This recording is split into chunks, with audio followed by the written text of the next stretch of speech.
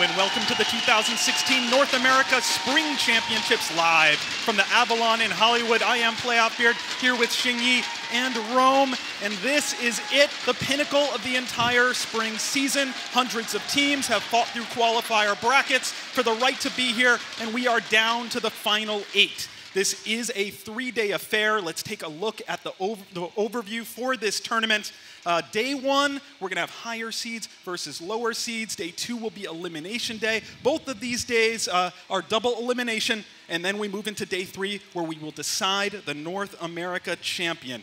Now, as we start to take a look at what we have in store today, important to know that all games will be played on Update 117. That certainly has meta implications. And as we take a look at the day's brackets, first, we have Hammers Velocity, the qualifier champions, against the number 8 seed, Phoenix Reborn. We move to a very interesting matchup between a team that came very close to being the number 1 seed, Phoenix Reign, against Noble Esport. All the ghouls and ghoulettes out there will be rooting for Xenotech, all his stream fans. Then we move to the match that's the one that the community thinks might be the upset special of the day. We'll talk about that more as we get on, which is Team Solomid against Nemesis Hydra, and then Hammers Kinetic against Liberation X in what might be a grudge match. Xingyi, so much talent here, so many teams that could win it all. Yeah, it's absolutely insane. You know, every season the bar is getting higher and higher, and I don't think anyone here could call a clear winner at this stage, and I think that just goes to show the quality of games that we'll be seeing over the next 3 days. Yeah, it's so interesting talking to the players in the back. A lot of different teams being talked about as the team to beat, a lot of different teams that could potentially pull through. Rome, thinking about the day's matchups, what stands out to you? Yeah, the first and the third game will have to be, like, you do have Velocity, like everybody knows them, going up against Reborn, one of the underdog teams, but I feel like this team has something special planned for them. All right, so first match of the day is the number 1 overall seed, Hammers Velocity, against the number 8 seed, Phoenix Reborn.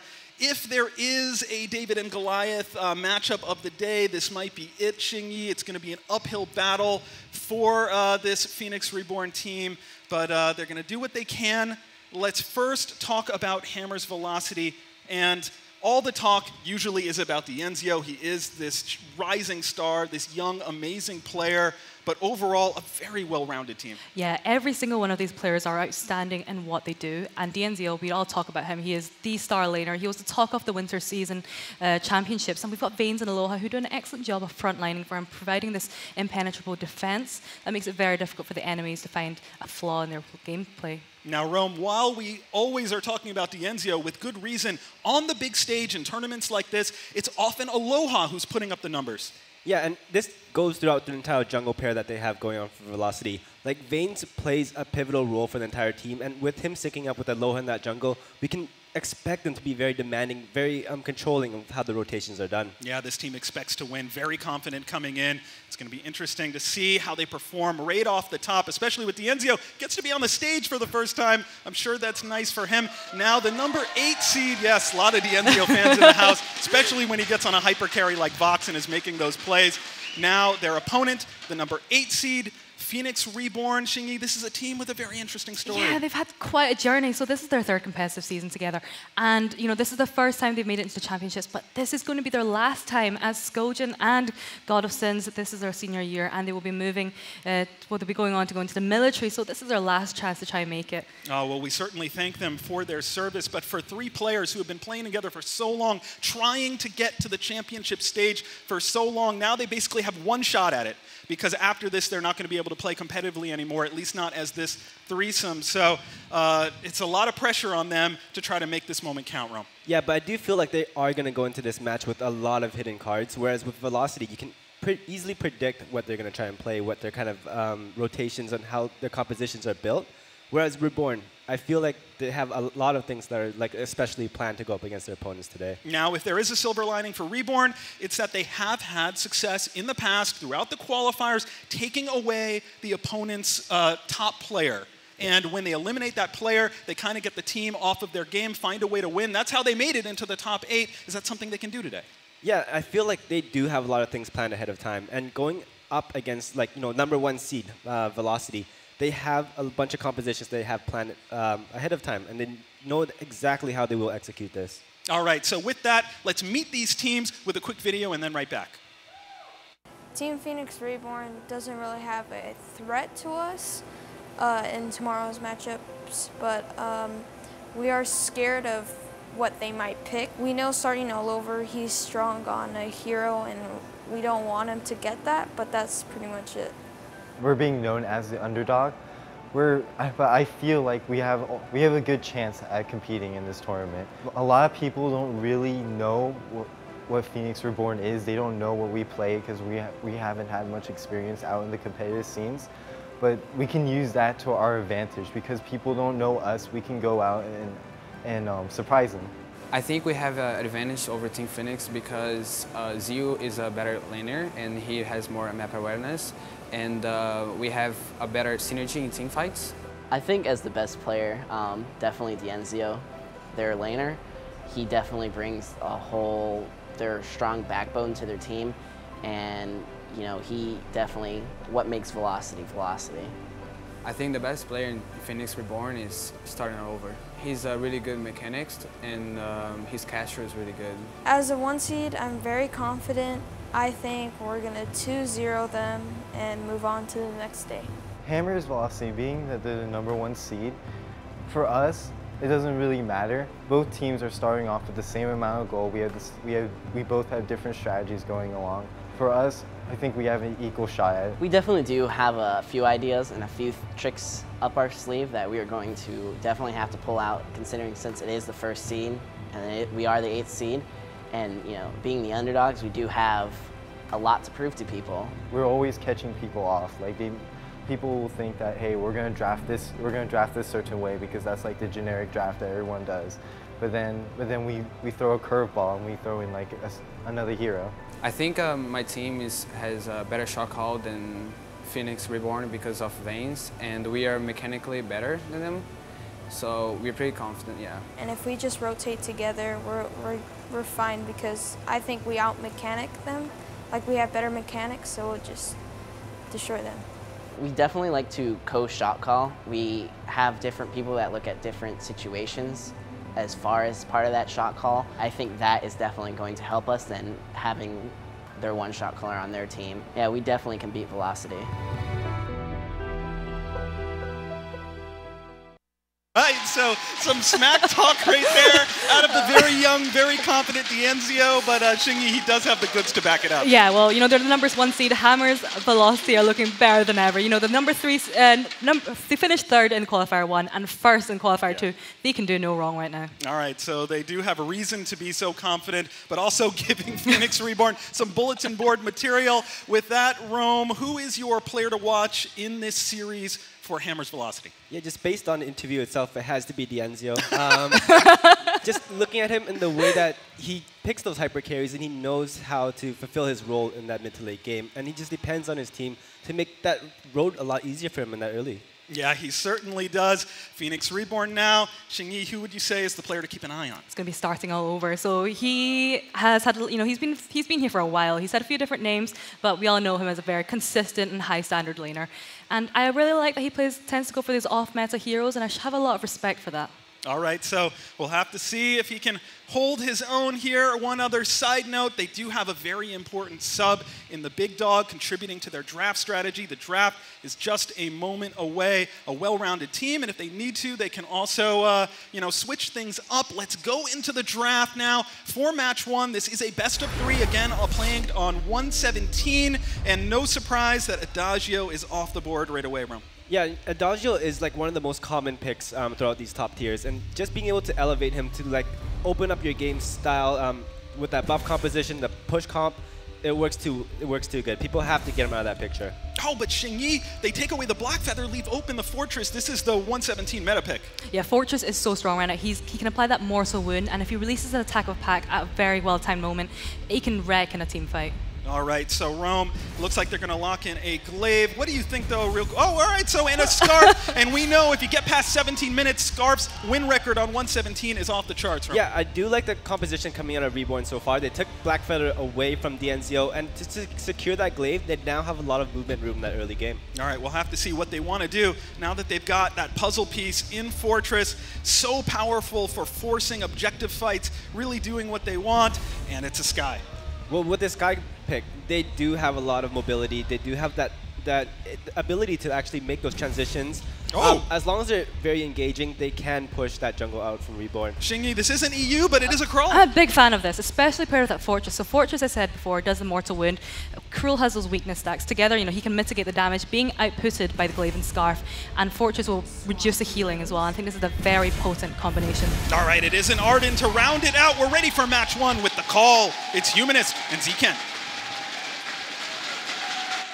Thank you, Playoff Beard. I'm Zekan. With me here is Humanist, and this is going to be a fantastic first match. I'm very much looking forward to this one. Yeah, I'm excited. Those player videos got me pretty hyped as well. A little bit of trash talk in there, but these guys are having fun. And yeah, I think this draft is going to be for an exciting game. Yeah, it's going to be very interesting because on the side of Hammers, they have the Sky, they have the Cruel. They're really going to go in on that Scarf. And if Scarf gets taken down, a lot of the damage coming out from Phoenix is not there. Yeah, definitely. It's going to be a positioning game. And can you get those stacks up on that Broken Myth? Can you find those kills? We have the game started, guys. Everybody making their way out onto their respective positions on the map. And Zekan, how do you expect this lane to match up here? This lane is going to be very interesting because Scarf versus Sky is really a skill-based matchup. If Scarf can land those Spitfires, if he can get those Fan to Flame stacks up, Sky can go down very easily. But if Zio on that Sky is able to outmaneuver starting all over, it's going to be a very one-sided battle. Yeah, definitely. And we see him starting with that Crystal bit there. Sometimes it's a Weapon Blade early on, but Zio's just right into that Crystal power. Yeah, really relying on that early damage from the forward barrage. The Weapon Blade does work, but a little bit more damage coming out from the forward barrage is always good. Oh, it definitely is. And maybe an early engagement. The flares are out. They see each other, but it looks like Phoenix Reborn are going to back up, not ready to start a fight just yet.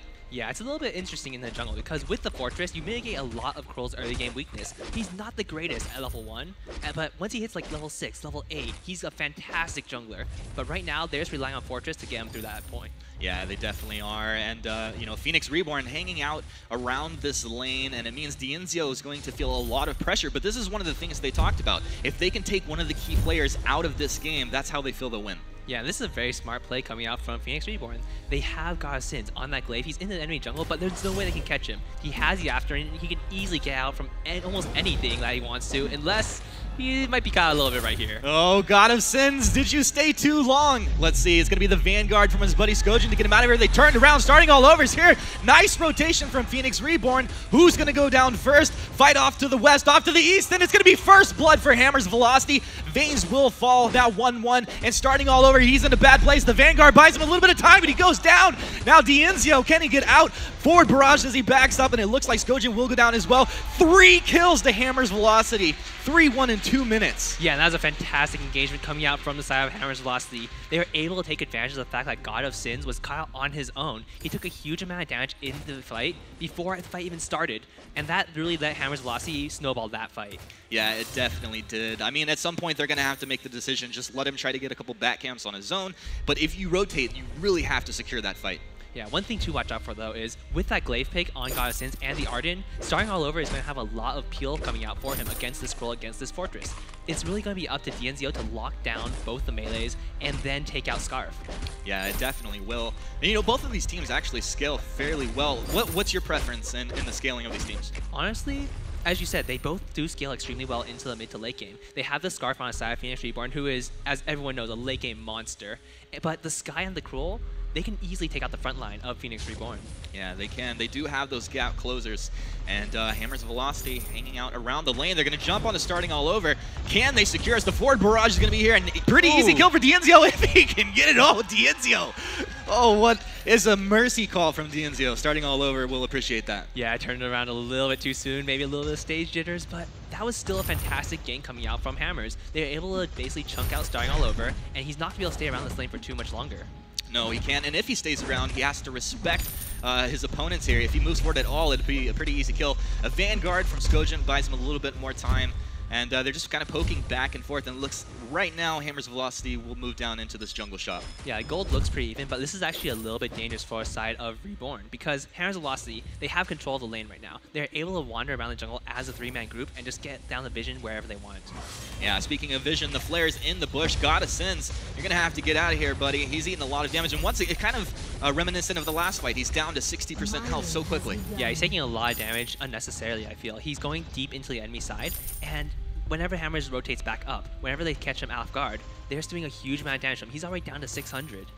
Yeah, and you know, Phoenix Reborn, one of the cool things that I liked about this team when we talked with them, they've been around a long time, played through the previous seasons, and now just making it here, I feel like they have a lot to prove to themselves. Yeah, I think they are a very strong lineup coming in. They might not have the experience that the other teams do have, but they come up with a lot of interesting picks.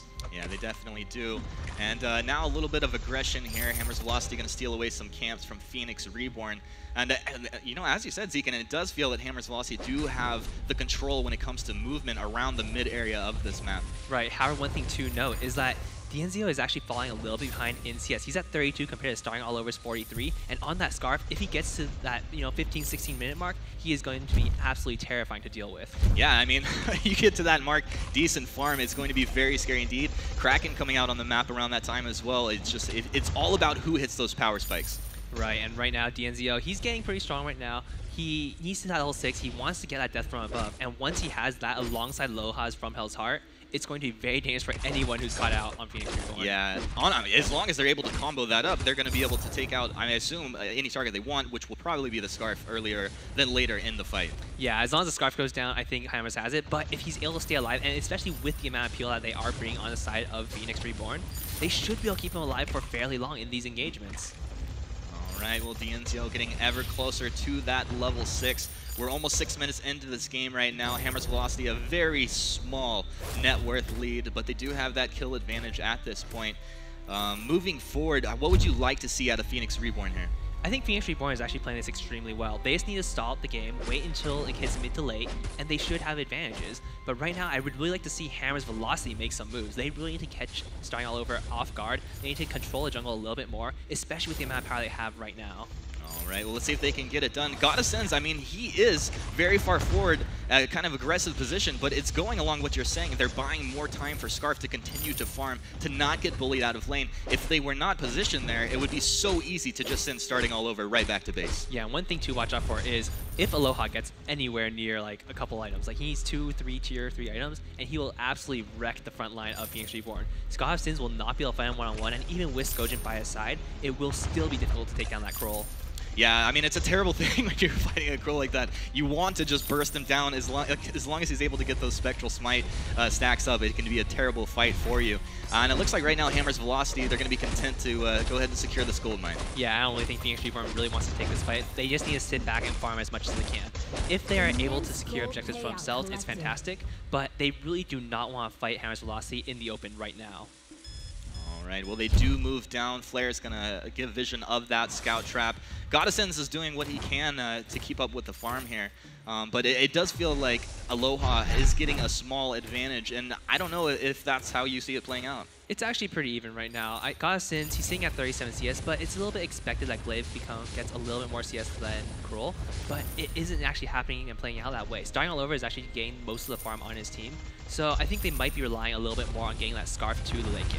Yeah, definitely, and we'll see if maybe Glaive goes a little more utility build. I mean, he has his reflex block, and he's building into his first tier 3 item there for his weapon power. I'm very curious to see how he builds out, though. Yeah, it does look like Hammer's Velocity really wants to look for some engagements. Right now, they do have the Death from Above on DNZO. They have the From Hell's Heart ready on Aloha, and once Vayne's hit 6, we can expect to see some engagements. Yeah, I mean, that ultimate on Fortress, that just spells go, go, go, as long as they have it and they're in good position. And right now, Hammer's Velocity actually just claiming the jungle of Phoenix Reborn for their own, moving through, looking to clear out scout traps, get any vision they can.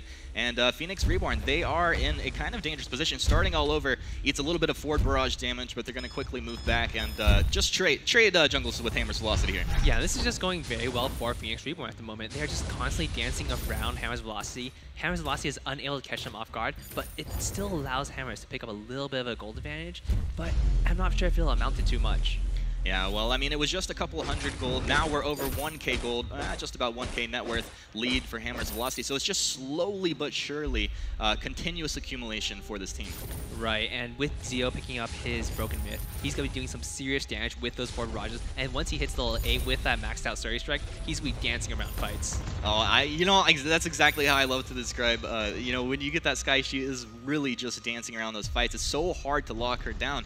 I mean, it's going to take Goddess Sens with a very good afterburn at the right time, and everyone to follow up on top of that to get that kill. You know, we see them grouped up here in the lane, but will anything come of this? I think, you know, it's only a Phoenix Reborn overstepped himself. As I say that, Skojan, very defensive gauntlet coming down here. He felt what I was feeling, that they may decide to dive on him there. But that's going to be gauntlet down for a little while here. Yeah, that's actually a pretty good move coming out from Skojan. He was caught out of position, but he was able to prevent a kill from going down. If he did go down, it would have been another gold mine over to the side of Hammer's Velocity, or potentially even the turret. And especially with how little defense is being built on Godsins and starting all over, it would have been a very, very dangerous thing to defend a 2v3 under a turret. Yeah, definitely. Sometimes you have to I guess, you know, is that risk worth the reward? And once again, Aloha Veins taking the back camps of Phoenix Reborn. Starting all over. Starting all over. He is engaged on, and he will get killed. Aloha activating that Spectral Smite, and another kill going the way of Hammer's Velocity. Now 4-1 in the kill lead as we approach the 10-minute mark of this game. Yeah, and that was just a little bit too greedy from the side of Phoenix Reborn as we have another engagement here. Yeah, it looks like they want the turret, but they'll be happy to take a hero if given the chance. That's Attack of the Pack, let loose. Skojan, he has no gauntlet. He's going to go down. Another kill over to Aloha. Yeah, this is exactly what Phoenix Reborn does not want to have happen. They cannot get caught out like this. They need to stall a little bit longer. And with those kills, Hammer's Velocity is going to take a huge advantage. I mean, Zekin, though, it is an uphill battle. How do you stall this game out right now? I felt like right there, they did not need to go for the damage on Hammer's turret. They could have just waited out their turret, bided their time, took their own jungle, gone for invades when Hammer's Velocity invaded on Phoenix's side. Right. But instead, they opted to go forward, push the lane, put themselves in a very, very poor position, and they got easily caught out. Yeah, it's too easy to rotate into that position out of the jungle. So I do agree with you there. And let's see if they correct that mistake moving forward, or if they continue to do the same thing. Right now, though, it's just starting all over, trying to get as much farm as he can. He needs to get these items up. He does have Broken Myth complete right now. I mean, we're getting into this point where you said 15 minutes into this game is really when this guy's going to come alive. Do you think he's on track? I think he is definitely on track. However, it will still depend on how far ahead Hammer's Velocity can get. They're about 3,000 gold up right now, but if Scarf gets to that late game point, if he can use that Dragon's Breath with the Broken Myth and just a lot of crystal power behind him, he can still just completely melt the side of Hammer's Velocity. However, if he ever gets stunned up, there's so many options. They have the Death from Above, they have the From Hell's Heart, and even just having Cruel Stick on top of you with the weakness stacks can be very dangerous. Oh, we're gonna have the fight right now. Skojan with the gauntlet. It's starting all over, trying to reposition himself. He's eating a lot of damage. It's gonna be Scarf to go down first. Now God of Sins. Can he get himself out? No, he can't. Way too much damage coming out of Hammer's Velocity, and Skojan's gonna get eaten up as well. This is probably going to be the ace unless he does something godlike. He's going to go down. That's the ace for Hammer's Velocity, and Dienzio's prediction starting to come true as it's now 8-1 at the 12-minute mark of this game. Yeah, let's take a little bit of a look at the replay of that fight. It was fantastically played from the side of Hammers. They had Veins, Dienzio, Aloha, and they were just doing so much work against the side of the Phoenix. Yep. Maybe not replay. Well, yeah, I don't think that was the replay right there. It looks like but we'll get that going later. We have some good replay stuff to do later. But anyway, yeah, moving forward right now, Phoenix Reborn, it was a tough position, Zekent. Yeah. And now the position is a little bit tougher. We talked about them just continuing to try and farm. It's a bend don't break situation right now for them. Do you think they can hang on here?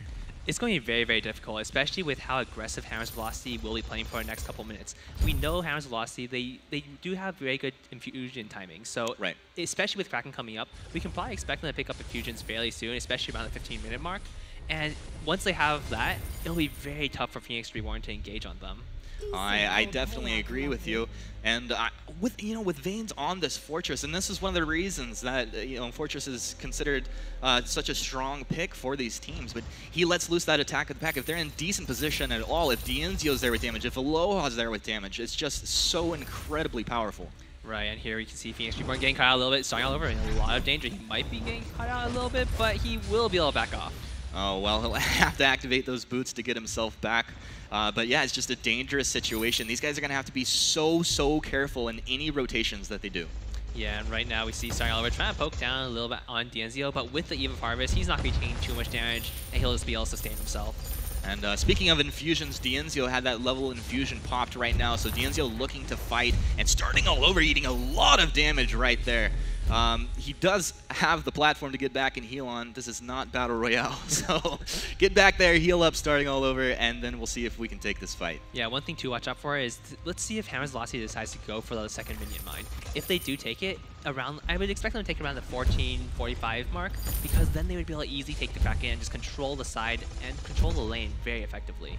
Yeah, I definitely agree with you on that one. And at this point, they're just keeping Phoenix Reborn completely pinned into their base. The gold accumulation is just not happening right now for this team. They're being choked out. Aloha is taking their own jungle away, while Dienzio and Veins just play prison guard. Yeah, right now it's going to be very, very difficult for Phoenix Reborn to do absolutely anything, especially with just Aloha just weighing in the wings. Taking a 3-on-3 fight right now would almost be a death sentence for Phoenix Reborn. I mean, the thing is they're going to get into a situation in which they have to fight, right? There's going to be that one last fight. It's just, will they take it at the right time? And do you think, with this Kraken coming up, is there any potential of a contest?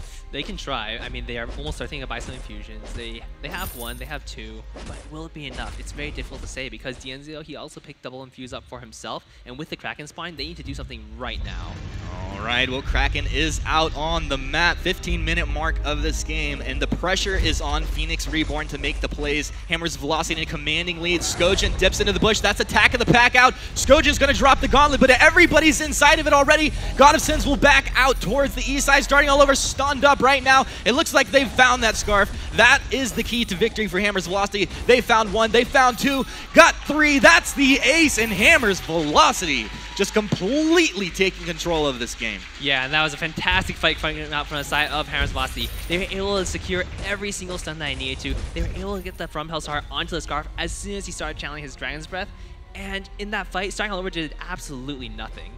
I don't know. I mean, honestly, that is just such a tough situation right now. Let's see if we have a replay of that last fight here. And you see that action breakdown. The gauntlet just a little bit late, but this From Hell's Heart over the wall onto starting all over, really securing this fight. A great job there by Aloha. And once that happened, the fight just really fell apart. Yeah, that was a fantastic fight overall from the side of Hammer's Velocity. And with the infusions coming out from Dienzio and Aloha, it was going to be a very tough battle for Phoenix Reborn. Well, I mean, Zekent, this is going to mean starting all over. If they're going to win a fight, he's going to be in the back of this fight. Massive stacks up. He's going to have to channel that ult and do massive damage across the board to all of these Hammer's Velocity teammates. I just don't know if it can be done. Yeah, honestly, at this point, I don't actually think it's possible for Phoenix Reborn to win a fight unless Hammer's Velocity is just completely caught off guard. If God of Sins gets Dienzio into the middle of their team, if starting all over is already channeling and just burning him down, maybe they'll win, but even then, Aloha is an absolute mess. 5-0-5 on that Kroll. He's dangerous. Yeah, and 5 more seconds until Gauntlet's going to be ready to use. I'm sure he would like to have it a little bit earlier, but Gauntlet is now up. Death from above, doing a little bit of zoning here out of Zio. And Skojan frontlining for his team. The Gauntlet's down. Once again, everybody's inside of it. That's attack of the pack let loose, and it looks like Phoenix Reborn on their last leg here. Aloha just frontlining for his team. Doesn't care at all. Scarf the fall. Skojan will go down next, and it looks like this will be Hammer's Velocity taking game 1. Yeah, and Hammer's Velocity just coming out with a dominating game 1 performance, losing only a single kill to the side of Phoenix Reborn. Just absolutely flawless play coming out from them. Yeah, it was really well done. The game was pretty even up to a point. I don't know where it started to fall apart around the 8-9 minute mark of the game. I feel Hammer's Velocity is starting to accrue that lead, but you see up on the stage right now, you know, Phoenix Reborn kind of thinking about, you know, what they could do differently maybe in the next game. But yeah, great job out of Hammer's Velocity. Yeah, overall just a very solidly played game by the Hammer squad. And Phoenix, they were doing a lot of signs of life early on. They were able to keep it even. They were able to keep the game fairly in their hands. But the moment they pushed forward a little bit too far, it became a little bit too dangerous. Yeah, it definitely was. And anything stand out to you as far as itemization here, Zika? Nothing in particular. These are very standard builds coming out from both sides. I did like to see Aloha's build on Kroll. He actually went for a very early pair of Journey Boots. He picked up the Shiver Steel, he had a couple of attack speed items, and with the Journey Boots, he was able to stick onto almost anyone he wanted to. Yeah, he definitely was. A great job by Aloha there at 507, 309 on Dienzio, and Veins 517. These guys got to be happy about that. Yeah, some fantastic play coming out from them. And it's really interesting to see, with the first seed taking the game 1 off of the 8th seed in fairly dominating fashion, I'm not sure how telling it is on how strong the Hammers squad is, but I would really like to see what happens next. Yeah, I will as well. But to break it down a little bit more, we have Playoff Beard and our analyst ready at the desk. All right, thank you very much, Humanist. Xingyi, such a small margin of error for Phoenix Reborn. One mistake, one turret, and just on from there. Yeah, I think that level 2 fight in the jungle really shook their mentality when, you know, they were playing against a Cruel. They can really be quite aggressive at that point, but they were just like, we're going to back away from this point, and that's exactly what Hammer's Velocity wanted. You know, they've got Cruel, just wait for him to get a Shiver Seal. For Fortress, just wait for him to get his attack with the pack, and they can engage as much as they want. Rome, we said that Aloha always performs on the big stage. First match, no different, 5-0-7 for him. Yeah, and the thing coming to this match was I did have to favor the composition coming on the side of Reborn more, but I felt like Velocity, they controlled the game. They knew exactly what to do, avoiding those early ganks coming out of the glaive, and they did everything right on their end. They just kept pushing it and pushing it until it was a snowball. Any other thoughts on the comps once you saw it play out? Well, the thing about this was Reborn's comp, I did favor more. However, I expected them to have a composition that's more surprising, that's more unique going up against the meta. All right, so we're nearing the start of the draft for match 2. In fact, it is underway. This is a best of 3. So Phoenix Reborn, their backs are against the wall, but this is double elimination through day 1 and 2. So their tournament lives aren't at stake, but certainly would love to get a win here, consulting with their support staff through the Phoenix organization. And now into the draft. No surprise that Fortress will not be seen again. Yeah, well, Fortress played a very pivotal role in that fight. We saw when he had the Attack of the Pack released, they weren't doing much. You know, we just saw the gauntlet coming down, but that's not what you want. You know, so Fortress, very important. All right, we'll see. The Adagio comes off the board. While we're waiting for the first pick, Rome, one thing Phoenix Reborn they struggled with was positioning and peeling in that first match. Couldn't really get enough peel, and the Scarf a little bit too out front at times. Yeah, like what we did notice was Scarf farmed very well, but however, Glaive was stuck in that jungle. He had nothing that he could do, and he couldn't make those lane rotations that he should have. Do you like the Finn pick?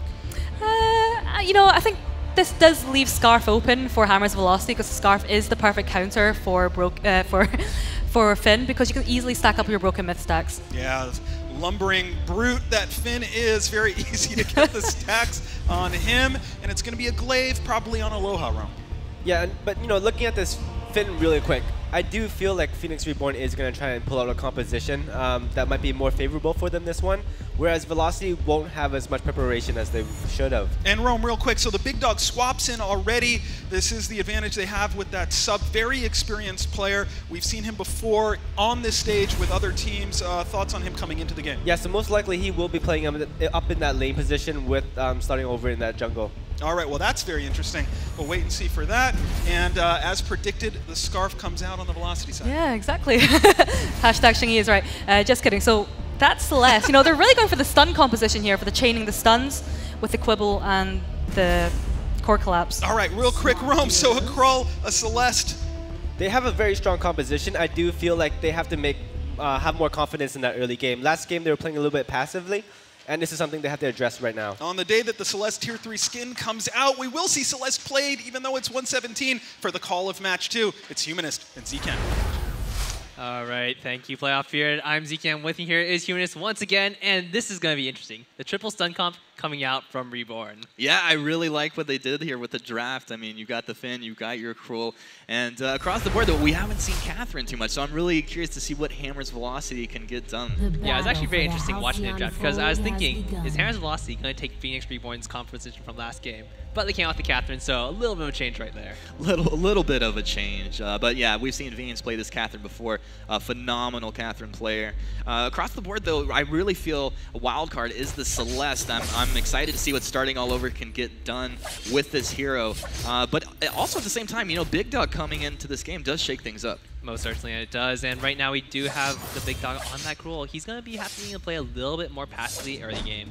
With the Finn by his side, they're not exactly the greatest of level 2 duelists, but if they meet up with the enemy team, they could easily have Starting Over rotate down, though he is taking a lot of damage in that lane. Yeah, he definitely is. Dienzio, aggressive as always in that lane, trying to get the advantage. And, you know, Zekent, how do you feel these teams scale against each other? This is one's actually a little bit more interesting because I believe Phoenix Reborn, once again, they have the draft advantage. I felt like that a little bit in the last game too, where their team composition came out to be very, very solid. But right now, with the triple stun comp, especially up against the Scarf, if they can take down Scarf, once again, that will be the key to victory. Yeah, definitely key to victory is get Dienzio out of the fight early and often. Let's see if they're able to do it. Right now, it's just a little bit of pressure in the lane. Each roamer has made their way up here, just helping secure the lane a little bit, and doing a fair enough job. Of course, Dienzio wants to continue to farm as much as possible, and you'll have the same thing from starting all over. Both junglers happy to be left to their own devices. Yeah, and right now, what Phoenix Reborn is trying to do is get Cruel to level 6. Once he hits that level 6 mark, it'll be so dangerous for Dienzio to stay in that lane, because the From Hell's Heart can come out at any time, the big dog can just rush in, and Skojin, even if he is slow, you're not as slow as someone who is stunned. You speak such truth, Zekins. But yeah, I mean, I want to see Aloha get the afterburn into block that from Hell's Heart. That would be the play I'm waiting for this game. But let's see if this happens. Right now, as you know, it seems both teams happy to just farm, get experience across the map. Do you expect that they will do this for another couple minutes, or would you expect a fight to break out? Both of these compositions start very slowly, and especially with the Scarf, Glaive, and Catherine, what they're trying to do is just peel for Dienzio and make sure that he can do as much damage as he can from the back line. But one thing to watch out for is that Finn, once he hits level 6, that Force the Cord can just completely ruin Hammer's Velocity's positioning. Oh, it definitely can. It's such an important tool when you're playing Finn, but it can backfire on you if it's not done properly. So we'll have to keep our eyes on Skojin and see what he can get done on this Finn here. Yeah, this is actually an interesting purchase coming out from Starting All Over. He actually went for the early travel boots. Not something you see very commonly. He has an energy bag on top of the tier 2 boots, and it's not going to give him too much combat utility, but if he does take those fights, he will be very, very maligned. He will be able to rotate very easily. Yeah, I will agree with you on that. Big Dog caught out a little bit here. Aloha is in pursuit with his team a little bit farther behind, but Big Dog, he's in a tough position right now. The Wolves are closing in, so to speak, and it looks like Dienzio is going to go ahead and rotate back towards lane, but Vanes is here. Merciless Pursuit will stun him up. Big Dog getting some stacks onto Aloha. Aloha turns around. He wants blood. Who's it going to be? It's the Afterburn forward. Nice bait there. Big Dog he goes down. Oh! Very nice. Well, at the end, he does end up going down. A little surprising to me, but 1-1 as we approach the 4-minute mark of this game. Yeah, the Big Dog looking pretty pleased with himself on camera right there, and that was so well played. He was able to, he knew that Vanes was trying to come around to cut him off, but what he did was so smart.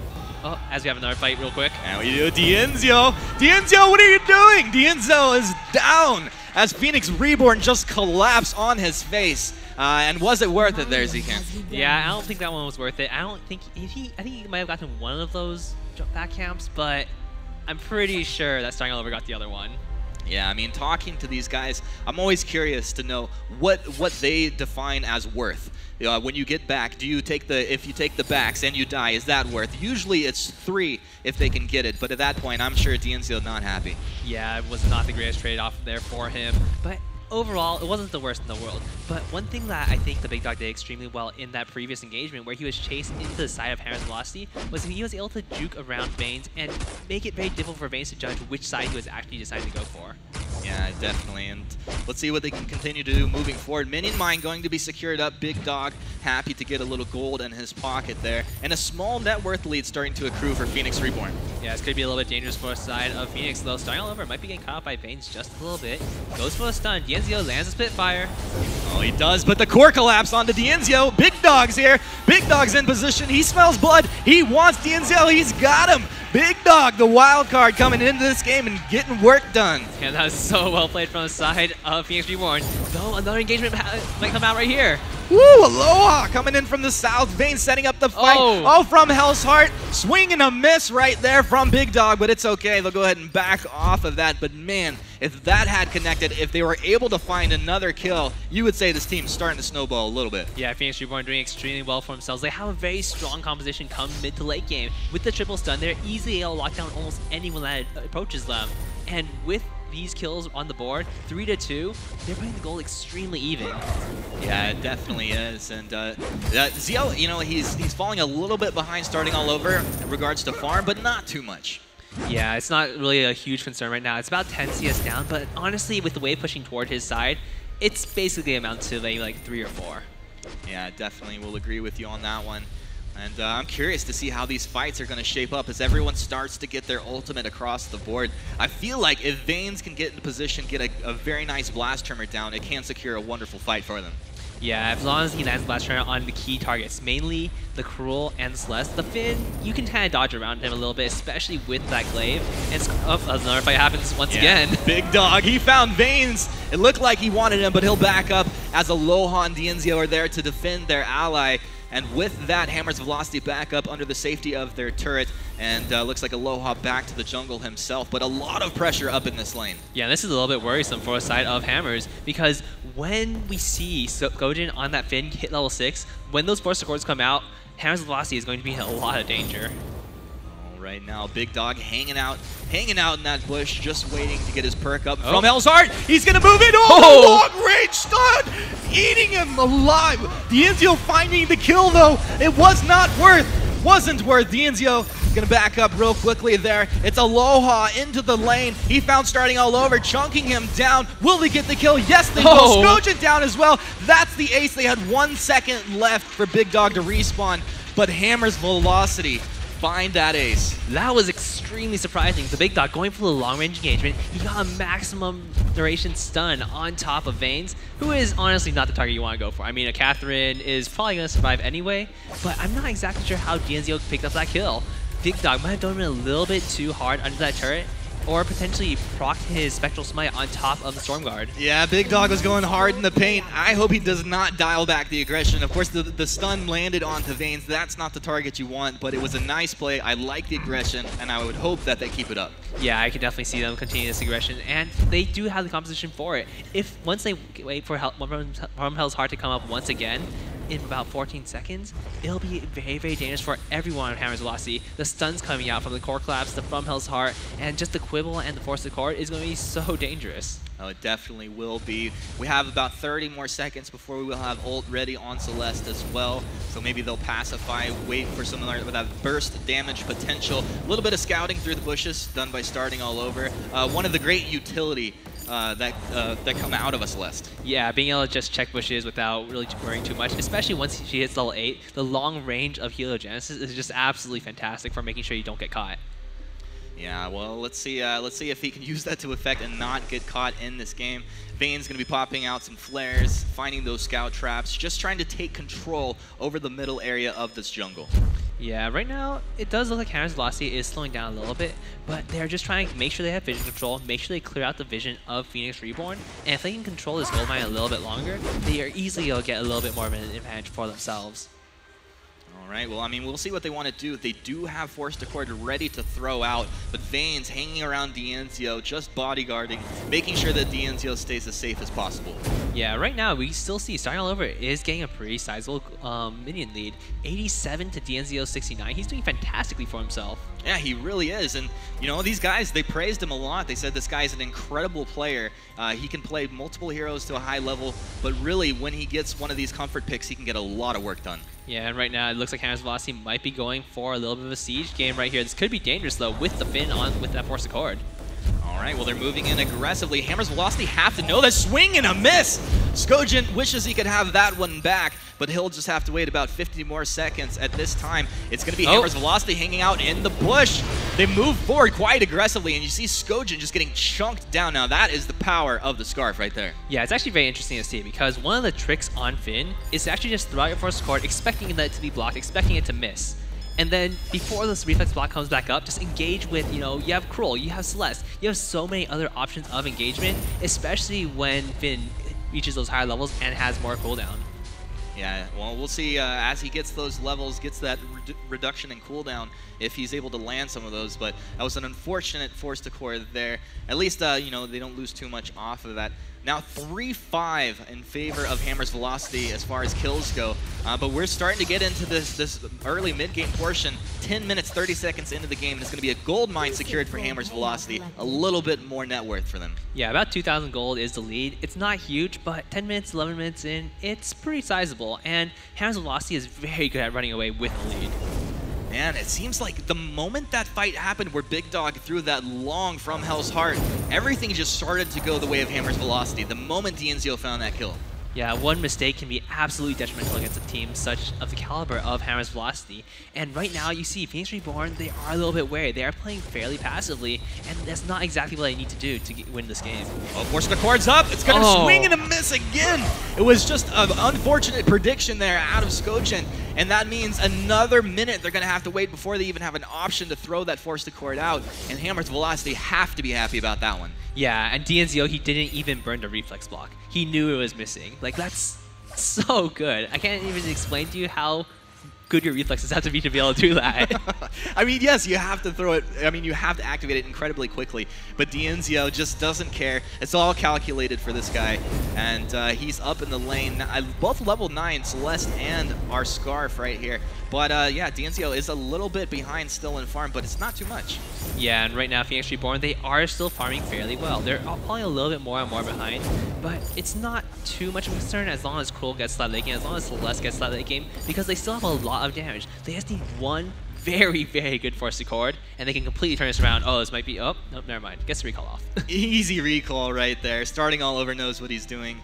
He has ultimate ready. We have force to chord ready from Skojin as well. Let's see how these fights develop. Vaynes finds the stun onto Big Dog, but no one really to follow. Spitfire's coming out of DNZO from range, just poking, doing what he can to get some stacks up on that broken myth. And if things look good, I'm sure they will go for the engage, but at this point, they're happy to just poke. Yeah, it's actually a very intelligent play coming out from the side of Hammers. They are just slowly playing the game, making sure that they're biding time, making sure they're getting more gold than the side of Phoenix Reborn. And when they hit their power spikes, when the Kraken spawns, when they're able to pick up those infusions, it's going to be so hard for Phoenix Reborn to do anything against them. Oh my goodness, and you know, we talk about infusions right now. I would expect in the next minute for some to come out. Starting all over, reflex blocks out, but he is just caught out there. Did not know where Hammer's Velocity were coming from, and an easy kill going over to Hammers. Yeah, that was a really good presence of mind of Vaynes. He knew that starting all over, he had that reflex block. You saw Aloha, he went for the afterburn, he got blocked. And then Vaynes was just like, I'm gonna wait a second with my Merciless Pursuit on, and then stun you, and it was guaranteed kill. Yeah, just way too easy at that point. He was very far forward. Aloha is gonna use that afterburn to reposition himself. Doesn't like the turret punching him in the face there. And it looks like Phoenix Reborn are gonna keep this turret up for just another minute longer. We're 13 minutes, 30 seconds into this game, and right now, as Hammers move towards the shop, you gotta imagine they might be picking up some infusion soon. Yeah, they have a pretty sizable amount of gold on each of their members. DNZO sitting on about 600, we have Vaynes sitting on about 1,000, and Aloha also on 1,000, so they can easily go for a double infusion on almost all of their members. Yeah, they definitely can. And Aloha is actually pretty scary right now with the Sorrow Blade, the Bone Saw. You know, he can get a lot of work done, and you have to respect the glaive, and you cannot forget about the scarf at the same time. It's a very dangerous position to be in. Yeah, DNZO, as long as he's able to stay at that far range and just poke, he'll be completely fine. It'll be very difficult for Phoenix to engage on him, especially unless they can land that Force Accord. It's so key that Skojin is able to land one on the key members of Hammer's Velocity. They can't land on Aloha, they can't land on Vaynes. They have to get DNZO. Yeah, they really do, and that's the hardest part, honestly, for Big Dog, and he found that out a few minutes ago when things started to go in the favor of Hammer's Velocity. Phoenix Reborn had the advantage at that point. It's just so tough to get that from Hell's Heart in. With Vaynes doing an incredible job body blocking for his team, and Aloha will do the same if needed. You see the flares come out, getting a little vision down, and the chase is on. Do they want to start the fight? Skojin, a very aggressive. Ooh. Oh, another swing and a miss. DNZO, he's in the back line, but Big Dog, he's searching for him. Vaynes is there to protect his ally. Boots activated from DNZO to get in position. Big Dog stunning up Vaynes, starting all over. He needs to get back, but he can't do it. He goes down. Now the Dragon's Breath going to come out right here, just melting Phoenix Reborn, and it looks like with Skojin going down, that's going to be the ace for Hammer's Velocity at, may we say, 15 minutes into the game, exactly when the Kraken comes out. Yeah, fantastically played by Hammer's Velocity once again. They're so good at these team fights. And let's take a quick look at our replay of that fight. It was just very well played by Velocity. Oh yeah, it really was. And you know, once you see that force to chord missed and everybody's in a good position, it's so easy to chase right there. Aloha just locked right onto Celeste, starting all over, couldn't do much. And you see DNZO did a phenomenal job to just dance around Big Dog there. Vaynes, he was just right on point protecting DNZO, and a great job out of Velocity there. Yeah, and with that fight comes the Kraken, just Hammer's Velocity, making sure they take every single objective on the map and giving nothing over to Phoenix. Take everything, give nothing. Hammer's Velocity getting it done here. We're 16 minutes into this game. And how much would you expect they get out of this? Are they going? Will Phoenix Reborn still have a Crystal Vein at the end of this push? Honestly, I think this could very well be game, unless they go for a very good engagement right now. Once again, Force Core misses. Yeah, Force the Core, it's going to pull in Veins. That's not really the target you want. Dienzio winds up that ult from range, starting all over the target, and he goes down. It looks like this could be the end of the series here as Hammer's Velocity get another ace, march down, and they will claim the base of Phoenix Reborn for their own. Hammer's Velocity 2-0 in this series. Yeah, I mean, you can't say this is a little bit unexpected because Hammer's Velocity coming in extremely strong from the past 2 qualifiers. They've been doing so well for themselves, and you can see they're just incredibly happy to take this win. Yeah, everybody really happy. Dienzio, take a drink of water, buddy. You earned it. And there you go. Crystal Vein destroyed. The Veins is going to hang around happily on that Catherine. And yeah, look at these guys. I mean, we expected Velocity to come out strong in this tournament, but that was quite impressive. Yeah, however, that does put Phoenix Reborn down into the loser side of the bracket, and they were honestly very solid. Their early game was very, very good. They were able to get leads multiple times, but they just weren't able to close it out. They weren't able to clutch it out. And I would like to see how they do it next time. Yeah, definitely. I think a phenomenal team. I'd like to see what Phoenix Reborn can get done in that bracket. And if anyone goes to sleep on that team, they will take the win away from them. But, you know, when we looked at that game, was there anything really that stood out as surprising to you?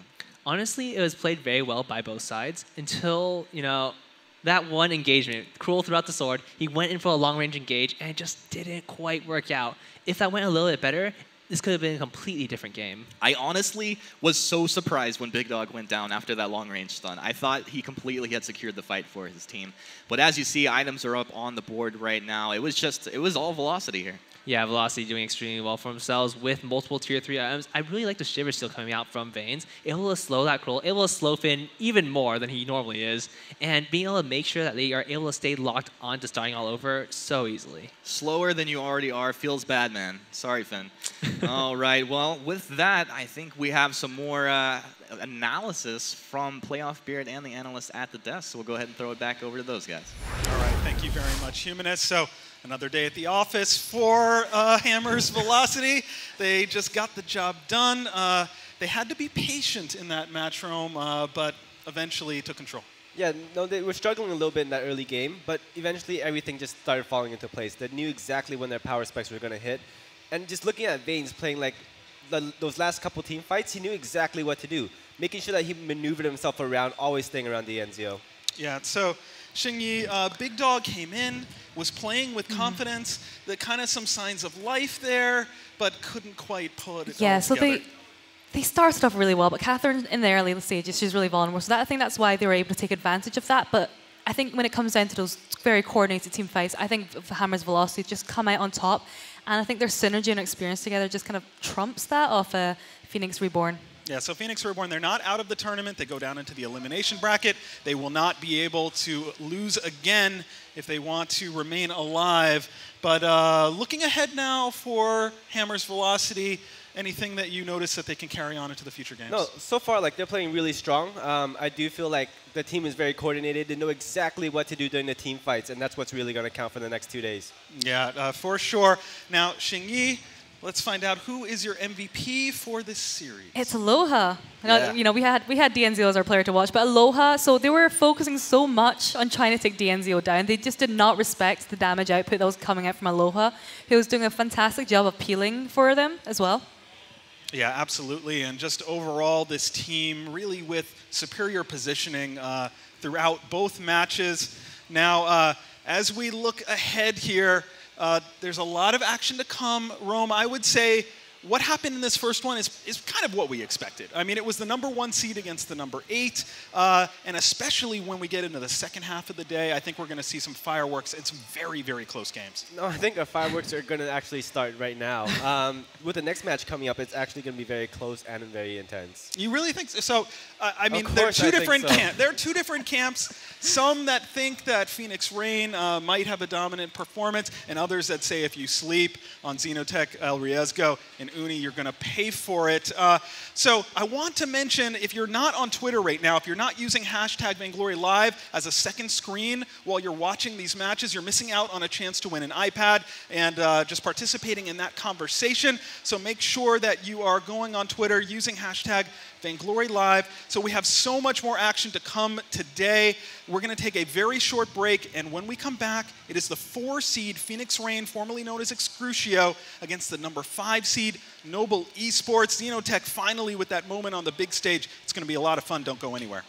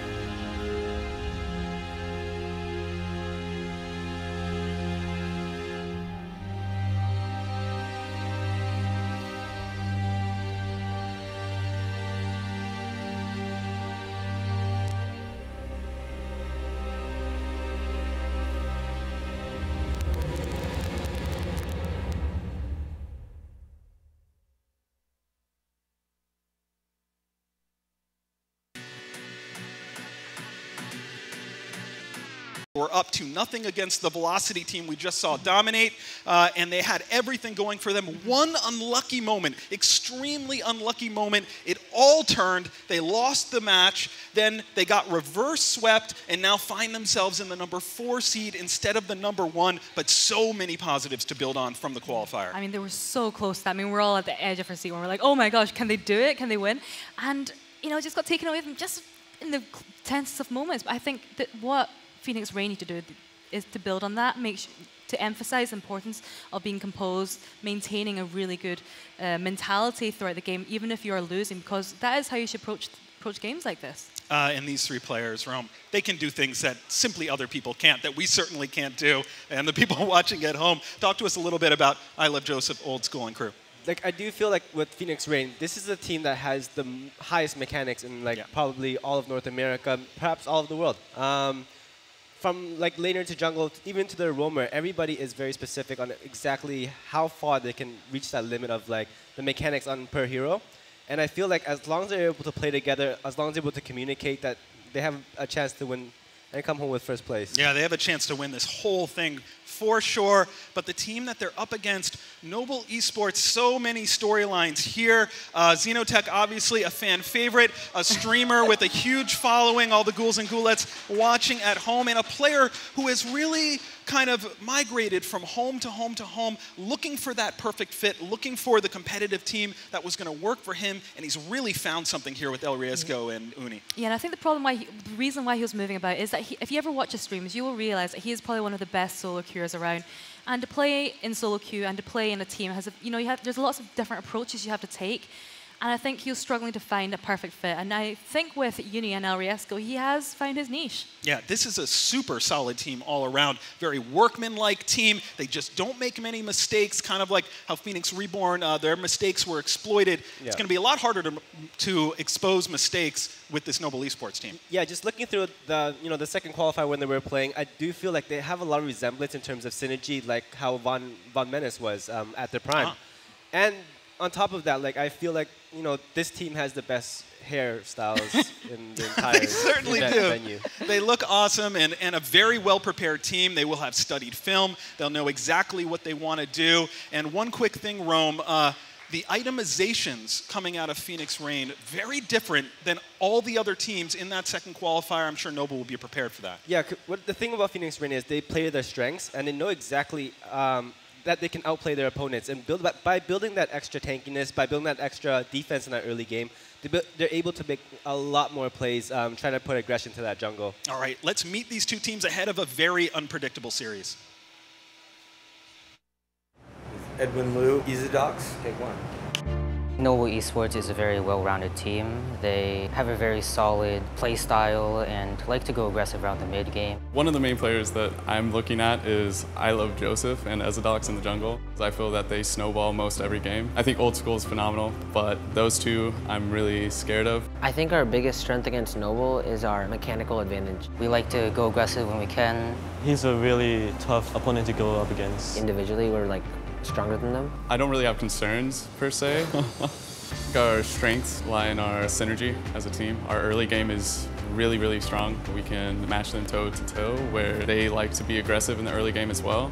I think we have to rotate up to lane, put a lot of pressure on lane and rotate as 3 and push through their jungle. I'm not nervous if we get a decent draft against them. I feel like we'll outplay them. The draft phase is probably the most essential part of the game. They always bounce Scarf out. They're always aiming to get Black Feather Glaive or Sky. We can counter that pretty easy. I think the difference here will be the whole jungle duo. Me and Joseph versus Uni and Riesgo. In lane, they're both very mechanically skilled. They can see us well. They can have nice plays. But then in the jungle, I think we edge them more. I'm really excited to be competing and getting on the stage. If we can take a game Rain right away, we'll take the series, I'm pretty sure. All right, cool to meet those teams and a lot of players who haven't been on this stage before. I Love Joseph, it's nice to see him finally on the stage, and Old School's really the only one. He's been in Korea, he's been in a lot of these tournaments, and he's going to be ready today. Yeah, and the really cool thing here is, like, I Love Joseph has actually qualified for every single tournament that we've had, from VGL to VIPL, and he's probably like one of the best players, and I'm really excited to see him here playing live today. Yeah, absolutely. And with that, for the Phoenix Rain side, who's your player to watch? For the Phoenix Reign side, I would have to choose I Love Joseph. I do feel like he has that jungle pressure. He knows exactly what to do in terms of limitations. And in terms of like a player to be compared to, I would say he's a lot like Koldamik. Oh, all right, so that's high praise. Of course, this is a player that people know very, very well, extremely talented. Maybe more than anyone else, someone who can turret dive and get away with it, do things that you just don't think he should be able to do. And Xingyi, I guess your pick Xenotech? Yeah, I'm going to pick Xenotech. How did you know? Amazing. So Xenotech, he is very strong in the lane. I think I've only seen him, play lane. And he is so strong on those mechanical heroes like Ringo, Vox, Blackfeather. You can see them on the screen there. But the thing I really like about him is he's got such a strategic mind. He will sit through those VODs, and he is such a good strategy for every single game. Yeah, and incredibly dedicated to the sport of Vainglory. So it's great to see him have this moment. They're going to try to make the most of it. The draft is going to be a major factor. Let's go to draft for match 1 in this best of 3 now. All right, so Phoenix Reign, they immediately take away the scarf. Yeah, and that's exactly something that Noble was talking about, so I'm pretty sure that they prepared for this ahead of time. All right, and a Blackfeather off the board again. Well, no, we've been seeing a lot of Blackfeather, and that's due to his late game potential, and exactly, he can literally 1v3 as long as he's able to hit his power spikes. Do you agree with that real quick, that taking away the Blackfeather more important than taking away the Fortress? Well, that's the thing is, if you take away Blackfeather, you're already building a composition based to counter against Fortress, and as long as you're still able to grab something late game, I do feel like you have that advantage later on. Yeah, and the obvious pick coming out of Ezidox, and he's got to be happy that he's going to play Fortress in this game. He's been playing a lot of Fortress, so even though Old Skill has not got the Blackfeather, he's been playing so much in the qualifiers, this Fortress is going to be playing a very important role in this team fight in the next game. A young team that can be very aggressive, and they can certainly be aggressive with using that Fortress as the heart of the comp, and a Glaive and Adagio coming out. Yeah, so, we have this Adagio pick here. We did see him banned in the first series.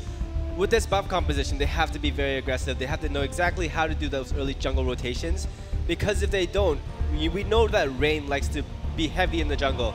With Joseph and Old School, they will just repetitively keep going and going again. Buffing up that Glaive for sure, but it's a Taka and a Sky. Taking out that Taka, I feel, was very smart on their end, because we know, I do feel like Uni is probably like one of the best Takas in North America, and by taking that away, they do get that advantage for themselves. All right, so multiple layers to that. We're set for match 1, and with the call, it's Humanist and Zket. Thank you, Playoff Beard, and with me here is Humanist. This is going to be a really interesting matchup. I wanted to see Uni play that Taka, but I guess it's just not to be. Well, it's not meant to be, but we see Joseph on Ataka. This is going to be phenomenal. I love this guy. He's so aggressive. Right now, Rain, they come into this. They're just like a race car of a team. Like, they are so incredibly powerful. Noble Esports, I feel that they have all of the tools to win this game. They just have to put it together. Yeah, Noble Esports is a very interesting one to watch because there are games where they just absolutely dominate, and then there's games where they absolutely dominate and then lose. Well, sometimes you have to take risks, and sometimes those risks can backfire. But let's see, can Noble Esports put this together and take the win off Phoenix Reign, or will Phoenix Reign roll over this team? Only time will tell. Players have made their way out onto the map right now. And from a personal standpoint, Zekin, which of these drafts do you like better? Ooh, this is a little bit tricky because from both sides, they have very, very powerful picks. With the Sky, especially up against what Noble Esports has, with the Glaive, Arden, and Dajo, there's not really a good way to lock down that Sky. Sure, you can drop the Gauntlet, but Old School is really good with those reflex blocks, and Uni on that Glaive is not going to be able to close the gap too easily. Yeah, definitely won't be able to. Early aggression move up here into the lane. I Love Joseph with the Ezidox looking for Zeno, but he's pretty close to turret. They don't want to go for it. But they've found some more Noble Esports members in the jungle. How's this going to play out? Uni, he's frontlining for his team, eating a lot of that forward barrage damage. He'll go down first. That's going to be your first blood. Old School to the backside of the fight. And Rain just picking Noble Esports apart. 2 kills before the 2-minute mark on this map. And right now, that is the power of Rain. These guys come out swinging. Yeah, that play from Uni was a little bit suspect. Xenotech gets dived by Joseph and gets taken down. Wow, Phoenix Reign coming out really, really strong in the first few minutes here. You know, like, I've talked to Rome a lot about I Love Joseph as a player. He is so incredibly aggressive, but at the same time knows the limits of how far he can push this hero. But I would expect that he is not going to dial back the aggression one bit on this Taka. Yeah, and one thing that we do see coming out from Taka is that there are a lot of Taka players who are very, very confident going up against almost any other jungler in the game. He's incredibly good against that Glade. He's able to dodge around so many things, and a Dodjo is not going to be able to touch him. Yeah, no, he won't at all. And you see also the power of diving with this Taka. Xeno, if he's low on health, it doesn't matter if you're around the turret. There's going to be a chitin in. And honestly, once Joseph gets that level 6, it just becomes a whole different ballgame. Yeah, it's going to be very interesting to see how Phoenix Rain does play this because they have so much assassination potential with that Fortress plus the Taka, and with Sky just helping from the back line. Right, well, right now, pretty even in net worth, although a 3-0 kill lead. Fight breaks out in the lane. Ezidox eating the majority of that damage as Xenotech ate some damage for Noble Esports. That forward barrage, though, right on as Xeno instantly canceled off as Old School sees that that's not the perfect positioning for him. Phoenix Rain just looking for that tiny opportunity where they can find that target and dive in together. But at this point, both teams just poking back and forth. I Love Joseph's going to Kaku forward. A little damage out onto Uni. Uni backs up under the safety of his turret. And it's just this back and forth right now, Zekin. Yeah, and this is a matchup where we can expect a lot of engagement. Just very small skirmishes happening all over the map. Both these teams playing extremely aggressively. And right now, I Love Joseph might be able to take this down, but he doesn't get it. Oh no, it's the afterburn. Joseph, it's the chitin into Kaku, and he's just a happy little Taka. With that, he'll go ahead and teleport back out. Oh, that's pretty cheeky right there. Yep, well, he gets it done. This is Phoenix Rain here. And moving forward, do you think that Phoenix Rain, they're going to have any like large power spikes through the next couple, you know, you hit the level 6s? Is it later on when you get to that early mid game? Where do you see it come alive? I think this is going to be very interesting because both Old School and I Love Joseph seem to be going for weapon builds, which means that it'll be very easy for Noble Esports to counter build against them. However, that does also mean that they're both very likely to pick up some bone saws to cut through that armor. Yeah, which can be terrifying, honestly, if the timings are proper on those. El Riesgo frontlining for his team, but they found Xeno right into the back lines. Joseph finding another kill, now 3-0-1 on this Taka. And these two are just so incredible. This entire team of Phoenix Rain are just on the exact same page. You saw on that engagement on Xenotech, they walked past El Riesgo, who was fairly low, but he might be getting down right here. Oh my goodness, El Riesgo, I am so sorry, friend. Joseph takes him down. Another kill, 4-0-1. He's been involved in every single kill. I cannot believe this right now, but this is just a nightmare to play against a Taka that starts snowballing like this. Yeah, it does seem like Taka is going to be a priority pick in this matchup between these two teams. And you can see, Phoenix Rain, they're always on the same page. They saw El Riesgo. He was very low. He was at, what, 300, 400 HP? They walked right past him, went for the full HP Xenotech, and took him down anyway. Yeah, I mean, it was a very smart play. They know what they can get done, and it doesn't matter that he wasn't the low health target right there. They know the priority in these fights. Yeah, as long as you take out Xenotech, it completely shuts down the composition of Noble Esports. They are relying on him to be that backline support, making sure he's giving the damage to Uni or just giving it from himself. And when you take the heals down, it just makes it very difficult for Noble Esports to do anything. Yeah, it definitely does. And Noble Esports, they're going to have to, you know, tighten things up here in the next couple minutes moving forward. They're not really too far behind as far as net worth, but the damage, I mean, Xeno, once he starts eating a little bit of Fort Barrage, Joseph's there. Xeno has to be so incredibly careful. And there's just absolutely no mercy coming out from the side of Phoenix Rain.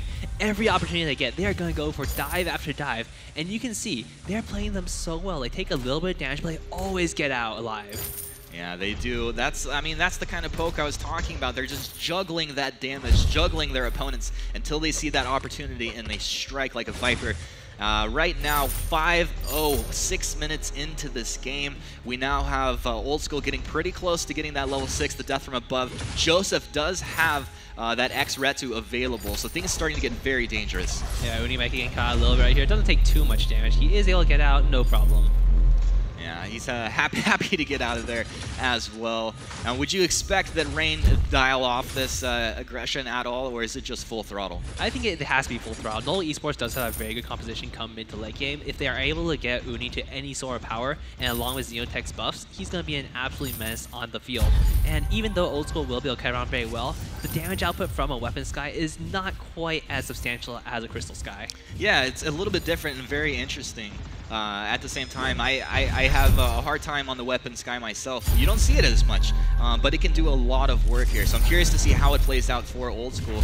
Now, El Riesgo is just going to hang around the lane, trying to protect Xenotech as much as possible. That means that Uni's going to be alone in the jungle, and there's really not much that they can do right now as Phoenix Rain move in to start securing up this gold mine. Yeah, this gold mine is also hanging down. Uni might be coming in for the steal. He does not quite get it, and he will just back off.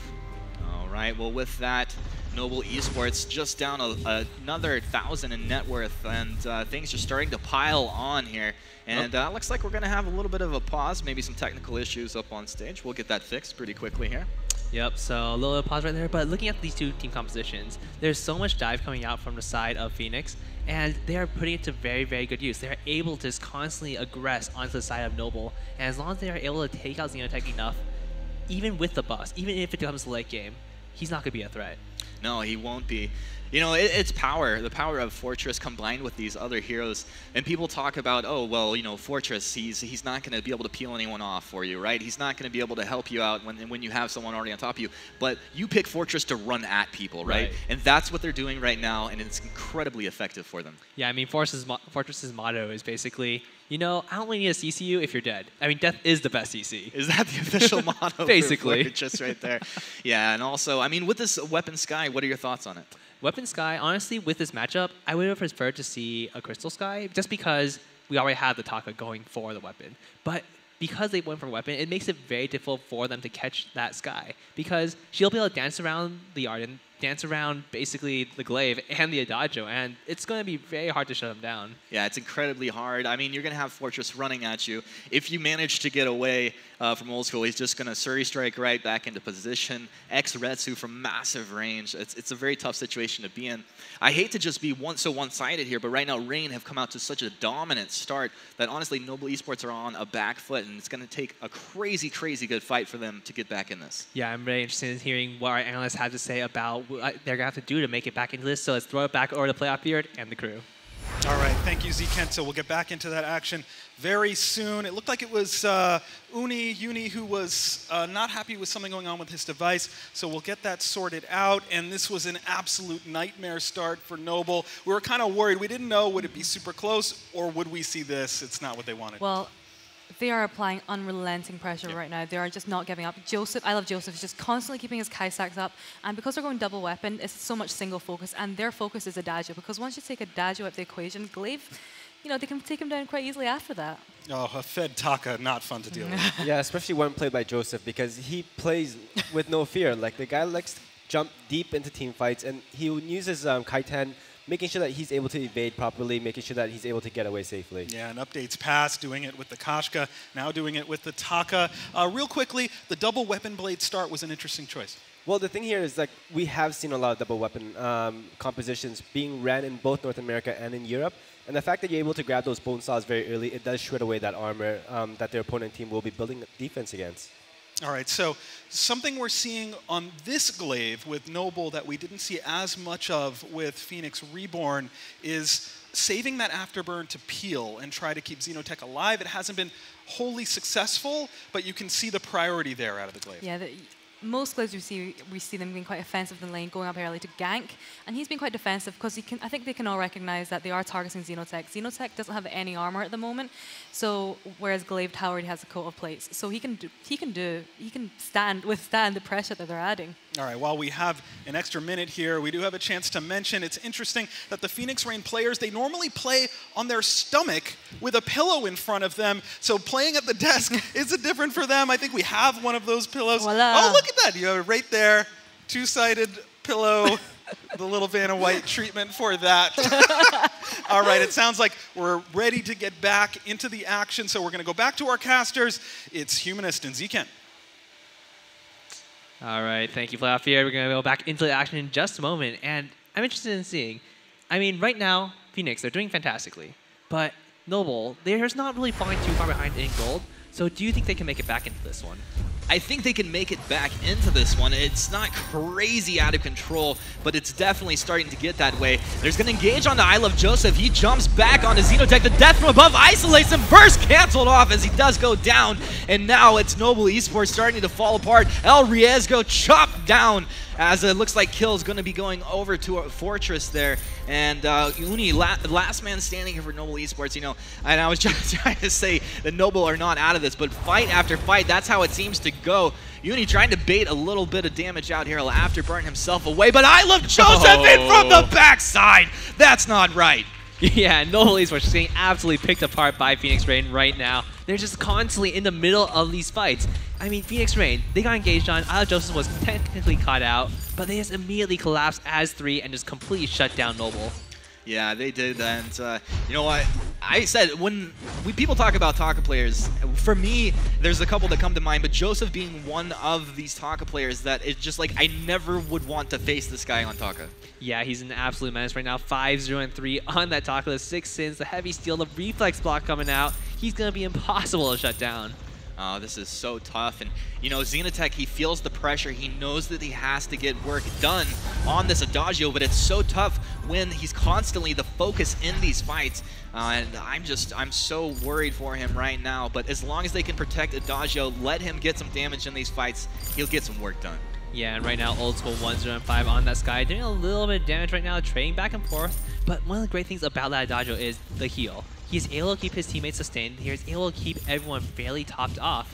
And as long as they can survive the first engagement, they'll be okay. Oh, Gauntlet's down. Xenotech eating a lot of damage. Joseph finding the kill there to start things off. Now El Riesgo on the run once again. Joseph pushing things to the edge as he's known to do. Now 10-0, 9 minutes in this game. And Deja Vu as Uni's the last man left standing. Yeah, and this is not too surprising. Phoenix Rain is definitely one of the strongest teams coming into this tournament, and they are definitely showing it right here. The double reflex box coming out on their side. They are able to just easily dance around that Arden. And Uni, even though he goes for the Afterburn, there's nothing left to do damage when Xenotech is taken down instantly. Yeah, it's really tough. I mean, for all intents and purposes, they're just ignoring Glaive through these fights, and it feels kind of like a non-factor. Yeah, it's very interesting because, yes, Noble is trying to peel for Xenotech, but with the Afterburn, if it gets reflex blocked every single time, you can't really peel as Glaive, and Arden just doesn't do quite enough yet to protect him. Yeah, I mean, well, we talked about what Noble can do to, you know, start to climb their way back into this game. I think it's going to be, honestly, a lot of this has to come down to just crazy good gauntlets coming out of El Riesgo. Yeah, and honestly, even with crazy good gauntlets, you see the indicator on the ground, and I'm pretty sure Phoenix Rain will be able to block almost every single one of those. Yeah, well, you speak truth, Zekent. We have a bit of an engage here. Xenotech's getting damaged by Joseph on the backside, but his Uni will go down first for first time in these fights here that they actually focus Glaive down, but he was just completely frontlining, so they choose that target instead, and with that, they move to Goldmine. Yeah, and you can see Phoenix Rain is just coming out with very methodical play. They're just overall just out-rotating, out-damaging, out-diving Noble Esports, and right now, Noble Esports is in a very, very tough position. Yeah, it definitely is. You know, Noble, this is one of the teams, though, I have such a hard time predicting what they will accomplish match to match, because I feel that they can come out and they can beat any team in the scene, and at the same time, they can come out and perform like this occasionally. Yeah, honestly, they're not performing badly. It's just Phoenix Rain is just absolutely on a tear right now. And you can see, Noble Esports, they are sticking to a fairly good game plan. They want to use the Adagio to buff the Glaive and keep him alive with the Arden. That's pretty solid. But Phoenix Rain is just like, well, we know you're just trying to make sure your Glaive is very powerful, but if we shut down the Adagio, your Glaive is not that strong. No, not at all. I mean, this is a tripod here. You kick one of the legs out, they're all going to fall. And it's just such a tough situation to be in right now. It's like a 4+ K net worth lead going the way of Phoenix Rain as we approach in close to the 12-minute mark of this game. Xenotech's got to be feeling a lot of pressure. Zekent, do you see any item, power spikes, anything that could come to light in the next few minutes? Honestly, it's just a little bit more armor. Even getting like metal jackets on the side of Noble Esports could be incredibly good. The Atlas Pauldron's probably not going to come out quite as often just because of how easy it is for Phoenix Rain to dodge them out. Right. But if they get a lot more defense, it will be very tough to take them down, and they can out-sustain Phoenix Rain. Yeah, well, let's see if they can get that done, guys. Build up some of that armor and potentially live through these fights. But right now, 11-0, nothing going their way. Yeah, it's going to be very, very difficult, especially with how good Phoenix Rain is at controlling the map. They need to get some farm onto their members. Xenotech, he's farming fairly well. He's at 95. But look at Old School. 129 CS to his name. He is just dominating in this matchup. All right, now, I mean, Phoenix Rain, they're playing like sheepdogs, just herding Noble Esports into this area. Noble Esports have to just hug this turret. They've been here almost the entire game, and Phoenix Rain continues to take whatever they want across the map and then just move right back into that lane and apply pressure. Yeah, and right now you see Joseph just cleaning out his own jungle, not going to be too worried about anything in particular, and right now Uni does have a chance to take some jungle camps for himself. However, look at Joseph's level. He's already 12. That's, I mean, I already said it before, but that is not right. Joseph, he's such an incredible player, but right now he's having, on top of, you know, just being your incredible player, and a phenomenal game. So this is just a tough uphill battle for Noble Esports, and I'm not really sure what they can do to put this together. It's just going to have to be, honestly, I feel like Phoenix Rain need to make some mistakes in the next couple minutes for Noble to start pulling their way back into this game, or just some crazy action happening. Uni has moved forward. Looks like they want to contest Goldmine. They're feeling pressure, but Attack of the Pack is let loose. It's Xenotech they want. The verse is going to come out right here. Oh, I love Joseph dipping around the fight. He finds Xenotech. First to fall. Now they're looking for more. Old School with the death from above. Down. Oh. It's Uni out to the right. El Riesgo, he gets the Goldmine. Able to get that Goldmine. Good job, El Riesgo, but I love Joseph's here to seal the deal. All right, showing a little bit of signs of life. They still went down 0 for 3, but that was fairly well played by the side of Noble Esports. Let's take a look at that replay. Well, walk us through this replay here, Zekan. All right, so we see the Gauntlet come down, gets the stun onto Old School, but Xenotech in the backline gets taken down by I Love Joseph, and that is so key. The moment he drops, Uni just does not have damage or the sustain to survive. El Riesgo finishes off the gold man right here, goes down, and right there, I Love Joseph just chases down Uni and finishes them off. Well, he almost got out of there, but unfortunately, Joseph, no mercy out of this guy. Not happy about having that gold mine taken away. And yeah, I mean, just another good fight going the way of Phoenix Rain. But you see, with what Noble did there, they're obviously feeling pressure. Yeah, and right now, Noble Esports really needs to get some kills, because the bounty that they will get out of killing any member of Phoenix Rain will be absolutely immense at this point. The Broken Myth, the alternating current coming out in Xenotech, it's a good amount of damage, but it's just not enough right now. Yeah, it is definitely not enough right now. And do you feel that this is enough armor for them? Because it feels like you have already the Bonesaw Old School. You have I Love Joseph building into his own. They're going to just completely melt through that armor. Yeah, it's going to be very, very tough to say, because the Metal Jacket will be a very important pickup for this side. And the Kraken is on the field, and it's going to be tough for Noble to defend this, because if they take an engagement near the Kraken, unless Phoenix Rain is just completely caught off guard, I don't think they're going to win one. Oh, let's see. You know, if they start to take this Kraken, El Riesgo already showed he took that gold mine away. Maybe he can steal a Kraken and pull Noble back into this game just a little bit here. Phoenix Rain positioning themselves towards the item shop here in the jungle. Flares are out, just getting vision, making sure they have control of this area, which they do at this moment. Noble Esports, they're sensing something's up. The flare is down. They do have vision of what's going on right now, but how's it going to go down? That's the gauntlet right now. El Riesgo starts the fight. Old School taking a lot of damage. Xenotech with the verse comes out, but Old School finding the kill, dipping backwards. Old School dancing around the fight. Uni last man standing. He'll go down as well. Too easy of an ace right there for Phoenix Rain. They'll take Kraken, they'll push the lane, and happy to do it. Yeah, this is going to be an absolutely free Kraken for the side of Phoenix Rain. They got the 3 kills, they got every single thing on their side. They were able to pick up double infusions for 2 of their members before that fight, and Noble Esports just walked into that blind. Yeah, they definitely did. And Phoenix Rain, this is the team. They are playing exactly how people fear them.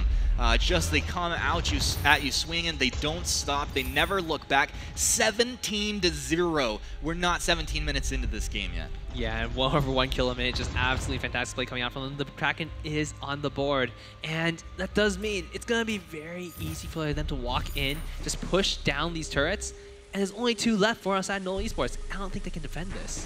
All right, well, I mean, this is a tall order here for Noble Esports. Can they become absolute legends and defend this base, or do Phoenix Rain close this out? It feels like Phoenix Rain are going to close it. They start to do a little bit of poking, bit of dancing. The Warhorn forward.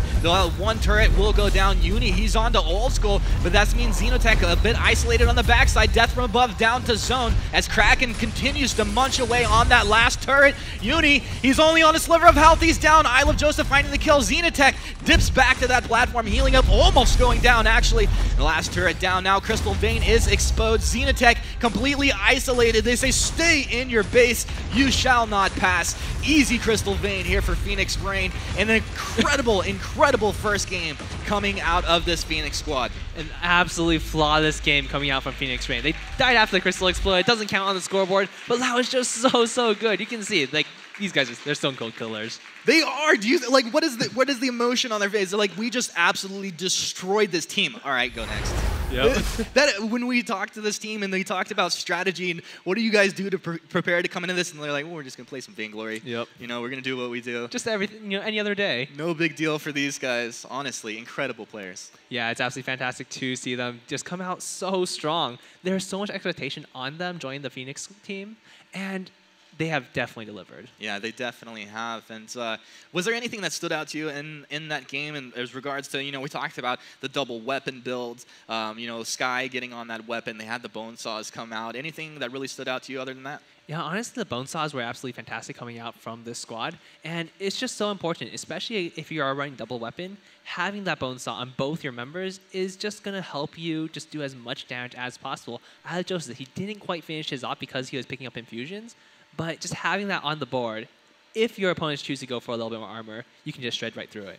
Oh, yeah. I mean, it's okay to stop your item build for an infusion at that point, and they put it to very good use right there. So incredible job out of Phoenix Rain, and let's see what they can do in Game 2. Noble Esports, can they push this to Game 3? Only time will tell. But for a little bit more analysis on that, we have Playoff Beard and the guys at the desk. Right, thank you very much, Humanist and Z-Kent. So, Xingyi, we were worried that it might go like this. Noble Esports is a team that can be night and day. The next match could be very different, but sometimes this is the nature of day one, and foreshadowing potentially when you see a team as strong as Velocity, potentially against a team as strong as Phoenix Rain, that's going to be a lot of fun to watch. But first off, you know, they got another match, they got another chance here. What does Noble Esports have to focus on changing?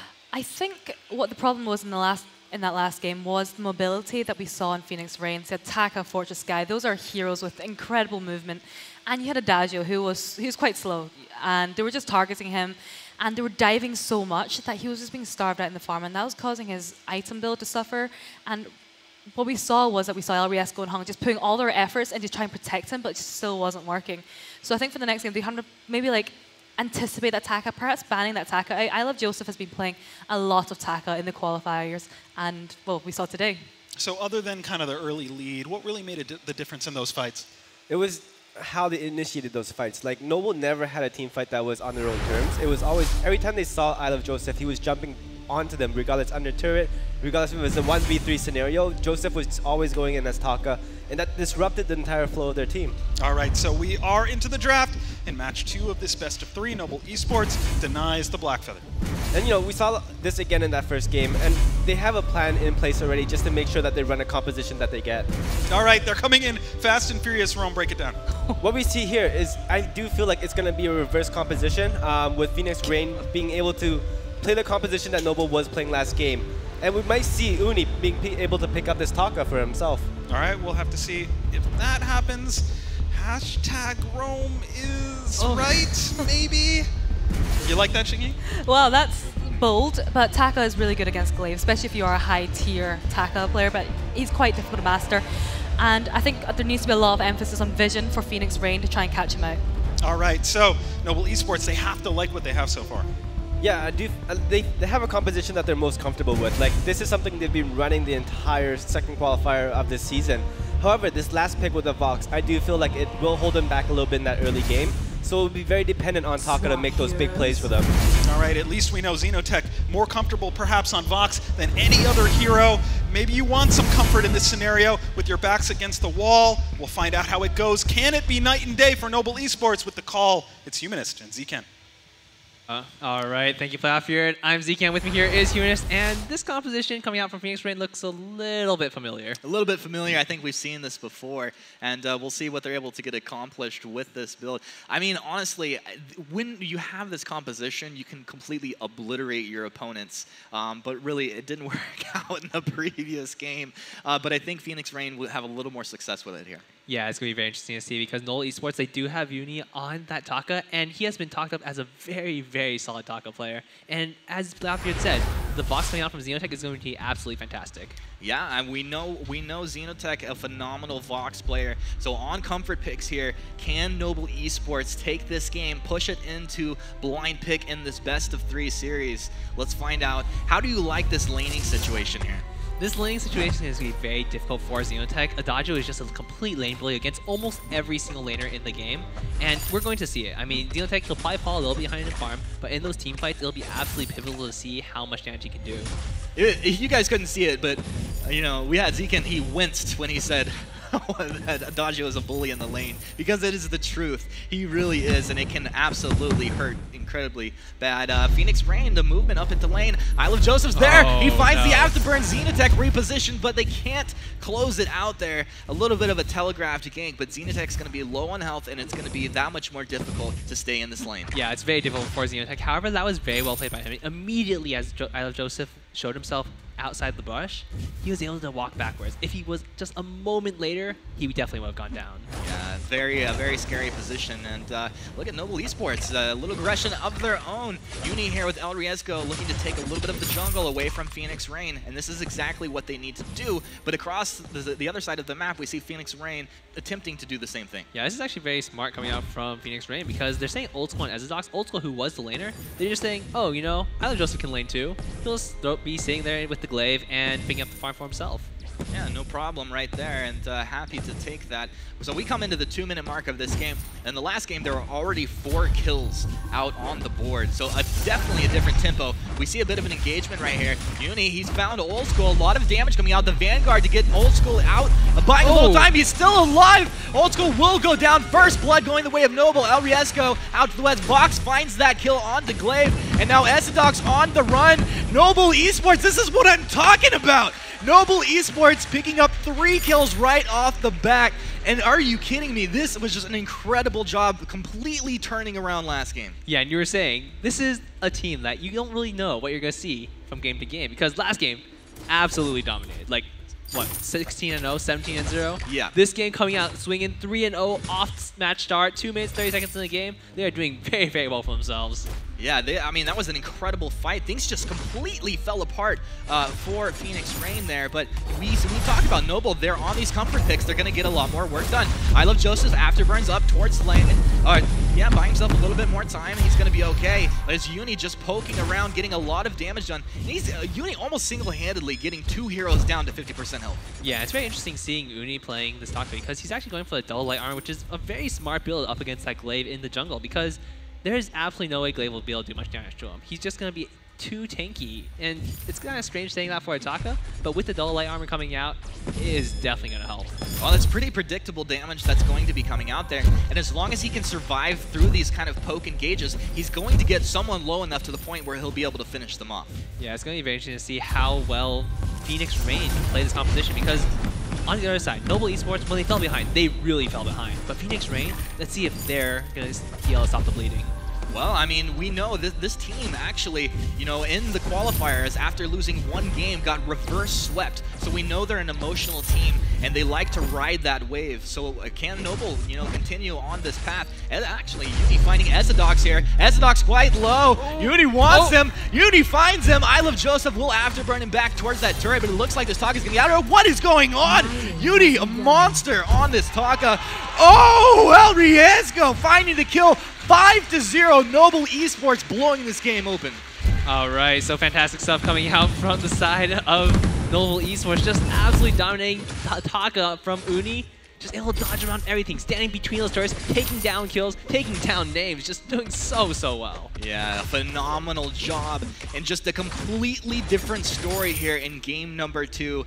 Phoenix Rain on the back foot, and Noble Esports taking everything. Yeah, I wonder, oh, there's an engagement. El Riesgo eating a lot of damage, but so is Old School. El Riesgo's gonna go down, first kill for Phoenix Rain. Now Zeno, he's isolated, moving back towards the lane. He's gonna Sonic Zoom to buy himself a little bit of space, and it looks like Zeno should be able to get out of this one. All right, so not a complete sweep this time around. Phoenix Rain putting themselves on the board. Still down quite a bit of gold. 1.6 thousand at this 5-minute mark is pretty rough. Yeah, and I mean, the only actually hero that went down was El Riesgo. So, you know, at the end of the day, they're happy to keep that Taka and Vox alive. Yeah, it's going to be very interesting to see how well Phoenix Rain can stop this bleeding, because right now they are hurting. Oh, let's see, do they keep this aggression going? Yes, they do! Old School chunk down Uni! Absolute monster of a Taka, and you know, this is why everyone wants to deny this hero away from him. Yeah, I'm gonna wonder, like, Taka is such an important pick coming into this matchup. Are we gonna, if we do see a blind pick, is it gonna be a double Taka game? Honestly, I wouldn't be surprised at all, but you know, these teams do have all of these compositions and ideas prepared, but you know, you get into blind pick situations, you sometimes out-mind game yourself. That is very true, and right now we see Old School picking up the alternating current. It's going to be a decent power spike for himself, and Uni's not quite at the Star Blade yet, but he is still very tough to take down, very slippery, and once again, we do see the double weapon composition coming out. Yeah, it's quite interesting, actually. I feel, you know, Vox in this patch with weapon can get a lot done, and it's more, of course, your single target kind of focus, but that means they're going to get in and delete that Adagio out immediately. Yeah, one of the things that is very telling about this game is look at the CS. I Love Joseph, 13 on that glaive. On the other side, Uni, 43 on Taka. There's a big difference. El Riesgo, he's going to found to keep himself alive, even though he was in a bad state there. I Love Joseph doing what he can to poke on Uni as Uni X-Retsu back over the wall. Uni, monster. What a play right there. Cannot believe he's getting this kind of work done. Yeah, just absolutely fantastic coming out from the side of Noble. But they do have to watch out because, as they have said themselves, they're very strong in the early game. But they sometimes get a little bit too overconfident, so they're going to need to make sure they rein themselves back a little bit. Yeah, well, I'm sure Zeno's trying to stay in communication with the team. He provides a lot of that leadership role to these guys. He's been around the scene. He knows what he's doing. Adagio actually going to seal the deal on that gold mine, so going over to Phoenix Rain. Really? Oh, Uni. Really? That's pretty cheeky. Oh, Uni with the plays there. I love it. He's obviously feeling himself right now. All right, El Riesgo just taking down those. So another kill going over to the side of Phoenix Rain. Just takes a lot of damage from the wait for it of Xenotech, but it's just not quite enough. Yeah, it's not enough. And you could, I can feel the way Old School is playing. Like he feels that he needs to get more things done, but it's so incredibly tough. Once he's engaged onto, he's almost immediately down to 30% health. Yeah, and Uni just does so much damage right now. It's really up to Old School to potentially build a little bit of defense, probably more than he would like, especially when you have a buff composition for the glaive. Definitely. And Zekan, do you see any big power spikes coming up in the next couple minutes that could change the pace of this game? I think when Noble Esports manages to get their bone saws, it's going to be incredibly tough for Phoenix Rain to do anything. But right now, they do have the opportunity to build a little bit of armor and potentially take the fight just because they'll be significantly more tanky than Noble expects. Okay, we'll see if they can do it and get these items up right now. It's just the continual progression, accumulating as much gold as possible. A lot of posturing up in this lane at the moment. Who will find who? Ezidox has Gauntlet available if he sees an opportunity to isolate someone, find a kill here. Kind of poking around. Uni doing his best to just be that elusive Taka, an annoying threat that they really have such a hard time keeping track of. Yeah, Noble's got to watch out a little bit. They can't let themselves take too much damage. Uni is potentially looking for another engagement on Old School, and here comes the Wolves. Yeah, attack of the pack. Let loose the hounds. Ezidox drops that gauntlet. They turn it on Uni. Uni eating a lot of damage. Ezidox frontlining for his team. How are they still alive? But they turned it around. Ezidox munched down. Noble Esports hanging around through this, and it looks like they want more. Old School's the target. That's the wait for it. They're going to get him. Old School goes down as well. It is a 2-for-none at that point. Unbelievable job out of Noble Esports. And Noble Esports just completely turning it around on Phoenix Rain. This is exactly what Phoenix was going for last game. And let's take a look at that replay real quick. All right. Maybe not. All right, no replay. So right now we do see Uni and El Riesgo just farming the side of Phoenix Rain, and Ezadoc's just doing what he can, chasing them out. They are fairly low, but it's going to be tough for Phoenix Rain to do too much right now. I mean, this is just a completely different team here in game number 2. I don't know if it comes down to just comfort picks on their heroes, maybe them just kind of having a talk after game number 1, but they have tightened up all those loose ends and just really looking great. Yeah, it's absolutely fantastic to see them coming out swinging in game 2. And right now, Phoenix Rain, they look like they're not doing too badly. They're about 1.6 thousand gold down. But up against this competition with a late game Vox, it's going to be very, very dangerous for them. It will indeed. And, you know, we talked about what can they do against this Noble Esports team right now. You said armor you feel is the key. Is there anything else, specifically when it comes down to these fights, that they could do? I really hope Ezadoc's picks up a Shiver Steel, because as long as you're able to slow down Uni on that Taka, it actually gives your carries much more breathing room. All right, El Riesgo engaged onto and will fall right there, actually activating Fountain just at the last minute. Doesn't do him any good, and that means Xenotech and Uni will be left to their own devices to defend this turret, or to defend against whatever Phoenix Rain choose to do. And it looks like Phoenix Rain want to move down and secure this gold mine. Yeah, this is going to be a little bit risky, because the amount of damage that can come out from the side of Noble Esports is absolutely immense. But Phoenix Rain playing it very safe, not going for a gold mine quite yet, but it looks like Uni might be running into them.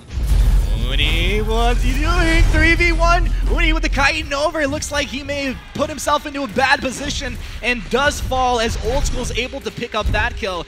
And that's the kind of play that you have to be really careful about making. Yeah, this is exactly what Noble Esports was talking about when we asked them about it. They said they can get ahead. They can be very, very far ahead. But as long as they lose, if they lose their focus just a little bit, they can easily go down. Oh, Phoenix Rain, what is going on? Just kill after kill right now, and they are pulling right back in this game. Only 400 net worth behind at this point, and just a phenomenal last couple of minutes for this Phoenix squad. Yeah, Noble Esports really needs to reset, because they were doing very well. They were able to go for those dives constantly. They were able to take out Old School so many times, but right now, they're just giving up kill after kill. They really need to calm down and just, you know, take a moment and reset their mindset. Yeah, they really do. I feel also that Phoenix Rain have started to realize that El Riesgo is the easiest target for them to kill. When they find 2 targets, that's what they go for every single time the last couple of skirmishes, and I'm going to see if they can continue to do that. But Uni really needs to continue to play, you know, aggressively, but not do those crazy 3v1 situations like he did just previously. Yeah, I do want to mention I Love Joseph, Ezadoc's, and Old School all picking up a good amount of armor, and this is before Noel has their bone saws. So this is actually technically a power spike for Phoenix Rain, as I was talking about earlier. Alright, well, let's see if they can take advantage of it. You know, all players are up in this lane right now. It's just going to take one engage to start the fireworks here. Who will it be? Gauntlet is available if he wants to use it. Ezadoc's doing a little bit of poking. Xenotech just continuing to farm within all of the chaos happening here in the lane. And at the end of the day, no one actually makes the engage. So it's Xenotech, Sonic Zoom back downwards, and Attack of the Pack comes out. A little bit surprised by that one, but that means Uni, he wants to move forward, and it looks like a wasted Attack of the Pack. Yeah, that was a little bit decent coming out from Noble Esports. It looked like El Riesgo wanted to go for a engage, and Ezadok jumps in. Oh, the Gauntlet's down. Uni's dropped in there, and the wait for it does come out. Xenotech, pretty good damage onto I Love Joseph, but Old School keeping everybody in fighting shape. Ezadoc's frontlining for his team. Nobody goes down at the end of that, but a lot of damage taken by everyone. Yeah, El Riesgo getting so low. He was thinking about 10 to 20 health, but he was able to manage to survive with the help of the fountain. But right there, Phoenix Rain just absolutely turning this game around. Yeah, they really are, and they found Xenotech. Nice afterburn in. Xenotech's gonna get shot down. Now Uni's on the run. He'll go down as well. Another 2 kills. 9-7 now. Oh my goodness, Phoenix Rain, great job. Yeah, and I Love Joseph just barely escaping. The last turret shot not quite able to finish him off. And that was just so well played. Catching Xenotech off guard, able to knock him into his team, and just getting completely destroyed. Completely destroyed indeed, Zekent. And now, let's talk about net worth. Phoenix Rain have the lead. Yeah, Phoenix Rain just doing a very good job making a comeback. They were not falling too far behind. They were at most like about 2,000 gold down at any given point. But it was looking kind of grim, because with the amount of power that Noble Esports had with the Taka and the Fortress, the dive was just absolutely immense. And Xenotech was farming fairly well, but he wasn't really getting ahead. Yeah. it's really interesting to see how Phoenix Rain is able to turn this around. No, I totally agree with you. We do now have Bonesaw available on Xenotech, and when he's moved in there, he's a little bit late, not able to find that, and there's going to be the engage. When he's there, he's got to dip out towards the north. A lot of damage. Xenotech eating a lot of damage as well. Old School just dumping that damage onto them. Now Xenotech, can he make it out of here? The afterburn's there. Nope. Joseph able to take that kill, and they'll be happy to march backwards. Do they find Uni? Oh, no, they're going to stop the teleport. He tried to get it. Not enough calculations there. Uni goes down as well. Al Riesgo, last man standing for Noble Esports, and this is such a dangerous position to be in. Yeah, Noble Esports cannot be happy about that one. Phoenix Rain is absolutely dominating this game now, and they take turret after turret, so 2 turrets down for the side of Noble Esports, and Phoenix Rain is still sitting on all the players. That is absolutely crazy. This team, so much talent that they are able to just, you know, take that early beating, hold it together, find the fights that they needed to, and now it's objective after objective. Yeah, and one thing to watch out for right now is the double fusions that are probably going to come out on the side of Phoenix Rain. They're sitting on so much gold right now, but they actually opt to go for some items. Well, that does make sense there. We do have Joseph double infused up. You know, Kraken out on the map. These guys are going to start it up. And Noble Esports are in no position to contest this. So with this Kraken, you know, unless it gets some miracle stolen, which is not going to, Phoenix Rain are going to march down this lane and do their best to close this game out. How many turrets do you think are remaining at the end of this push? Honestly, they could take it all away, but I'm expecting Noble to probably lose 3 turrets, but not quite the game. All right, well, the flare does come out. Noble Esports have been spotted by Phoenix Rain, and with that, they move back into the safety of their turret, into this choke point area. Attacking the packs out. They want to get aggressive. Wait for it. Off the mark. It looks like Old School is the target that they want, but they can't get it. Now Uni, he has to reposition himself. Gauntlet down by Esadox. That means El Riesgo strapped in there. Xenotech locked out from the backside. Now Kraken continues to march down the lane, and now it's a 2v3 fight situation. It's just not what Noble Esports needed. This is such a dire situation to be in right now. Booney doing his best to poke around, but Phoenix Rain just continue to move down this lane like a tsunami, an unstoppable force marching with this Kraken. Whoa! Old School damage is real right there, and Glaive able to find the kill. I love Joseph. No mercy. Phoenix Rain, an unstoppable force. Game 1, they blew wide open, never looked back. Game 2, they got it onto the back foot, but just completely turned things around. Yeah, and Phoenix Rain just absolutely dominated this matchup against Noble Esports. It looked very, very rough for them at the beginning of that game too, but they were able to completely turn it around, turn it on its head, and just take the game away. Yeah, really a phenomenal job out of them. You can see that, you know, some smiles on Noble Esports' face as they know, you know, there were some small misplays that are happening. I'm sure they'll communicate about those things moving forward and look to correct those. Yeah, it's not going to be too hard for them. They can easily, you know, review their mistakes and change them for the next day. Yeah, they definitely can. But Phoenix Rain, unbelievable. This team, and we knew coming into it that they have all the power to accomplish these things. Right, and it's very interesting to see how these two teams will do tomorrow. I mean, Phoenix Rain moving up into the winner's bracket, Noble moving down into the losers. But they're both very, very strong teams. I can see either team taking this next one. Yeah, and as we look at the items here before we get out of this Xenotech, Xenotech Zekent, do you see anything standing out to you here? Honestly, we see Noble Esports. They went with a very similar build to what Phoenix Rain had last game. It just didn't quite work out for them. They were able to get those early dives, but they weren't able to get the bone saws early enough to counteract that armor. All right, well with that, I'm sure we have more to hear from Playoff Beard and our analysts back at the desk. All right, thank you very much, Humanist. So it looked like we had a developing subplot there. Taka, not necessarily a ban priority in 117, but it was fun to watch. Well, that was so entertaining at the start, you know, when it was just like 9-0 and everyone was just screaming. You could hear the crowd. It was so loud. And I think what was happening was Noble Esports were really struggling to control the objectives. In the previous game, every time Phoenix Rain did something like that, they would push the tower down. You know, at 10 minutes, the turret was still standing, even though they had a massive lead. And if you looked at I Love Joseph's and you looked at Uni's farm, Uni was 3 times ahead, at least. So I think they were just struggling to push together as a team. Yeah, they kind of lost momentum, Rome. Yeah, like they were up ahead by a lot that last game, but you know, things start to really fall apart when Uni tried to steal that gold miner. Yeah. And then one by one, they just came in and started dying, and that's exactly when the game started turning over. Yeah, and It was interesting to watch how Noble Esports can be so Jekyll and Hyde. They came back and looked so strong, and their tournament is far from over. This is a team that can do a lot of damage in the lower half of the bracket as we move into day 2. But with that, it's a good day for Phoenix Rain, and who would you consider the MVP of this series? Going to be I Love Joseph. Because, you know, the first game that Taka he was dominating the jungle. His KDA was ridiculous, you know. And in that last game as Glaive, he was doing a really good job of peeling for Old School. They were trying to dive onto Old School like they did to Xenosec in the previous game, but he was being very effective, using his stun effectively to try and push them away. All right, Phoenix Rain moves on. Any final thoughts on this series? Yeah, well, I believe like after the first game, a lot of the opponents that are going to be playing up against Phoenix later on in the tournament, they were getting very nervous, seeing that Phoenix was playing so well. Second game, they might have eased up a bit, but seeing the strengths of Phoenix when they were playing from behind is something that's very new. All right, make sure you're following the Vainglory channel on Twitter and using hashtag VaingloryLive for a chance to win an iPad and just have fun participating there on social media.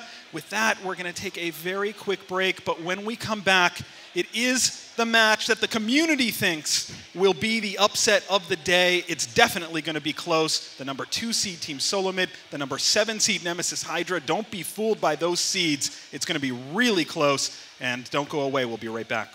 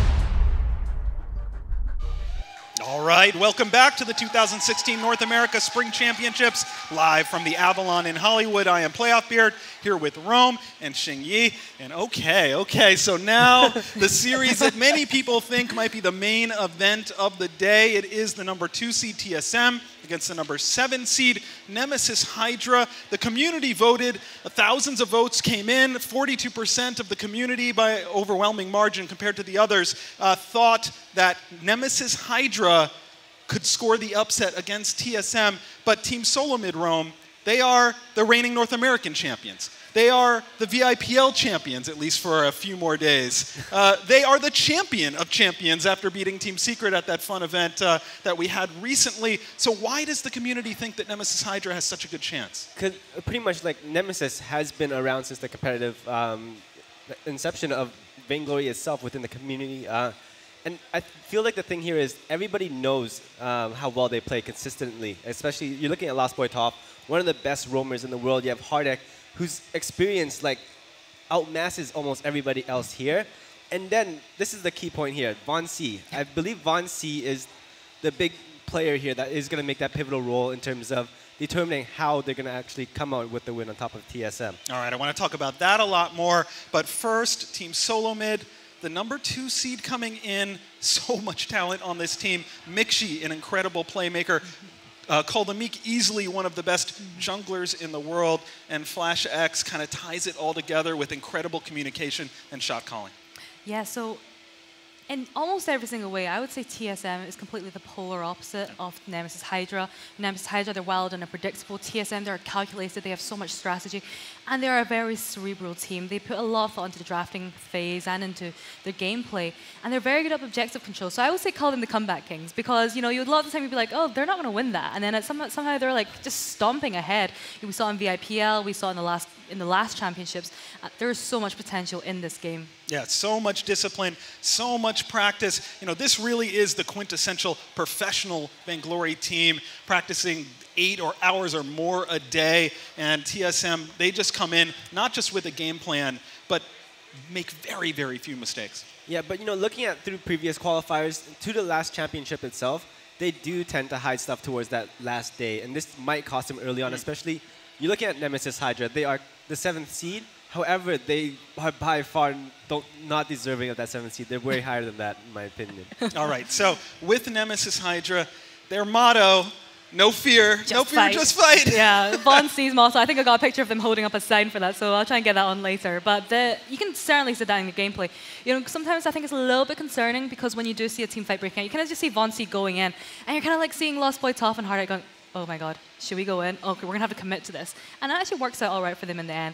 But I think their biggest challenge is to try and rein him in a little bit, because sometimes I think in these tournament settings against organized teams, it's a little bit too much sometimes. Yeah, it's important to not be too fearless. That said, this Nemesis Hydra team is on fire right now, coming off of 4 straight wins in the VIS in a smaller community-run tournament structure. But they're just playing so well, and really it's a team took a while to gel when they formed this kind of super trio, but they're starting to put it all together. Yeah, like what I've been noticing coming out of Hydra lately was the fact that they're synergizing a lot better than previous games. But the thing here, like, today the matches between TSM and Hydra is going to be solely dependent on that jungle, and whoever wins that jungle, I feel will carry on to win the game. And one of the key factors to that jungle is going to be that Nemesis Hydra, they will pull out all sorts of comps that you are not expecting. We'll keep an eye on that. But first, let's meet these teams. Our biggest concerns for the first match will really come down to the draft. Nemesis Hydra is known for innovating a lot and using some more off-meta strategies, and hopefully whatever they do throw at us, we'll be very prepared. I'm concerned about first match against TSM. I'm just worried about they've been playing 1.17 with screaming with private match, and we haven't. They pretty much know every single hero strategy comps, so we just have to do our best. Nemesis Hydra is definitely going to be a really strong opponent. We've played against them quite a bit in the past. We've studied their draft strategy pretty adequately, and hopefully we will be well prepared when going against them. Our strength against TSM is the synergy. We're going to be focusing on the jungle and make Von C really strong, and it will help us get ahead in the mid-game to late games. The way that we're going to win the game is we're going to be out-rotating them, being more conservative and more passive in jungle, and then just winning it out in the late game. Von C and Cole the Meek are both very aggressive junglers. Styles differ a little bit in terms of their hero pools and hero preferences. Von C typically likes to go with maybe a Taka or an Alpha who can stick to someone a lot more, whereas Cole the Meek's known for his glaive and sky play. We're gonna try to be really aggressive in the early game, but TSM's rotation gonna be much better than us, but our play style is no fear, just fight. Von C tends to be extremely aggressive. I'm an aggressive jungler myself, but he tends to like to contest every camp. With me, I'm more conservative and I like to go for a safer farming route. I think against him, I'll just be able to telegraph his aggression. And I'm really confident that Von C can take out Cole the Mix. Just have to be like playing safe in lane so it won't put us in a bad position. I think that Lost Boy Toph and myself are both comfortable on all of the various roam heroes. In terms of differences, I think that he might have a little bit more of a preference for Catherine, whereas I have played a fair amount of roam glaive. If playing against TSM, the most important person is Lost Boy Toph. He gonna carry us. I think he can do better than Flash, and yeah, everyone's saying Toph is better than Flash. In terms of who's going to have the advantage, it's just going to come down to hero compositions and whoever executes accordingly.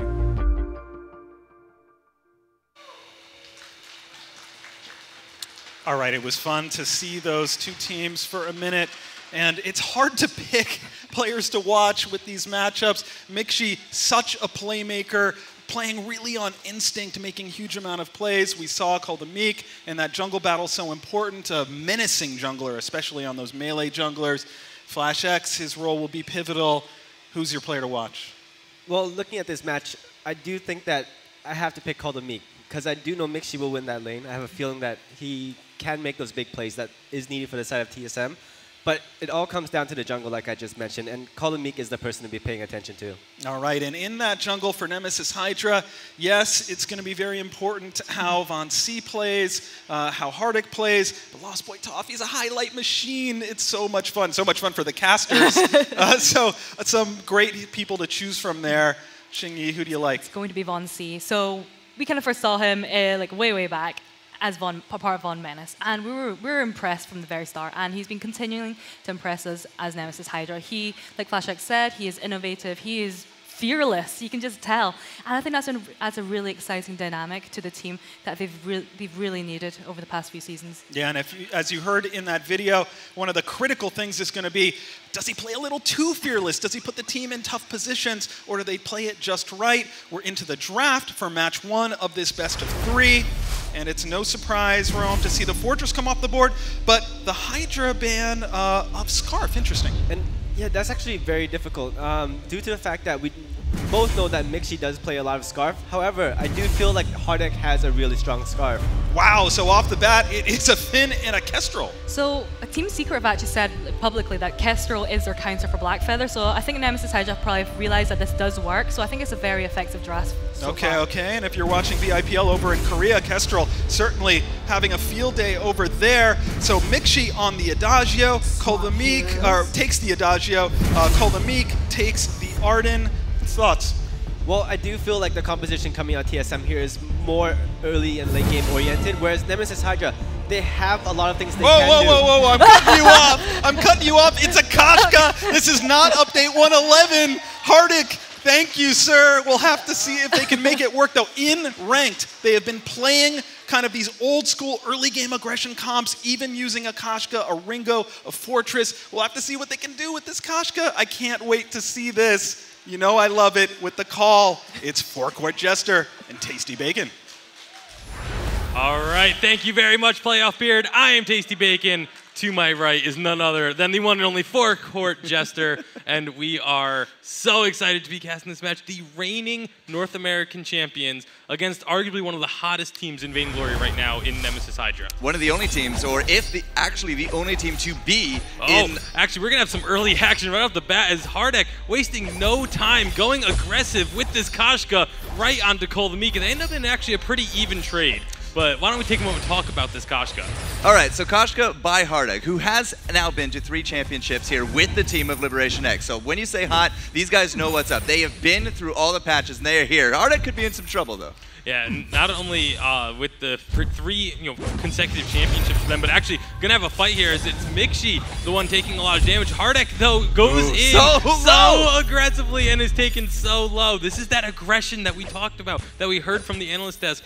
This is what both teams love to do, and I expect nothing but constant fighting. All right, so we talked to these teams yesterday. Liberation X, we talked to Hardek, and he said if we can ban out Scarf, and they don't really take something that can that is not dealable, he's bringing back a Kashka. In first game, he does it. It's amazing. And it's a lane Kashka as well. You might say, all right, he's in the jungle. He's going to be looking to build up that burst and, own that. But no, he's here in lane.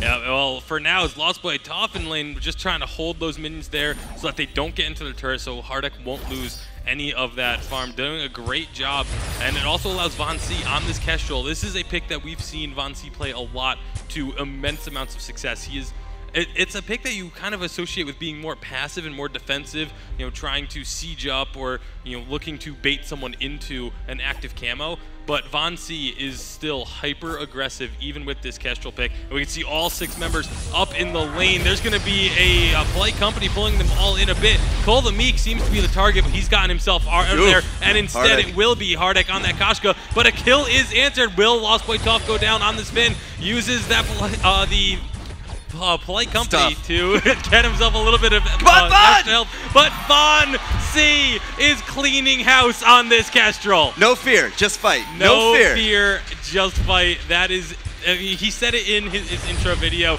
That is his motto. It's how he plays this game, and it just worked out to perfection. This is going to be one of those heroes that just suits him because he also, just keep an eye on his items. I don't know if he's going to pull it out here, but in previous qualifiers, he has run Kestrel. He's been doing it on stream, and he has been actually rocking double Sorrow Blades. And now with so many kills under his belt already, he is sitting 3-0, 100% of those earnings into his pocket. If he does get that early Sorrow and he continues this pain train, I can only imagine he's going to pick up a second. Yeah, 3 minutes, and he has a heavy steal in his inventory already. No one else even is close to the amount of gold that Von C has picked up. We can now see the, TSM, they're going to be looking to stick together because they know they have to against this Nemesis Hydra squad. Is this going to be another fight? That's going to be a lot of damage onto Flash X, but Von C is putting all of his attention onto the 2 carries with those Glimmer shots. All right, so, but still aggression. Hardek is going to be more or less the initiator here. He's also going to be the target focus. Look at him to actually build up a little bit more tankier than you might think. So it's going to be a bit more of a tank Kashka. So that will leave us the opportunity of Finn to do the peels, to do the fortified health, get those anchors going, and then it's just going to come down to Von C to just lay down the pain. Yep, well, speaking of laying down the pain, that's a very risky move to walk straight into that brush. I see a lot of players do it, and thankfully for Hydra, it didn't cost them there.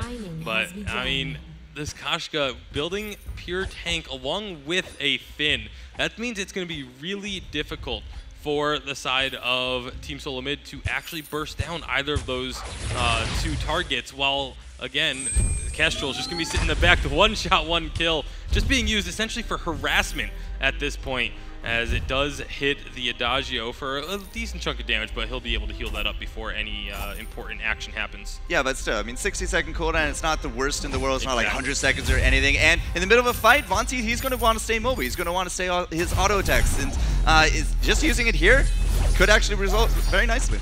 Yeah, that's going to be another fight breaking out. Look at the health of Mixi. He is just being dwindled down. There goes Hardek jumping onto him. Not quite enough damage. And Mixi will answer it. Meanwhile, Von C was not quite able to pick up Cole the Meek either.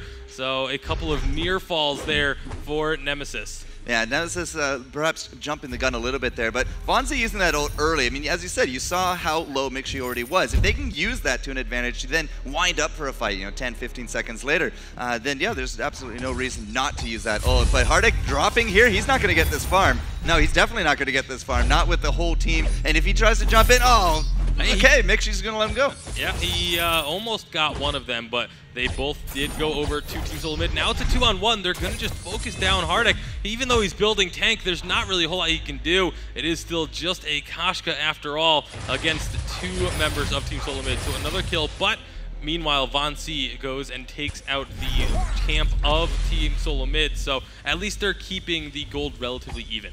Well, the other thing is that Hardek was, tying them up. They knew exactly where they were. They didn't actually have an eye on Ixchi, so they were able to get a little bit of lane farming. But they've also been able to keep Kestrel safe because they knew exactly where TSM is. Now with this rotation, Vonzi might have to do a little bit of guesswork, but he can probably assume at this point that it's not safe to go to the right.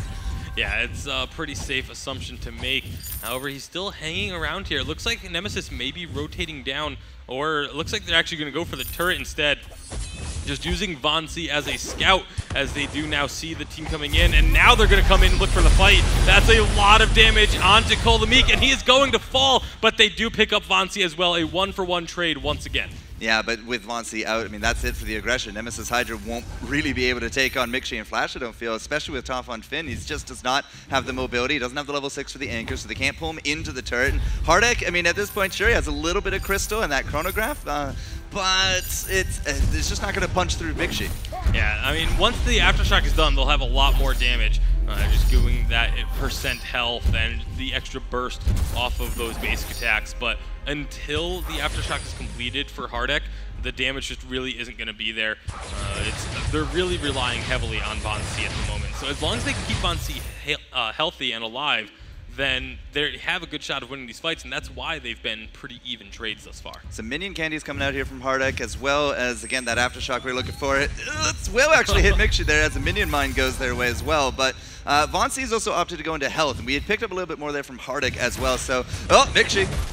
Nice forced accord. Does gonna run it. Mixi, but he's just going to run the same direction because it was actually a little bit too aggressive from Vonzi, but there's going to be a nice yummy catnip frenzy locking up Mixi, but he's still hanging on and gets the kill onto Hardek instead. What a great job by Mixi, having the courage to stand there and fight despite being at low health the entire time. He had no choice. I mean, that was the better move to do it. Yeah, you're going to be dangerous low. Even if you went down, it still at worst would have been a trade, or even at better, a 2-for-1. But again, you just can't really aggress right now, I don't think, from Nemesis Hydra. Not with Hardek as kind of squishy as he is. He's 0-4 because he's jumping into these 3v1 situations. Yep, and with Kolomik on this Black Feather, they are able to go aggressive underneath the turret, so he can just use that Rose offensive to get himself out of there. One shot, one kill. It does hit Flash X, but doesn't secure the kill. They can chase. Does not live up to the name, but yeah, this is going to be at least one kill. I love the fact that Team Solo Mid split up. Right, yeah, no, you see that. You're going to see that a lot here over this weekend, ladies and gentlemen. As Flash, as long as he can keep these guys split as well, just kind of keep them running as long as they can. Kestrel pays that one, but Mixi, I don't know if Toph is going to have this. The jukes, can Mixi juke it? It's going to be difficult, but with the forced accord, he misses the quibble. However, the Polite Company does finish him off. So a great job by Lost Boy Toph to make sure that they get something out of that. Well, Mixi is going to be like, well, my boots are up in 3 seconds. Just unfortunate timing on him, but a great pickup there from Toph, making those plays that we do know, the highlight factory. And Cole, he's going to try to do some defense. Turret will stand, and it will not go the way of Nemesis, so that gold still being denied. Gold overall, though, it's not really a huge deal between the teams. It hovers between about 500 or so. Yeah, it's a very, very close matchup. This is kind of what we expected, too. There's been a lot of fighting. We have 13 kills in just 9 minutes, but the gold is still very, very even. And it's both of these teams' play styles. Their play styles clash directly head on because they are very similar, and it's showing in these fights. Loyal, they go for a forced accord. Nope, doesn't look like they want it. Oh, that another. I don't think he has missed a one-shot, one kill yet. No, it might not be the intended target, but it still hits somebody. And now, oh man, I don't know about TSM here. There's going to be the gauntlet thrown down. Yummy Catnip Frenzy does lock up Kolomik, but he's still alive and rather healthy as they take out Vonzi. Team Solo Mid are just focusing their target so well. Hardek is the next target. Coldmeek going to go diving underneath the turret to try and get that one. Doesn't quite have the damage. Gets pulled back in. That's and the quibble, but it's not enough. Oh, it's just tough. so close always. And Team Solo Mid now going to try and pick up one of these 2 kills at least. The reflex. Hardek The still reflex. managing to stay alive.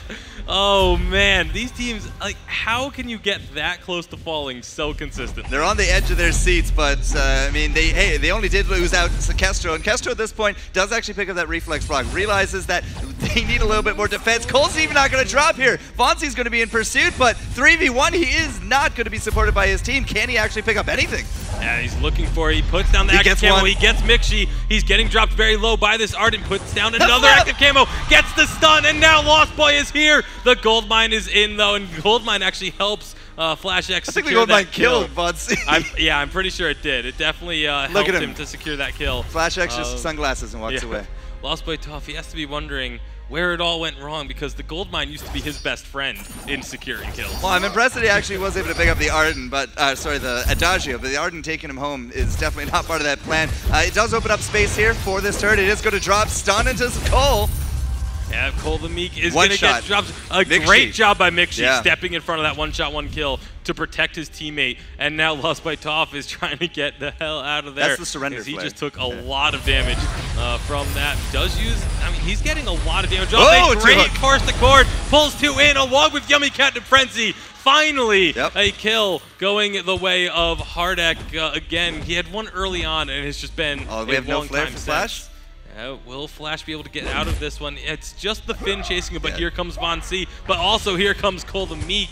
It looks like they are going to let this one go, though. Yeah, it's just going to tie up way too many resources to try to chase down Arden at this point. Toph, for example, just won't be able to keep pace. And if we do actually get Cole the Meek into position, Cole the Meek will just be the Vanguard target. So they smartly do give it up. They do a little bit of shopping and pick up their backs. Mixi's going to be back in lane, so not really too much of an issue there. But I'm looking at Von C, and I'm really considering if he is actually picking up that second Sora Blade next. I wouldn't be surprised at all. It definitely looks like that's what he's doing. He has the components. He surprised me before, but it's Von C. Like, this is just what he does. Every time I've seen him watch Kestro in a tournament game, this is what he's done. That was a gauntlet. I think they thought that the rest of the rest of Nemesis were in that brush.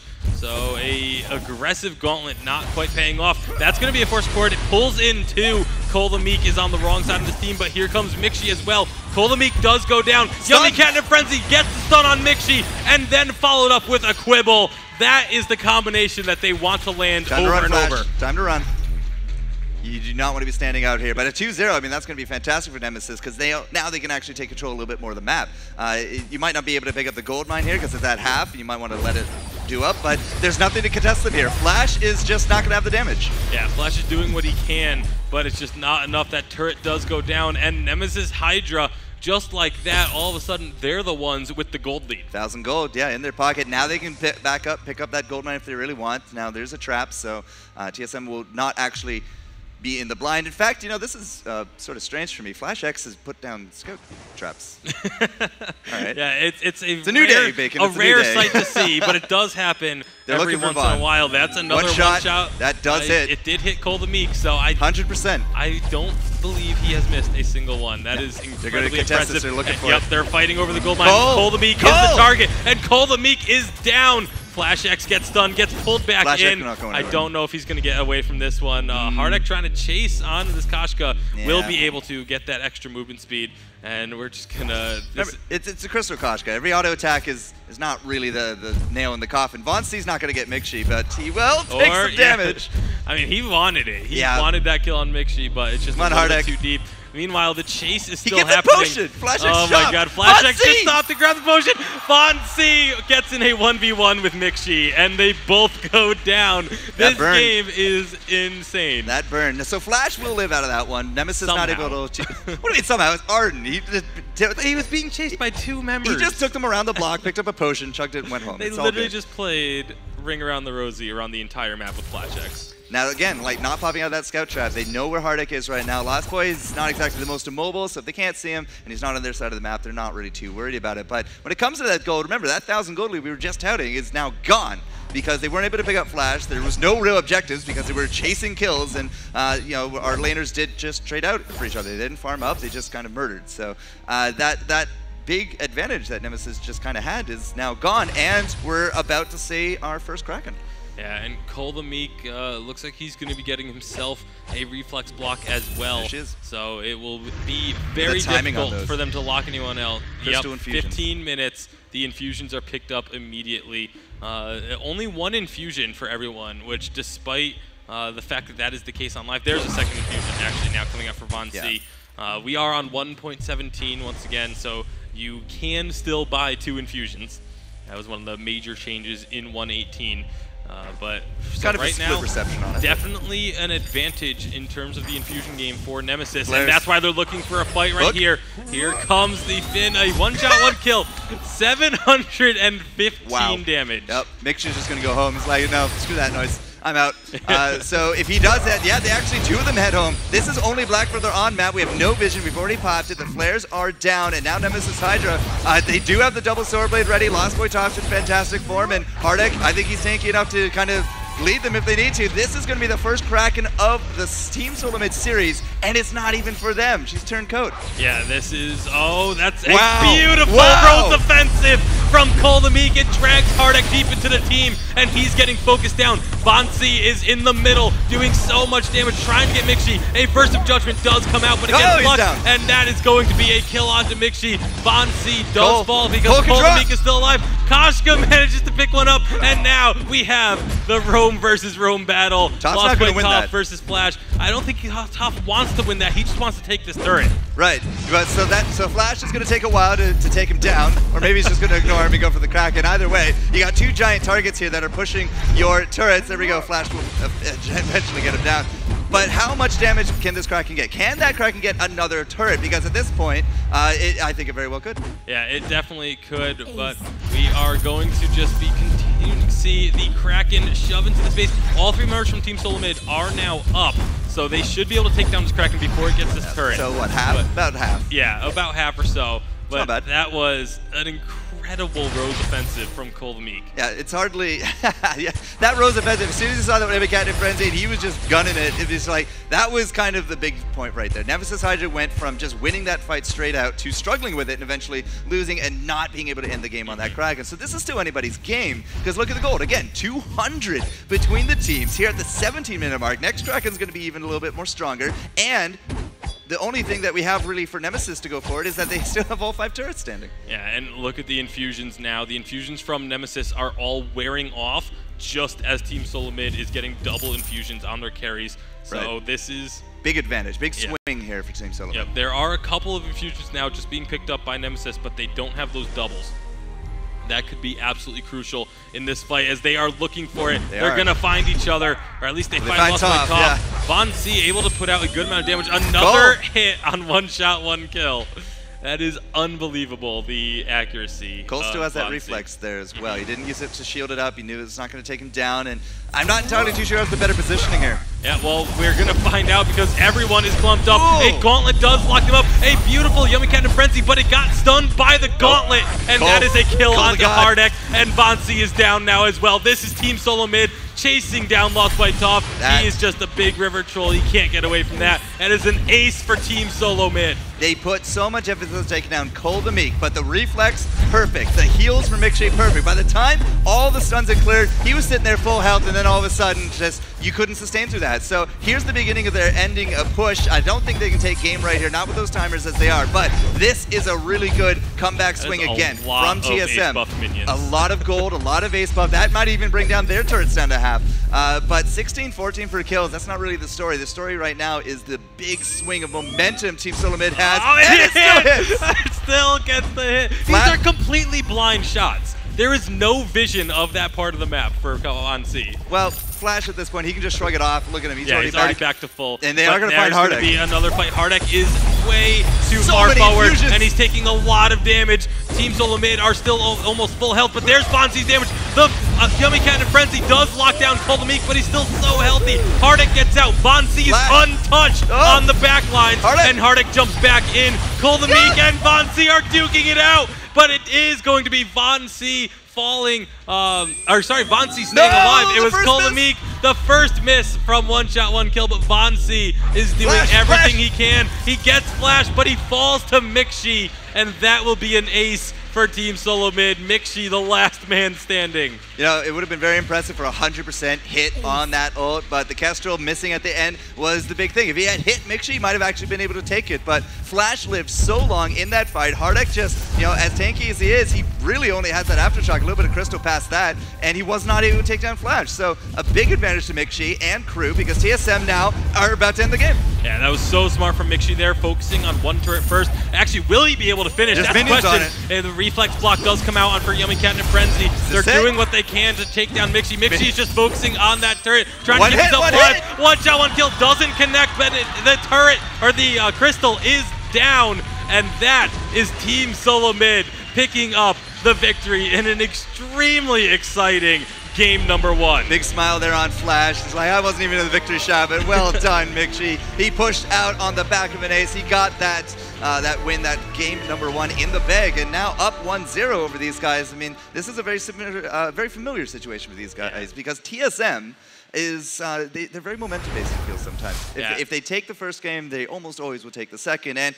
the Koshka was that the strongest card up the sleeve of Nemesis Hydra? I have to assume it's not. I feel like, because everyone knows that Hardek is, if anyone was going to pull out the Koshka, it was going to be Hardek. Right. And I feel like they pulled it out to try and maybe catch Team Solo Mid off guard. They are still a team that plays very conventional meta picks as well as bringing out these big curveballs. So I wouldn't be surprised if that was like their only, like their big hope of winning. They're still a really strong team that has beaten Team Solo Mid before. We can take a look at these builds. That double Sorrow Blade from Vonsi was so close to securing the game for them. All right, so, I mean, at the end of it, Infusions was the big thing, but, you know, we're going to take a quick break here, get game number 2. Rowan, Bacon, I think we're going to throw it back to the analysts. I can't say, you know, like, Humanist and Roman anymore, but it's still Rowan, Playoff Beard, and Jinyi. All right, thank you very much, Forecourt Jester. We were not kidding when we said this was going to be a good series. So much fun. Lost Boy Toph with those hooks. Hardik with the off-meta Koshka pick. You loved it. Of course I loved it, but Koshka falls off. Let's break it down a piece at a time. So first, TSM, they bend and don't break. They do this all the time. Yeah. They get down, they stay composed, they stay patient, they know what they have to do to come back and win. And that's one of their biggest strengths because they were down for like a majority of that early game, mid-game, but they knew exactly when to start making those fights, trying to make those things turn around, and that was all done from Flash's Gauntlet. That moment when he threw down that gauntlet and it stunned automatically Vonsi and Hardek, that was when the entire thing turned around. They grabbed that ace, they grabbed 2 turrets, and then it was their game to win. Yeah, and of course having the gauntlet plus Adagio's Verse of Judgment can be a dangerous combination zoning people in. Yeah, but you know, let's look at Koshka for a second. I feel like please. Koshka is the thing that everyone's talking about. Like, a lot of people feel that she's been nerfed, especially with her primarily playing out of that jungle. However, throwing her up in that lane was an excellent choice done by Nemesis. They know exactly, going melee up against that Black Feather, they have a good advantage. Both very bruisey, both have those perks that they can get up, and they played very well. I feel like that composition for Nemesis Hydra was genius. All right, so let's talk about some of the choices there, though. So more of a Tanksha, didn't get a Broken Myth, I don't think, the entire game. Did you like that choice? Because it was successful early. I feel like he could have done with a Broken Myth, because we did see, I think, Call the Meek and Mixi building an Aegis, and I think that was really beginning to show when the later stages of the game, he really wasn't making much meaningful damage onto them, which I think was a bit of a problem for Nemesis Hydra by that point. One other thing, of course, with Koshka, all that mobility, sometimes you get too far out ahead of the team. Some of those Yummy Catnip Frenzy ultimates, locking down especially Mixi, where Fonzie wasn't in a position to fully take advantage of it. Yeah, and that was the only thing. And this just comes down to communication and making sure that everybody on the Hydra team is coordinated. Like, you know, before the match even started, Nemesis did say they didn't get as much practice time in as TSM did. And hopefully moving on, like, this is something that they can communicate through each other mid-match. Vonsi, a nightmare on that Kestrel. He's a nightmare on everybody that he plays. He really is. He really is. Okay, so Call the Meek, we know that he's an incredibly strong Black Feather. Can you afford to allow Call the Meek to get that hero? I think I was a little bit concerned at the start when I saw Call the Meek going for that breaking point at first, because I was like, Breaking point, really, you kind of need to have more base weapon damage before you can start building a breaking point. But then they were able to hold out into the late game. At that point, you can really see why Call the Meek is such a threat on that Black Feather. And you can certainly see why Team Solo Mid are the North America champions, the VIPL champions, the champion of champions, beating EU in that North America versus Europe head-to-head matchup.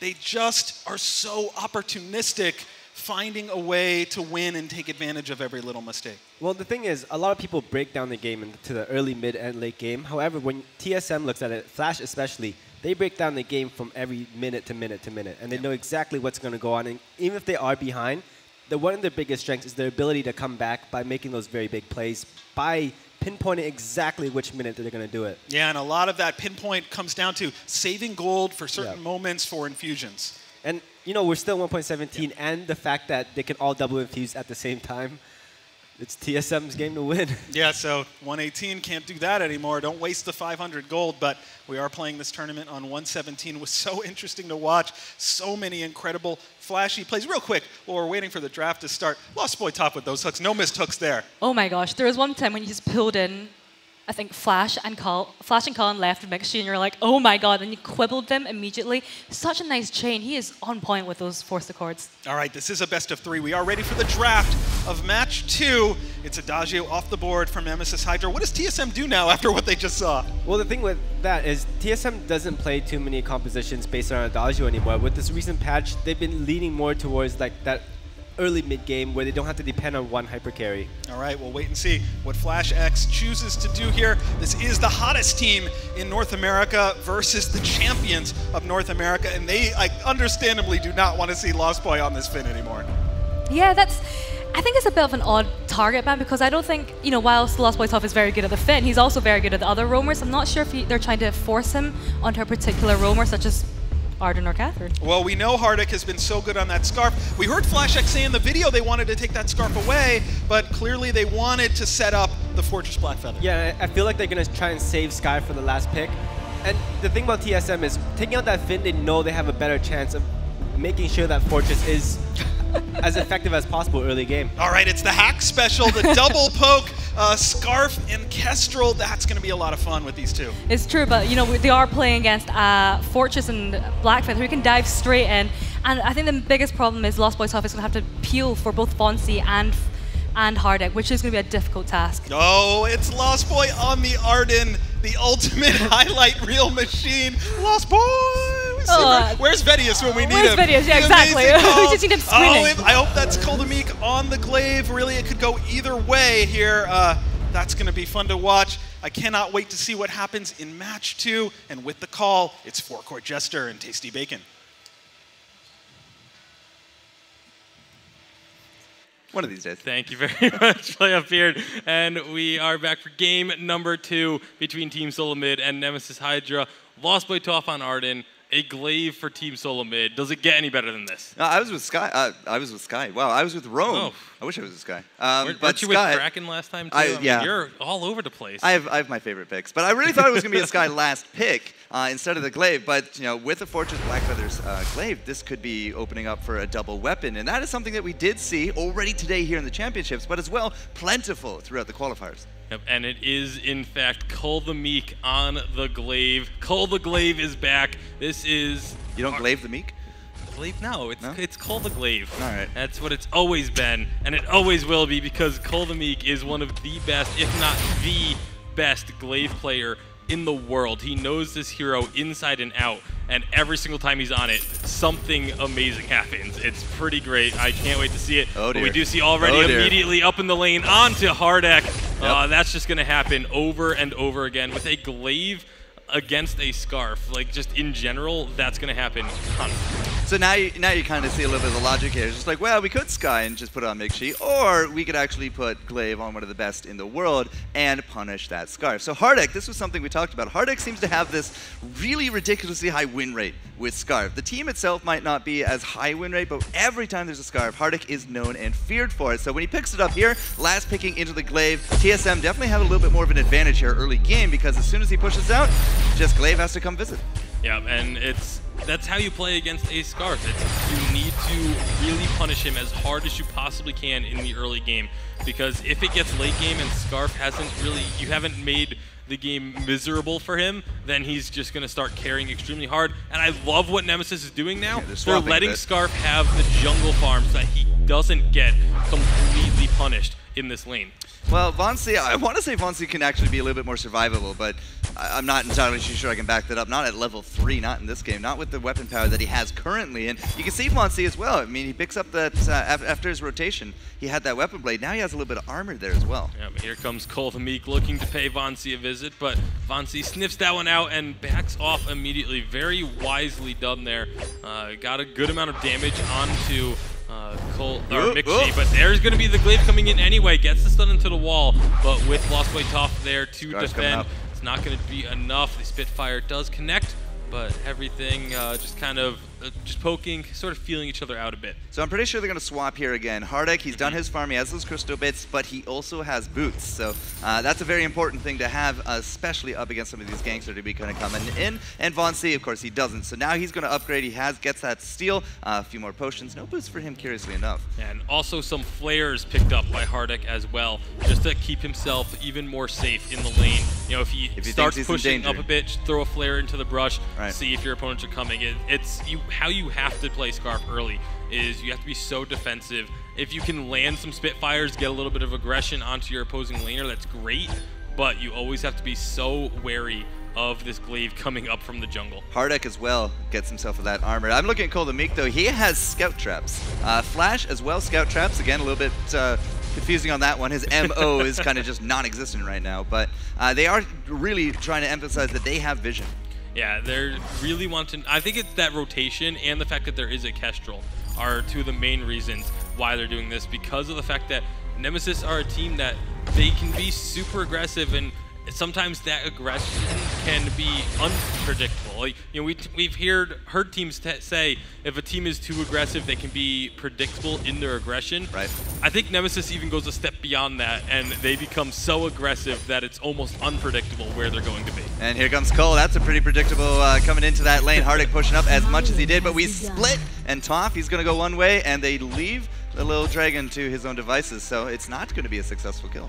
Yep, a great job by Hardek and Lost Boy Toph. Look at those traps, though. Up. Oh, yeah, no, they know exactly where they are. But they find them all with that flare, or at least most of them. There was still one down next to the shop, but Team Solomid, they're going to be stealing away these back camps, doing what they can, and Vonsi is just doing what he can to try and take them back, and maybe even look for a kill. He gets one onto Cole. Flash Axe is now left alone. That's going to be a sad, sad puppy. As Lost Boy Is he giving it to Toph? Is he giving the kill to Toph? They are going to give the kill to Toph. Are they trying to stagger this, or are they just trying to drag it out? All right, well, the turret will put it to Toph. All right. I think it was more that Vonsi was just like, you know what, the kill isn't worth that much gold early on. I want to go get into their jungle, so you finish this one off. Okay. Well, I mean, hey, it worked. Definitely puts 2 points on the board there for Hydra. Vaughn did not get the farm though. He got 0 out of 3, but because of that, he just kind of shifted gears and took down Cole instead. So 2 kills to the farm, the little bit of the stagger. They're not going to get a huge amount out of it other than just the satisfactory kills that they were. But Vonsi, again, like, there's a lot of armor on the team here from Nemesis Hydra, and with that vision game, it looks like Cole's kind of just out of it for now. And Flash, no more scout traps, so I guess they're just going to revert back to regular ways. Yeah, that is going to be the minion mine taken very early on from both teams. Neither side wanting the other to have the advantage in lane harassment damage. Looks like Hardek still just playing rather defensively, doing a pretty good job of it thus far. Oh, that's a bad start. Man, after missing, that's 2 in a row that he's missed now. I think. Whoops. I think maybe there's something affecting him. Here's the trademark Flash thing though. 5 minutes in, has a fountain. Yep. And this is something that they do. They do actually forego a lot of scout traps, which is, again, a little bit more surprising earlier. And he takes that gold and he puts it towards an earlier item. If you don't get it by 8 minutes, you're definitely behind. But he can pick it up before 6, which means that their support could have actually had a little bit of a window there for a fight. But now, of course, you're going to see Toph, he picks up his as well. He hasn't been plentifully mining either. Yeah, both of these rumors putting heavy importance on that Fountain of Renewal, as they should. It's arguably the strongest item in the game, especially for teams that are aggressive and like to fight, like both of these two. Like Von C, so it's really important for both of them to get that Fountain of Renewal early. Looking at Von C, looks like his damage has definitely been a lot slower coming out this game than it was in game number 1. Does finish off that first Sorrow Blade though. Yep, so we'll have 645 to see is if he goes for good. a second one. Or if it just remains the one. Hardek, meanwhile, building towards that Broken Myth. And should actually, he's getting close to having enough gold for it. Not quite there yet, though. Well, it's really going to come down to this next set of fights. We just had a lot of level 6s now accomplished. Hardek has his ready to go. We got the gauntlet there from Lost Boy. That's why we were kind of just waiting. That's still 0%. 3 in a row. 3 in a row. We should probably stop measuring it to make it feel a little bit better. But Flash, he's down low. He's not even level 6 right now, and with that current hit points, he's just not going to be able to fight. But if they stick around, he potions up a little bit, and then at the beginning he throws down the fountain or something. With those level 6, they could still take this. Yeah, absolutely. And Hardek, though, on the backline, just going to be looking to put out some harassment. It does force them to have to stay in the lane and clean up those minions, which allows Nemesis to rotate down and take these forward jungle camps. So denying gold away from Team Solo Mid. That's going to find one of those scout traps. There is still a second one there. And a third. Yep. And I feel like it's almost one of those cases of they buy scout traps so infrequently that you don't even think to go looking for them. It's like, oh, it's TSM. I don't need to go look. That's a great mind game from TSM. They took a whole season to Playing kind a of long implement time. that. But that's going to be a bit of a skirmish here. The afterburn from Cold Meek getting himself out of harm's way. Still much less fighting this time around than we had in game number 1. Another one-shot, one kill. It hit the turret. I didn't see it. It hit the turret, so I guess that counts as a hit. But that's going to be a big fight. There comes the gauntlet. It does split up the team. A huge Dragon's Breath is melting through Team Solo Mid. Von C picking up 2 of those kills. But that was a beautiful fight for Nemesis. MVP Gauntlet. That Gauntlet right in front of Hardek. He winds up the Deep Breath, and he just takes him to town. Yeah, that was a great team fight for Nemesis. Hey, that's where we're at. Beautiful look at the Spring Championship banner. I love the double rainbow. And that is that was a beautiful, beautiful Gauntlet and Dragon's Breath combo. Oh, call. Are they going to get this turret? Cold Meek, the afterburn is used. He's only going to be able to knock Hardek towards his own turret, though, but at least he saved the turret. Make sure she sees it, though. Keeping that 300 gold, and there's another afterburn. Yeah, just going to easily be able to go underneath the turret, but now Von C says, you know what? You kill my laner, I kill yours. That's a kill answered. And now in the side of the Nemesis jungle, Von C, look at the damage he has. He's going to take the minion and should be able to finish off Golden Meek. The scout trap spots him out, and that's another great kill picked up by Von C. I was really expecting Cole to go over the wall because he just didn't have the energy. Yep, There's the turret. One of the signature Golden Meek plays is using that afterburn to go over the wall to safety.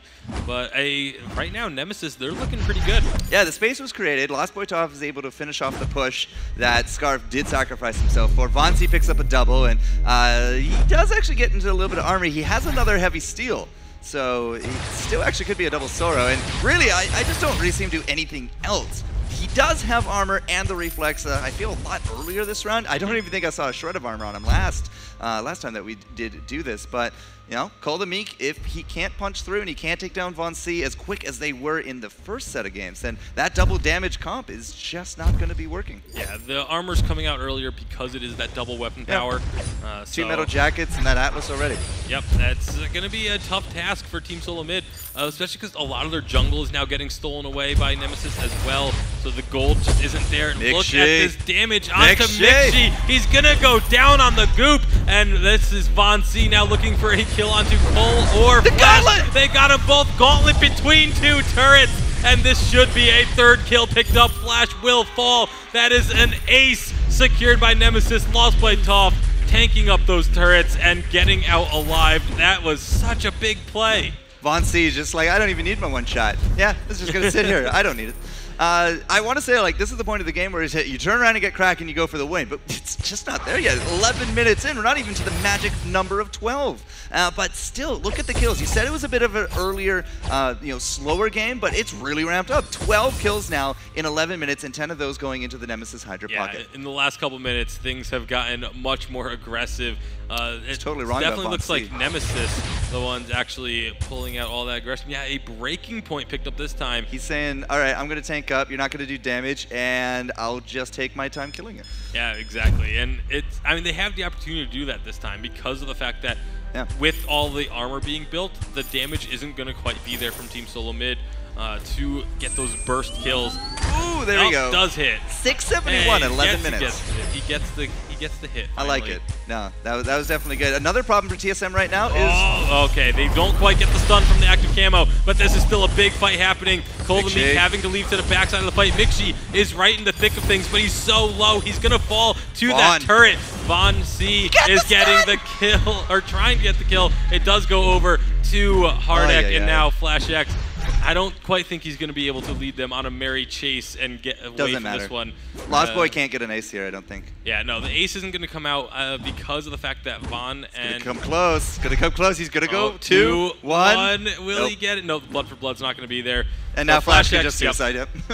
Or no, it was a dumb Flash deal. Saw Arden walk away and was like, "Hey, maybe I can stay alive." But something I gotta say from Von is now that he's surviving a lot longer, like that fight, he was a big focus of Glaive, but at the very beginning of that fight, my sentence was the problem for TSM, and well, as you can see from the team fight, there's no bone saws. They can't puncture this armor, and that is leaving us a hell of a lot more life left in Nemesis Hydra by the end of it. And Von C has been stunning people left, right, and center with active camo repeatedly these 2 games. Yeah, it does look like Mixi is building towards one right now. Kolvamik is just very far behind in terms of items. He's pretty starved. There's no tier 3 items in his inventory right now. Just look at the farm. 47 to 90, 6 kills to 5 deaths. Cole is just not going to be on the same level as Von C right now. Yeah, it's rather disappointing to see because Kolvamik, as I said, he is such a good Clave player.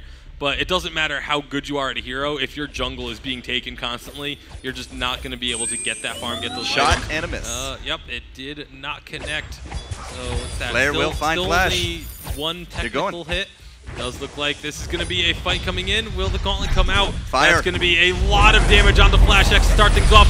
Another gauntlet does land onto multiple targets, but Hardek is the target. He is getting taken down. He's not going to get that ult off, but they get so much damage in the meantime. It's just Mixi left alive. No infinite escape there. That's going to be another kill. That ridiculous, I think, is a great word to sum up what Von C is on this Kestrel. It absolutely is. And Von C, Kestrel, you don't need double sword blade on this one. But again, like, look at Hardek. He was a big focus. He has the Eve. He has that armor. And again, we just now finally have Mixi on that bone saw. Is this too little, too late? 14 minutes in, we've passed the magic number of 12, and so many infusions came out from Nemesis Hydra. I think they had at least 3 for that fight. We only had 1 on Cole, and it was a crystal. And it's just like, usually in the 11 to 12 minute transition, that's where Team Solo Mid looks to bank up, get those doubles, because those will cover all the way to the 15 to 16 minute mark where you will hopefully be able to get yourself a Kraken. They are being denied that opportunity very heavily here. Yeah, and again, it all comes back to this jungle. Both teams put a lot of focus onto controlling the jungle. You know, we heard in their intro videos, Team Solo Mid was acknowledging Von C will fight for every single jungle camp. It's actually pretty true so far this series. It absolutely is. That's how Von C plays. You take my farm, I take your life. Wants to starve you out on your farm, and it's worked wonders in Game 2 here against Team Solo Mid. Now Kraken has joined the fold, and immediately Nemesis go right to work on it. A few more scout traps from Flash X, but I mean, with no vision here, they have no real way to enter. And even if they do, Von C is at that point with the weapon power where he could probably just use the camo, stun up anybody that comes into that bush, and then they just take him down. So it's a free Kraken. Here comes the infusions across the board, a whole lot of them. The cash is finally settled in, but 16 kills to 3. Hardek is even going to try to push this as fast as he can using that Dragon's Breath. Yeah, he uses the Dragon's Breath knowing that the side from Team Solo Mid, they've been trying to focus him, which means he doesn't have an opportunity to use it in the fights, so might as well use it to get the push started. Well, however, there's going to be a gauntlet. Wow. It does Wow. get multiple stuns, and now the fight is on. You can see on the backside, Mixi is just getting burned down so quickly. He's going to fall. Meek just not able to get into this fight until it's much, much too late. Wow. And Nemesis That's it. Hydra That is are it. going to get an ace and are going to push us to our first Game 3 of the Spring Championships. What a turnaround. Game 1, Team Solomid took it almost from the beginning, just simply because it was fight, fight, fight, pressure, pressure, pressure. They were able to capitalize better than Nemesis. But this time, Von C, he picks himself up a 10-0-8 score. He's going to go immortal. And that will actually still not even hit anything as the crystal does go down before it. And it's a massive turnaround. Yeah, massive. you can see just how happy Nemesis looked there on your screen. Is that the face of happy? Up the victory. I think that's the happiest I've ever seen Von C. Yeah, he doesn't. I mean, Hardik too. I mean, Hardik usually when he's on stage doesn't show a whole lot of emotion on his face. But that was definitely, they look very happy now after picking up that win. They know that they can get the win now. And Team Solomid, they're a team that historically has had some issues in blind pick. Yes, blind pick has been a bit of a crutch for Team Solomid because, and we were talking to them, it's just like, well, we don't know what they're going to run, which is obvious. I mean, it's blind pick. But the bigger problem is if you know that they're going to go for a strat, and then you think, okay, I'm going to counter that, but then they think, I think that I'm going to counter it. They think, I think that they think that I'll think, and they just get too far into it. So this will be a very interesting Game 3. I know you were looking forward to the last series 4-3, but again, like, this series, 19-3, 4, and 10-0-8 on Von C. That Shiver Steel at the end of it as well. Like, if you can't kill me, I'm just going to take your life. No fear, no fight. Yeah, Cole the Meek didn't even have a single Tier 3 item in his inventory at the end of the game. He's just too starved, man. There's nothing you can really do when you fall that far behind, unfortunately. They did what they could. Team Solomid is a team that is known for being able to make comebacks and stall out games, but against Nemesis, they're not going to give you the chance to stall a game out because they're always looking for the next fight. So we'll see if the unpredictability will pay off in game number 3 as we're going to head it back to the analysts so to get their take and see what we're going to do in game 3. All right, thank you, Forecourt. Fun to watch that one there. And just so everyone understands, on days 1 and 2, the third decisive match is blind pick. On the final day, it will be draft when we're in the semifinals. So as the casters were talking about, TSM, they have struggled in this blind pick scenario, perhaps overthinking it. Rome, do they just need to pick kind of their best comp where they can feel like they can try to outplay Nemesis Hydra? Yeah, no, just looking at that last game especially, they did know ahead of time that Von C will be most likely playing this Kestrel again. That's why they opted out, grabbed 2 gap closers, but it just didn't work out for them. They were missing that poke that they should have picked up that Sky from. Yeah, break down the difference for me and why this worked out so much better for Hydra. This is due to the fact that they have so much poke value. You have both Scarf and Kestrel on your team that is just landing out skill shots, whereas TSM had to commit all that distance. They had to make sure that they were going really deep, and should any of their skills have been reflex blocked, they were stuck in a very vulnerable position. Yeah, and Von C started out 6-0. He's been on fire on that hero. Yeah, he is terrifying when he's playing Kestrel. And I think so we saw him building the Bone Saw, and then we also saw Scarf building the Broken Myth, and I think that was giving TSM a problem about who to target, because whoever they targeted, the other person would be just building stacks. And also, I think Nemesis Hydra, they prioritized armor super early because they're playing against double weapon, and we didn't see TSM building an early Bone Saw like we've seen other teams do, like Phoenix Rain, and I think that was proving a big issue for them in the early to the late game. Yeah, another big issue. Hardik on that Scarf, we know how good he is. It's basically his #1 lane pick if he can get it and they're not trying some off-meta craziness.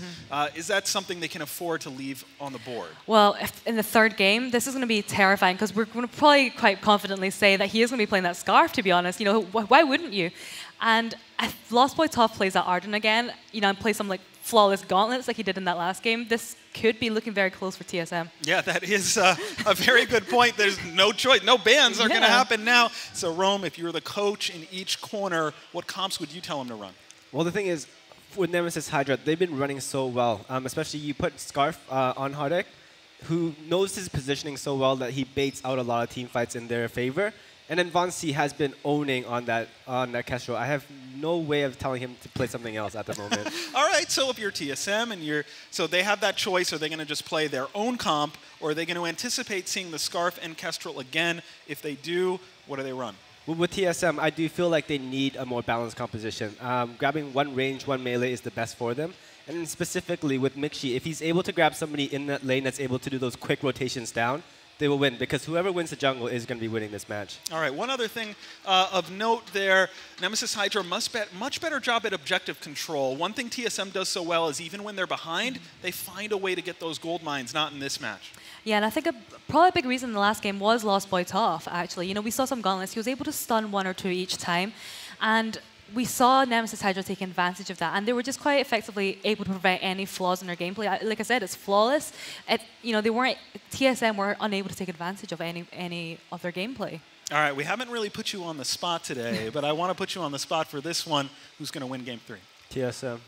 Okay, so get ready with the hashtag Rome is right, hashtag Rome is wrong, but tell me why. I feel like they're going to be able to counter out Von C this one, grabbing somebody very tanky on Flash. He's not going to be able to grab a Fortress anymore. I think he's going to go either Ardent or most likely Finn.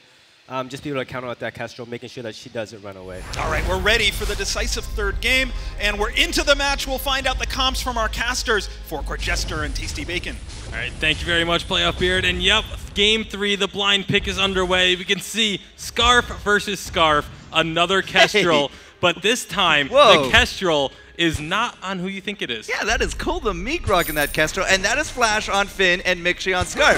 Probably the comp that I would have expected on Nemesis Hydra. Yeah, absolutely. The comp I definitely would have expected from Nemesis Hydra, but instead they put Von C on the Sky. Yeah. Not really a pick that Von C is known for. I mean, he's known for really playing anything, but it's usually, when you think Von C, you think Taka, you think Kestrel, but this is just something completely different. I'm most interested in this lane matchup, Scarf on Scarf.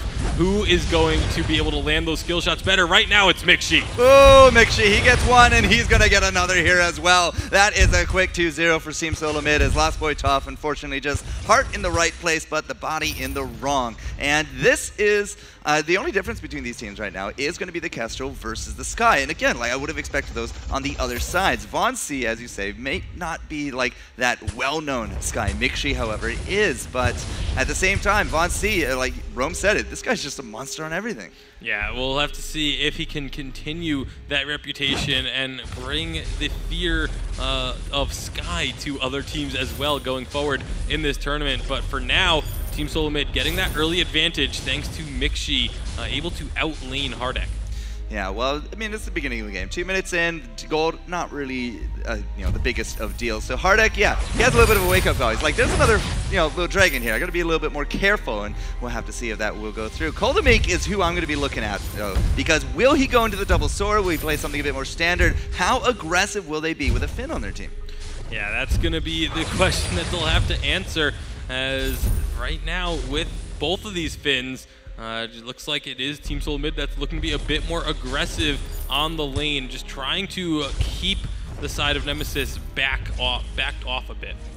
All right, so 2-0, not the end of the world, but Von C, he's going to be, he's going to be looking for that Surrey strike. He gets to the other side, and well, now all of a sudden TSM, they're not looking so strong in this situation. Yeah, Cole the Meek is getting dropped very, very low. Von C's walking around the side of the fight to get a better positioning, using that Surrey strike to take down Flash X, and now it's just Mixi on the Scarf. He's going to use that corner to his advantage to get himself out, and the damage is still coming through from Nemesis. So there you go, 2-2. Just like that, they pay back the kills, they catch that, they catch the invade, and game will just move on. Von C, though, was doing an excellent job of dodging, and if you're about to take a character that has, won a game and lost a game, but clearly he knows it in and out, and you're going to try to put it against Von C, well, he's going to know how to play around that. So I'm going to be looking towards how Cole the Meek can affect these fights when this is a team from Nemesis Hydra that knows exactly what to do with this kind of comp.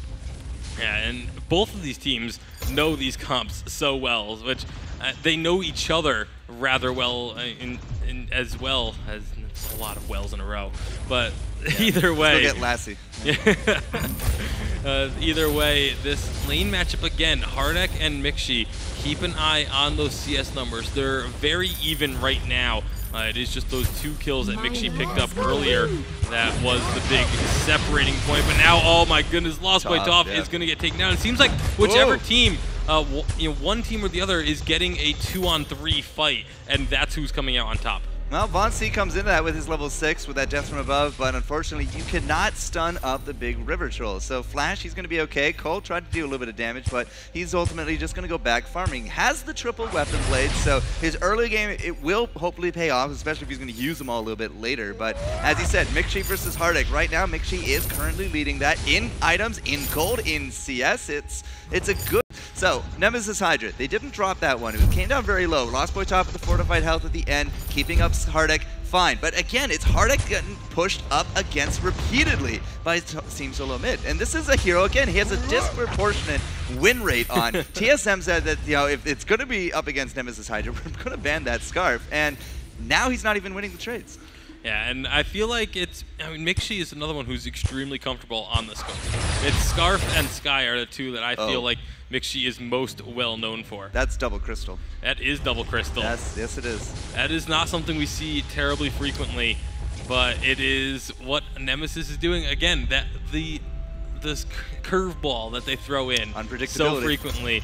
Obviously, Team Solo Mid are going to be able to see that and should know how to build accordingly. That's one of their biggest strengths, is their ability to adapt to certain situations. Look at Cole. And so he sees it. Yep, absolutely. Cole the Meek spots the double crystal and immediately starts buying that shield. The one-shot one kill does come out, and that's going to be Vaughn picking up a kill on a double kill. Both of them actually going over to Hardik, who is so incredibly low. So a 2v3 situation. Cole, he's going to go for it. Did they see him? Yeah, they totally did. But Cole, he gets one. Now he can actually try to go one-on-one with the big guy, and there's just no Von C here. So he's going to be able to chase off top. He's going to save the push. It should be able to just freeze out in lane because here comes the rest of his teammates. So I was going to say, you know, Hardik, skin of his teeth, he lives through it, but Cole is able to punish.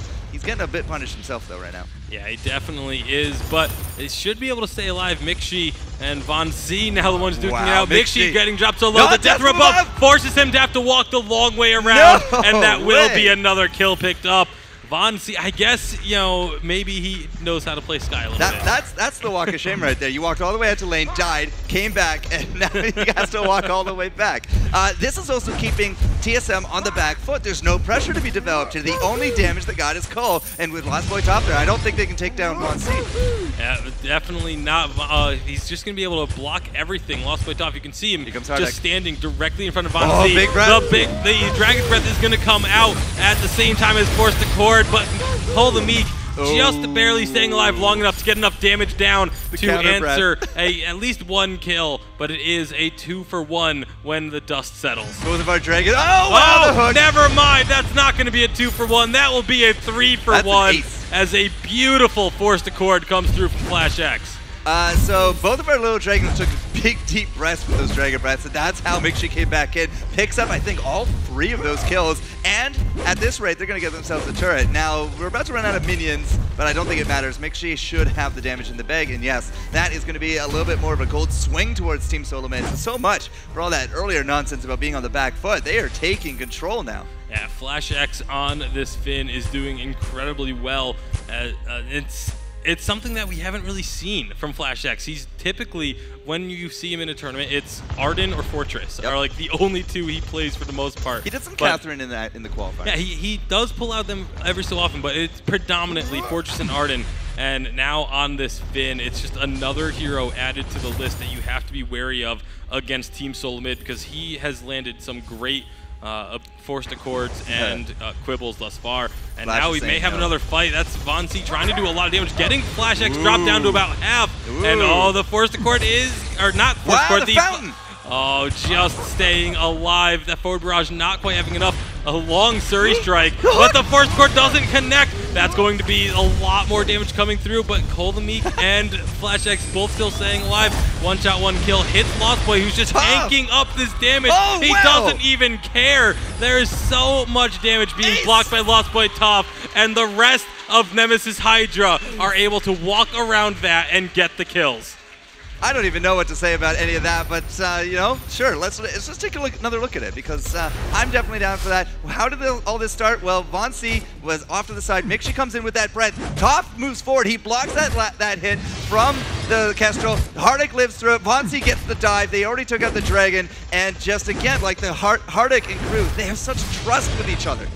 Yeah, and it's Lost Boy Tough having that trust too, to be able to know that he can stand in front of all of that damage. An immense gold payout gets stolen by Mixi, but he is going to pay for it. No, he won't! He gets the kill onto Von C, and now Team Solo Mid, they want more. Lost Boy Tough, he's way too low.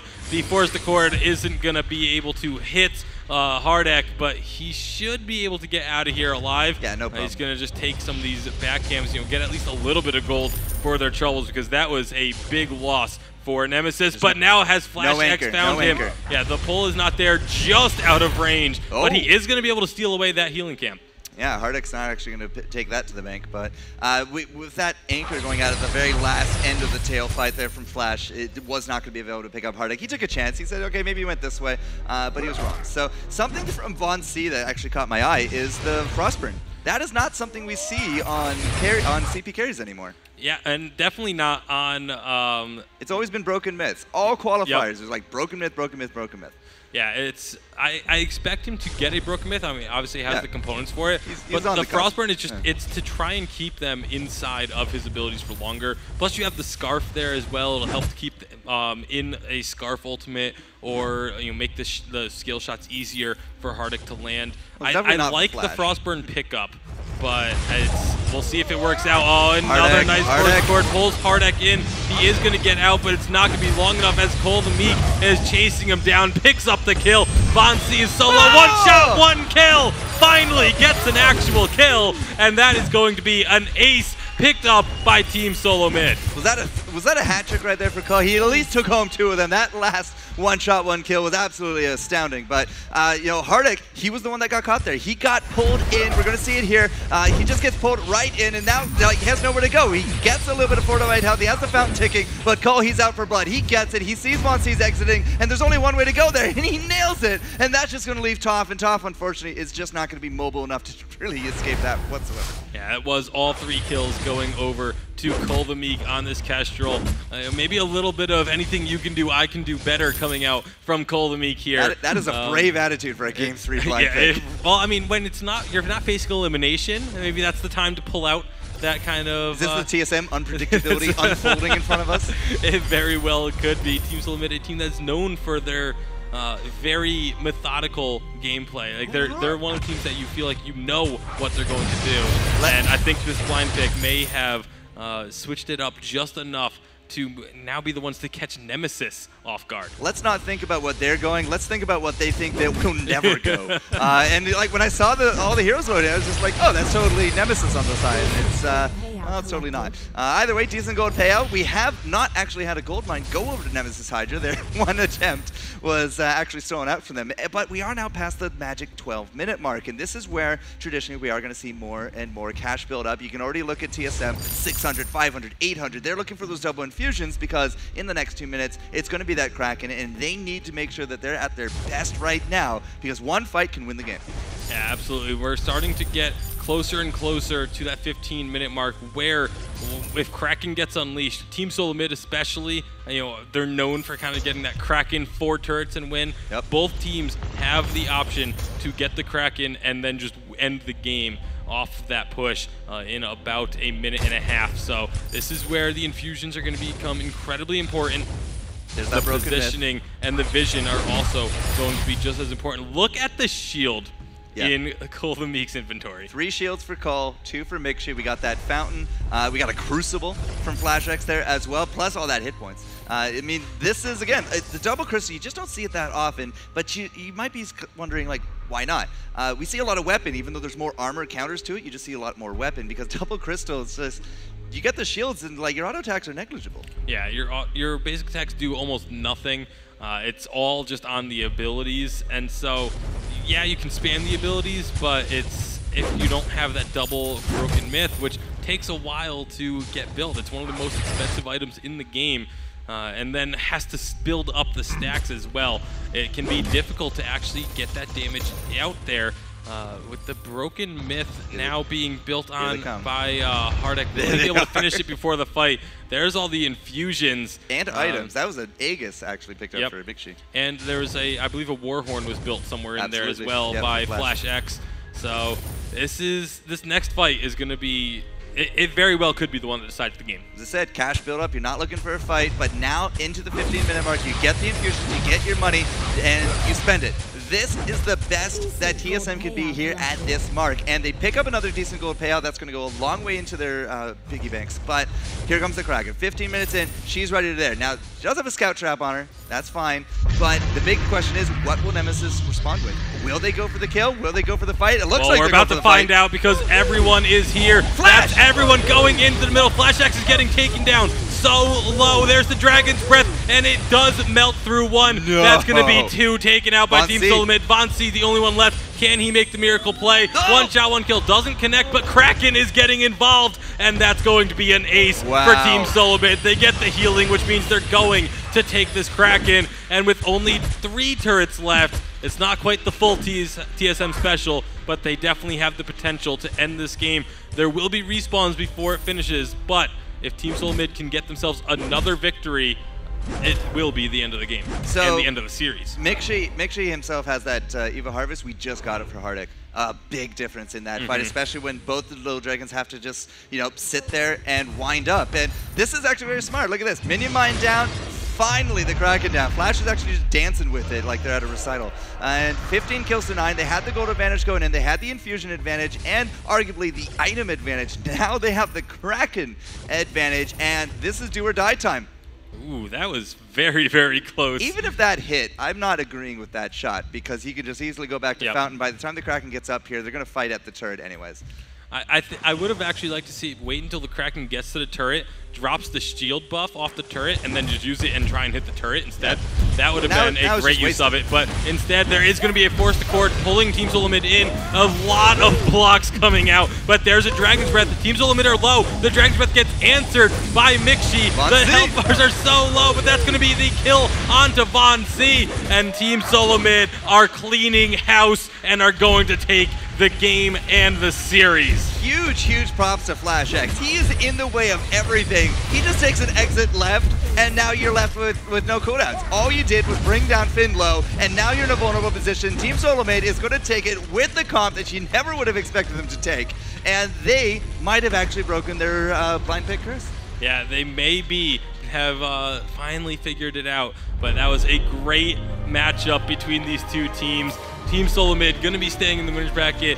Nemesis, you can see they don't look too distraught. They know that they still are alive in the championship. They give them a run for their money. Yeah, that was a very, very strong showing from Nemesis despite the loss. I mean, forcing it to Game 3, the first Game 3 that we've had thus far. And whoever faces them in the elimination matchup tomorrow, I do not envy them. Unpredictability is like the underlined word. If you got to think about Nemesis Hydras, it's like they can really pull out anything at this point. You can't really prepare for that. But, they gave him a good shot. We had our first Game 3, super exciting. Good to see Von C, no fear, only fight kind of mentality. And, his aggression, the double Sora Blades. It wasn't exactly here. In fact, we only had the one there from Cole, but that's because he just went straight into the breaking point, and then just lots and lots of armor, which is why, again, kids, you don't really do double CP that often. Yeah, look at the amount of shield. There's 3 of the light shields picked up by Cole the Meek, an Aegis and a heavy shield for Mixi, and then, of course, like you said, the Fountain and the Crucible being picked up for Flash X. There's just so many defensive items, and all they really needed was those 2 stackable offensive items, and then just one other offensive item for both of those carries. And it was enough to get those kills and get them the victory. I gotta say though, Mixi on that scarf. We talk a lot about Hardik and his scarf, but Mixi made me a believer right there. Not only is he like a world-class Sky, but now he's just taking names here with the scarf as well against one of the top greats about that. Both of those carries for TSM also 8 and 3 for both of them. They both had the 8 kills. And Flash X had the last 2. Oh, okay, yeah, just absolutely phenomenal stuff from TSM. They're going to take a break. We have one more game series to go through, but not before we hit up our analysts once more. So it's going to be Playoff Beard, Rome, and Jinyu. All right, thank you very much. Reigning North America champions, Team Solomid, find a way to pull it through. It was an interesting blind pick. It seemed like TSM was anticipating the same comp out of Nemesis Hydra, decided we'll play a mirror and outplay them. It was similar, but just talk to me about how the comps ultimately worked out and who that favored. Yeah, like initially we did say that TSM does have a little bit of bad luck going to the blind pick games, and they did so again today. However, they just outplayed the side of Nemesis Hydra. We did see them pick up that Finn and that Kestrel just to make sure that they can counter up against Von C playing Kestrel in the first and second game, and to make sure that, you know, he's not able to freely rotate around like he should. So it was the Sky that had the advantage going into a Finn as opposed to a Kestrel into a Finn. Yeah, with Sky, with Nemesis picking up Sky, I did give the, you know, the comp advantage over to their side. However, TSM, they played really well. They knew exactly how to rotate, and Mixi on Scarf just made that big difference. Him going up one-on-one up against Hardek was like the defining factor of that last game. Yeah, talk to me a little bit about that matchup, Scarf versus Scarf, what you saw there that kind of distinguished Mixi. Well, I think he started off I think the problem was that he was just drawing slowly ahead as the game progressed. So he already had an Eve, and we could just see Hardek so just sitting on that energy battery, not being able to do much. And whereas they both had the Broken Myth, in those Dragon's Breaths, Mixi was was sustaining a lot better. Couple things that were really key in this match: body blocks early on, and then gold later on. When you have a near mirror, the gold advantage so huge. Yeah, and then just talking about body blocks for one, if you know people are going to be going back to watch that previous game, and they'll notice Lost Boy Toph did an excellent job of just blocking everything that was coming from Spitfires to like just Kestrel ultimates. Yeah, and on the other side, Flash X with some really clutch fountains. Yeah, and you know that actually won them like one of those major like game-changing fights in that last match, especially. Yeah, it's so interesting how things can turn. You know, at 11 minutes it was identical. It was 9-9 in kills, same gold, and then TSM they find a way. Yeah, well, there were team fights everywhere, and it was just swinging from side to side. But I think what really changed it in the end was that TSM were winning the fights that mattered the most, especially in the late game. They were, like we said, we've said this so many times, they're so much better at the objective control. And Flash X, he is just on top with those strategies, just doing the shot calls. We can see him, we can hear him, just yelling out what to do. And I think that is the control that TSM need. All right, with that in mind, who would you say is your MVP of this series? It's Flash X. Yeah, all right. Just raved about him. Yeah, so we saw that I really liked in the last game, he was playing the Finn. He got the Warhorn first. He was able to pick the fights. And like I said, the clutch fountains were so vital in those team fights for just keeping them alive for the next team fight. All right, so with that, we still have another huge series to go. It's been quite a day so far. I'd love it if we could take a look at kind of where we are at this point, understanding that this is a 3-day tournament. Put the bracket on the screen. Okay, so Hammer's Velocity, they advance.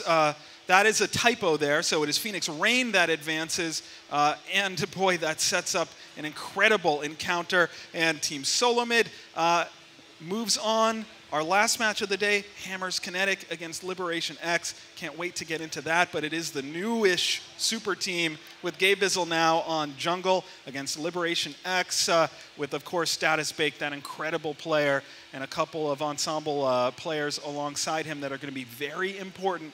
As we talk about that, I do want to remind everyone that you can use hashtag VaingloriaLive on Twitter. Follow along in the conversation with the Vainglory official Twitter account. You might have a chance to win an iPad, so definitely take advantage of that. Against the number 6 seed, the Autumn champions, Liberation X. Can T-Tigers defeat his old team? Will Liberation X kind of, get some revenge there? It's going to be fun to watch. We're going to take a very short break, and when we come back, our last series of the day.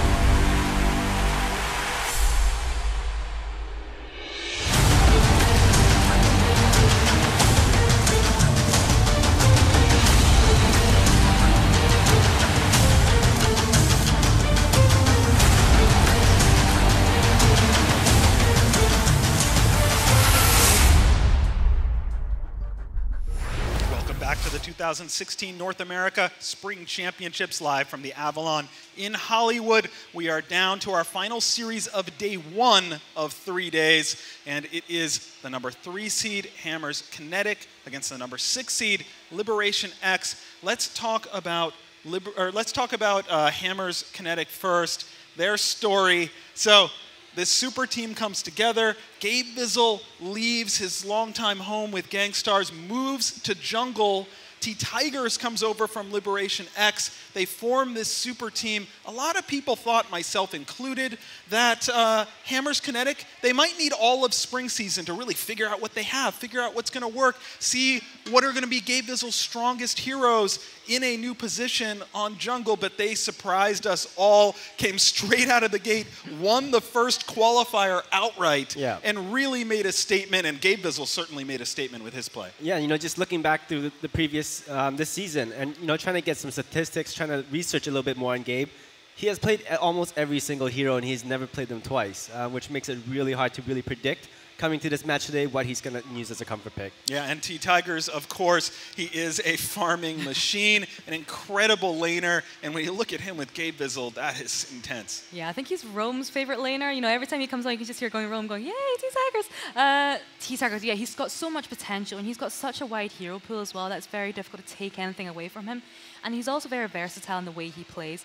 And I think that is probably one of the most important things a really strong player can have. Yeah, rounding out that team, Suijay, really the glue, calling shots, tremendous player in his own right. But I want to talk for a second about the second qualifier. So there, Hammers Kinetic, they did experiment a little bit more, to kind of seeing what heroes might work.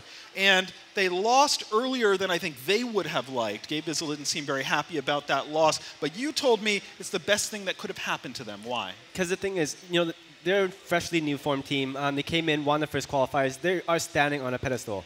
And the fact is, you have to knock them down to be able to make them realize their own faults, make them realize their weaknesses, because everybody has those weaknesses. And for them to, you know, realize what they need to work on, it's way better for them moving forward. Yeah, very, very important. Let's talk about Liberation X now. If you go all the way back to autumn, they were the champions, and they are a team that consistently plays well on the big stage, a little bit under the radar right now. But the big change here upon the original, unable to attend their starting laner. In comes Selena Gomez. The funny Twitter, that is not what we thought Selena Gomez would look like.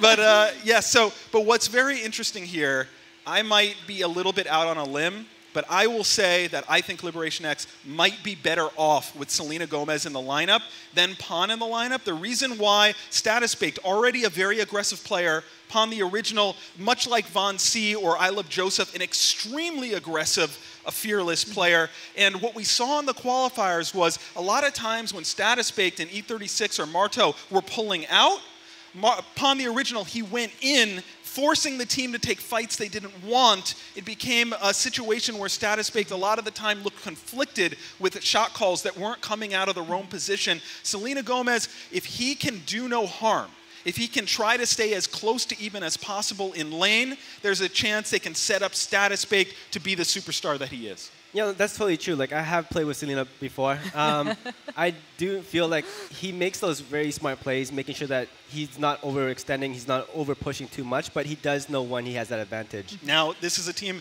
that has a history of making lots of roster swaps in and out of matches, either for comps or for momentum. It looks like they're going E36 instead of Marteau, at least in game 1. E36 has grown so much as a player, really, over these seasons, but what difference does that make? Well, they both cover a bunch of different heroes in that roaming, where I do feel like E36 has been playing a lot more with that Fortress, with that Catherine, and then you give over to Marteau, who actually plays Arden really well.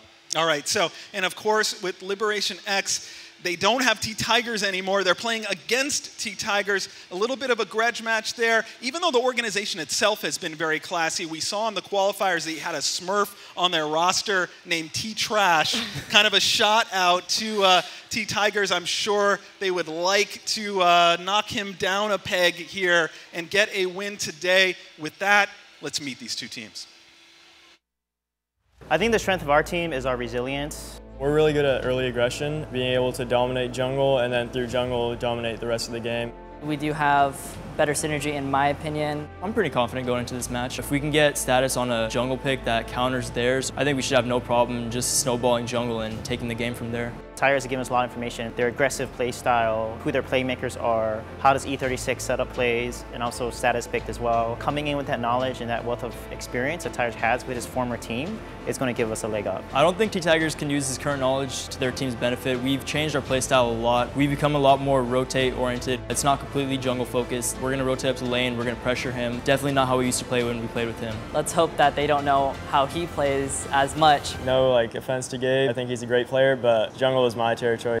The unknown is out there. They're not starting with their starting roster, which we're comfortable and we have draft strategies already for that. They're playing with Selena Gomez. He does have a specific hero pool, so the unknown there, it might throw us off a little bit. Our biggest concern is the fact that we don't have our starting laner. So now that we don't have the Saw pick, we either ban the Saw and waste our ban, or we play against it, and it's going to be a bit tougher. Originally, we did have a draft plan for if Pawn was going to be both of them at the same time, pretty much. And they excelled into the competitive scene, and they're doing very well over in Liberation. One thing that was briefly mentioned in that video, upon the original, someone who can play Saw extremely well kind of creates another wrinkle that people have to worry about. Yeah. That's off the board now. And with that, Rome, who would you say is your Hammers esports player to watch in this pivotal series? I think this game is going to be very dependent on that jungle, and I do have to choose Gabe Vizzle. I feel like he has brought so much to the table in terms of knowing everything within that hero pool, everything he's able to pull off. And having all that experience as a roamer, he plays really smart. Every single move, every single call he makes is really effective. All right, and on the Liberation X side, Xingyi, who's your eye on? It's going to be the opposing jungler, Status Baked.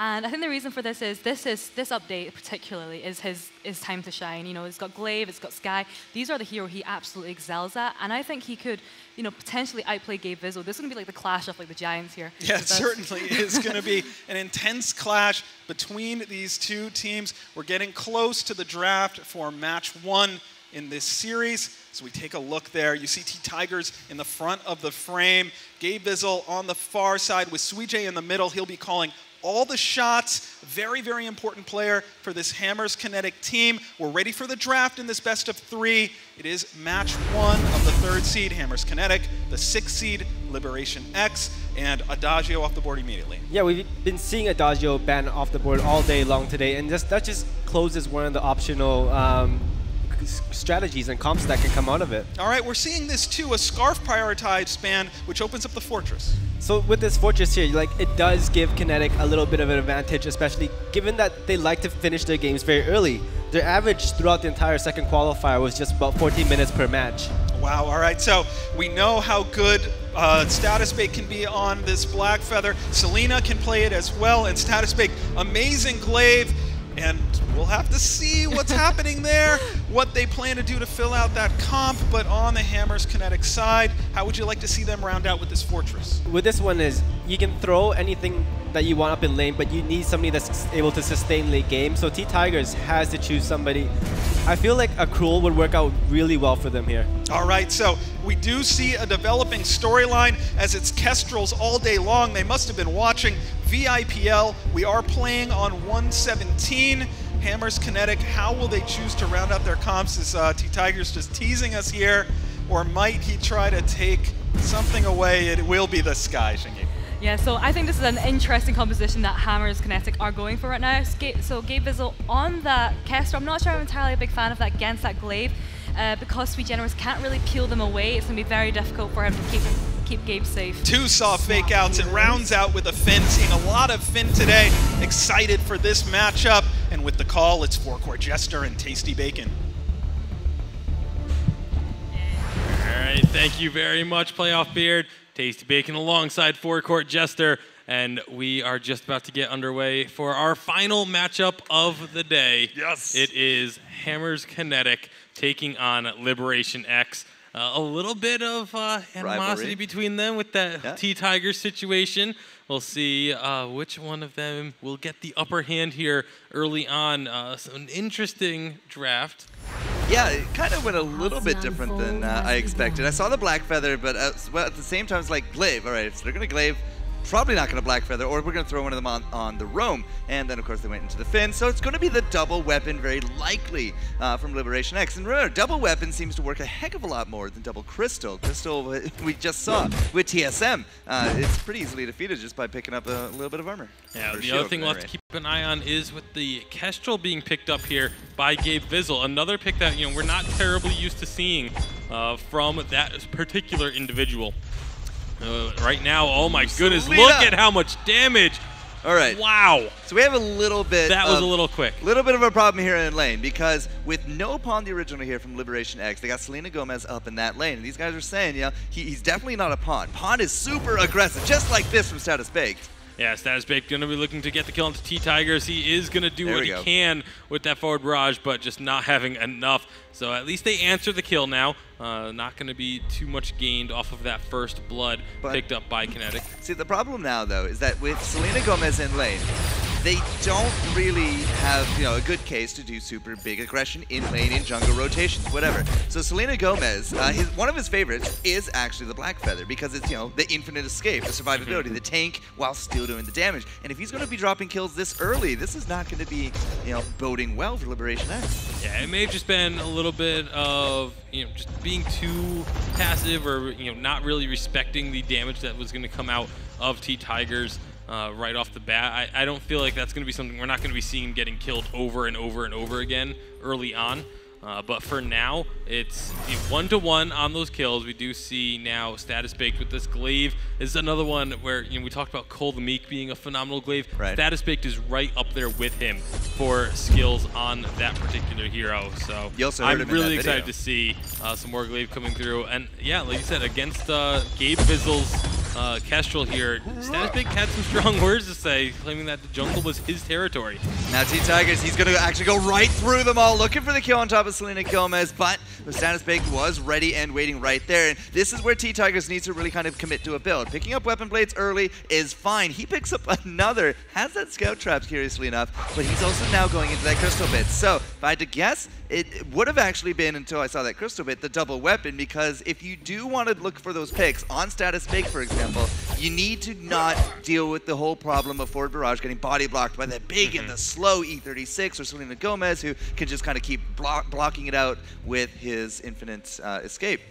But now with that Crystal Bit, I'm a little more curious if T-Tigers will actually go into the Crystal. Yeah, we're definitely going to have to keep our eye on that over the next minute or two. Like when he does go down for another shop visit, that's going to be really telling as for what he wants to build. I'd be incredibly surprised if it ended up being an actual hybrid build.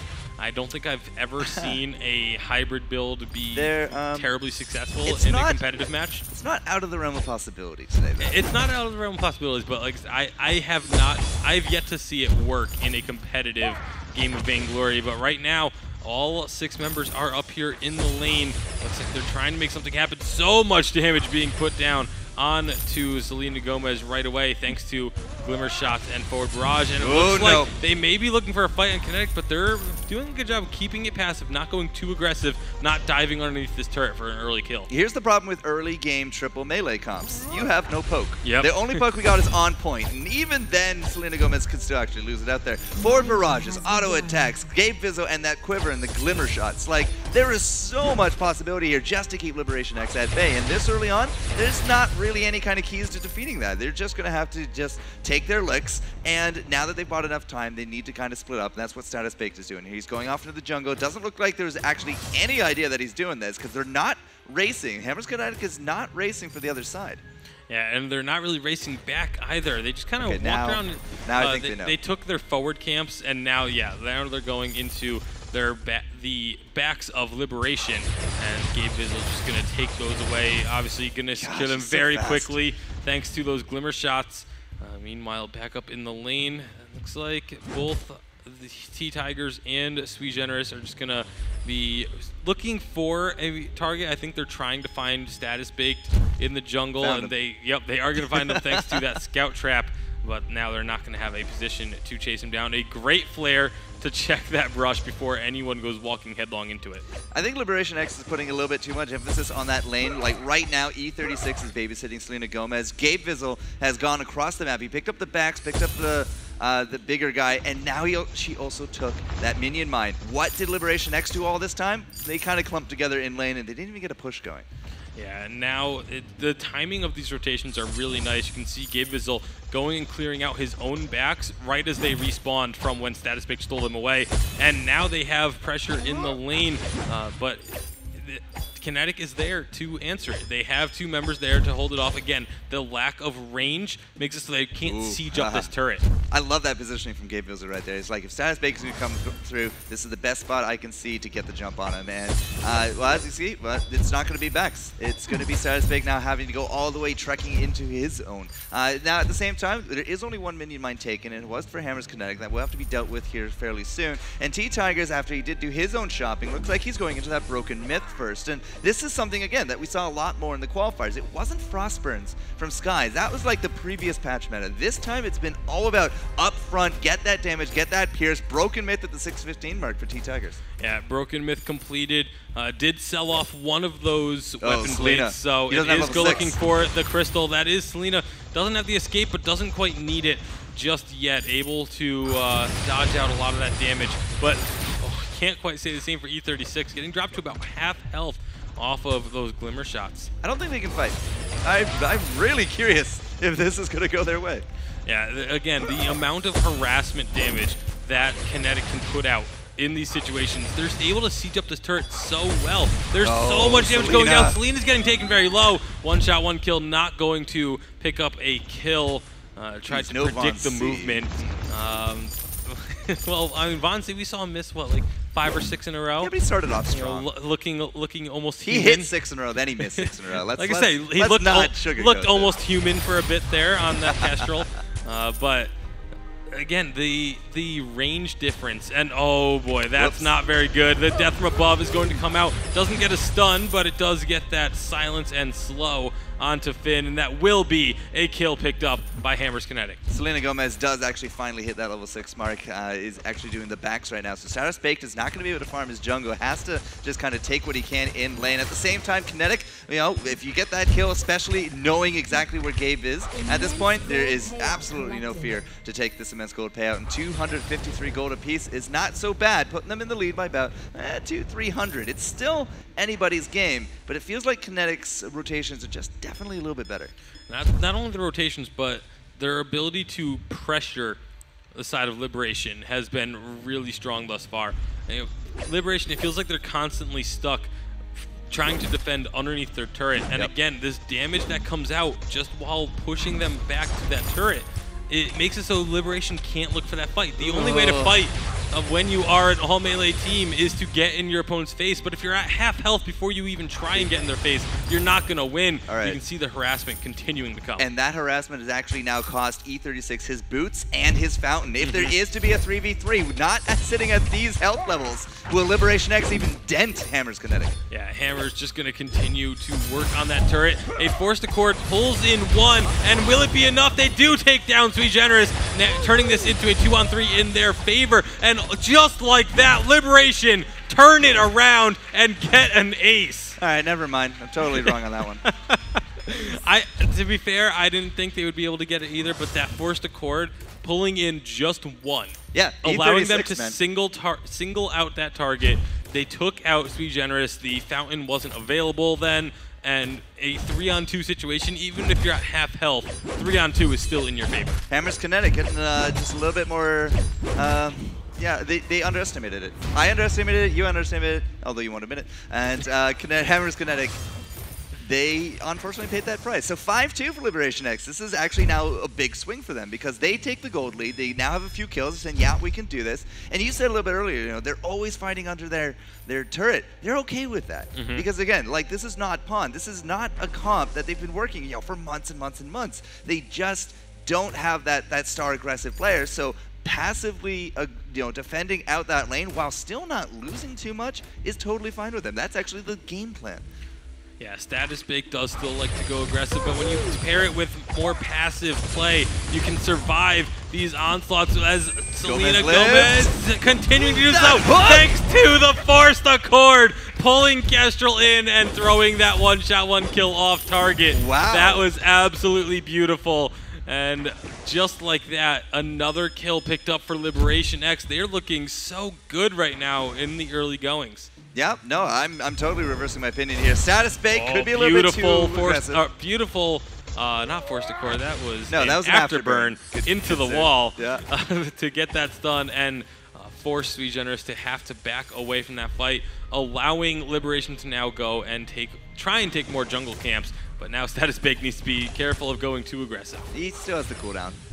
Even if he has to do it over the wall, he's going to be totally fine. He's also, again, scouting. They know exactly where Hammer's kinetic are. There's not going to be any surprises. Liberation X, I cannot imagine they're going to lose out this gold mine. Even if there's a one-shot, you just stand in front of it. You put Finn there. He's just going to tickle his backside in. Yeah, there it is, an immense gold payout. So 1-1 apiece. Liberation X, again, will hold on to their gold lead, but it's a very fragile one at this point. They might have 6 kills, but it's still anybody's game. Yeah, the fact that Liberation's been able to play so defensively has actually really impressed me. A lot of times if you're getting pressured the way that they have been underneath the turret, it's very easy to just crumble and collapse underneath that pressure. But they have been able to stand strong, stay defensive, not give up the kills, and then just at the opportune moments, it's been a couple of forced accords that have really turned these fights around. Some great play from E36 to be able to get this advantage that Liberation has right now. I remember in qualifier number 1, I was with Xinyi as she was joining me on the desk from Europe, and it's just like, you fin to win. Almost at one point in some of our weekends, if you fin, you win. That was it. Like it was pretty much a static just weekend like that. Nice pickup from Status Bake. They were able to actually steal at that farm. So seeing it here again, it just brings back those memories, and E36 is really making it work for his team. Yeah, and one thing I do want to point out, you may be wondering, oh, why didn't they just take that minion mine? They could have gotten it for free. Too much effort. Don't want to. It's not that it's too much effort. It actually is a strategic decision because you want to deny your opponent as much gold as you can. You want to take away camps from their jungle, and if you capture your opponent's minion mine, it now becomes gold that they can pick up when they do, if they do get an opportunity to clear out their own jungle. So that's totally what I meant by too much effort. You actually you let your opponents hold on to their own minion mine until you really want your minions to be pushing into your opponent's base. Otherwise, you're just allowing them to, yeah, you're getting gold off of it, but if you're winning in gold, if you're able to steal away the objectives, and you're just letting your opponent have a way to get some gold back. Well, Hammer's kinetic, I was kind of curious. It was a 12-minute mark. I was looking at their gold. They didn't exactly have, the mass of riches that you might expect at this point because they are getting a little bit starved out here. They have lost out farm. They're losing out in kills. They're definitely losing out in momentum right now. And they're about 2-ish thousand gold, 3-ish thousand gold behind. And I was kind of curious. They're all heading back. Are these going to be the infusions? Are we going to see a big fight? But they only actually just now completed a few of their items. So again, the state of this is now we're actually starting to finally pick up some of those infusions. It's actually, well, only the one for Gabe. He's going to, all right, he's just going to pop it here. This is where I would really expect to see us go for that fight. Sometime in the next 60 seconds, use the gold, go down to the shot, and then get an ambush going. Yeah, it's a possibility that they could still look to do here within the next little bit of time. But yeah, a lot of scout traps being put down 7 scout from traps. Liberation X. They have full vision of the center of the map. So even if Hammers were to try and make a move, Liberation would know exactly where they are the entire time. Yeah, you can't surprise these guys right now. And with 60 seconds coming in, you got to get those infusions now. Got to get those items because this is the time to fight. This is the time to actually assert that dominance. Yeah, Status Bake picking one up. Here comes the attack of the pack. Really great job by Liberation to immediately back away, take care of those wolves, and then you can look for a re-engage if you want to. But Hammers, they recognized what was up as well. They know the strategy, and they immediately back off as soon as those wolves are down. Fusion from Selena. We got one there on Status Baked as well. Now they're ready and amped and ready to go. But 6-2 on each carry from Kinetic as well. But I feel like the window closed. Like they had the item shot positioning. Hammer's Kinetic was coming in and pretty hot at that point. We had enough gold, I think, actually to pick up a few, but they didn't. They had the positioning, but you don't necessarily want to fight with that attack of the pack. Like as soon as it comes out, they would have been fighting with Fortress having that fortified health, the extra bleeding coming out from those wolves. The right decision was made, I think, by Liberation to actually back off. Only if they can get something done here. Well, they can continue to starve out Kinetic. Ooh, so that's not a good start. They don't connect with the Forced Accord. They could still look for a fight, but it'd be very risky to go diving underneath that turret. Instead, they will just back away. I feel like they can stay here and continue to try and starve out the jungle, but you can see Kinetic trying to chase them out, trying to get as much damage as they can, but will Liberation will go for this fight. The Death from Above comes out, and it doesn't really do a whole lot of anything as Liberation just continues to back away. Kraken has spawned and is on the map, but I don't think either team is really in a position to even start that one. We're trying to alleviate, we're trying to leverage the poke that we have here from Hammers Conde. You see how many forward barrages, how many shots from Gabe Vizzle has just been continuously pushing them back. And, you know, they just can't really fight at this point. Now we have more infusions. The 15-minute mark is coming past, and that Kraken is the prize. Next team fight, whoever gets it has a very good shot of actually taking down that Kraken, and that vision has now all but just been, you know, run out. We've popped a lot of those scout traps in the middle. Liberation X no longer looks so, you know, comfy and cozy in that little nest of theirs. Oh, well, maybe that's gonna change that as Gabe Vizzle gets caught out on his own. A great play from Status Baked and Selena to secure that kill. Really? Why? Okay, fine. 2v1. Good job. Yeah, that's a surprisingly aggressive play from a very passive player, but I think it's mostly just to distract them from the fact that this Kraken is being started. It is only E36 working on it, so we'll see if Status Baked he's going to get here. He did use an Afterburn to escape, and yeah, they should actually be able to take this one. I don't think Kinetic really realizes that this is going on right now. They should at this point, but because Selena was up in the lane and they saw Status in their jungle, I think they didn't quite realize that E36 was already working on that objective. So Kraken unleashed here by Liberation, and big infusions coming out. A lot of weapon infusions just picked up. Double infusions for Selena Gomez, and double infusions for... I just completely drew a blank on his name, even though it's right in front of me for T-Tigers. Oh, I feel you, sir. This is... All right, so Kraken's coming down. I was distracted by the Kraken and the infusions. I know, she's so pretty.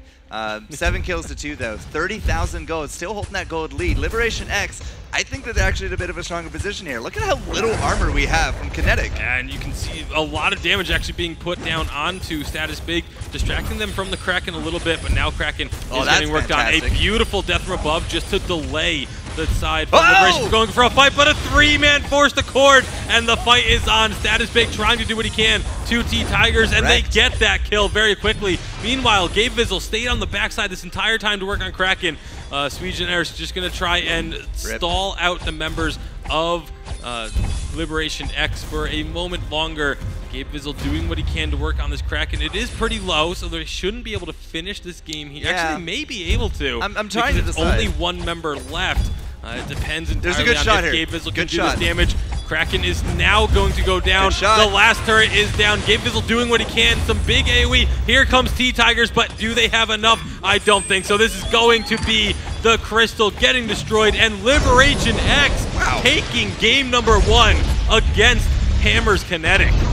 They said it. They said Status Baked. They said, this is my jungle. This is my territory. And they say, you know, T-Tigers, yeah, we know how he works. Perhaps he doesn't know how we do it. You know, we've actually now changed up our fighting style, and that is just not going to be an advantage you can take home. And I got to say, early on, it looked really good for Kinetic, but as soon as it was like almost as soon as we hit level 6, Finn hit a switch, threw out an anchor, and just started winning the game. Yeah, just right then and there. You know, like as you mentioned, how maybe T-Tigers, his information wasn't helpful enough to Kinetic because of the fact that Liberation, they definitely looked like a different team than what we've seen previously. Yeah. You know, they were a team that has been super aggressive.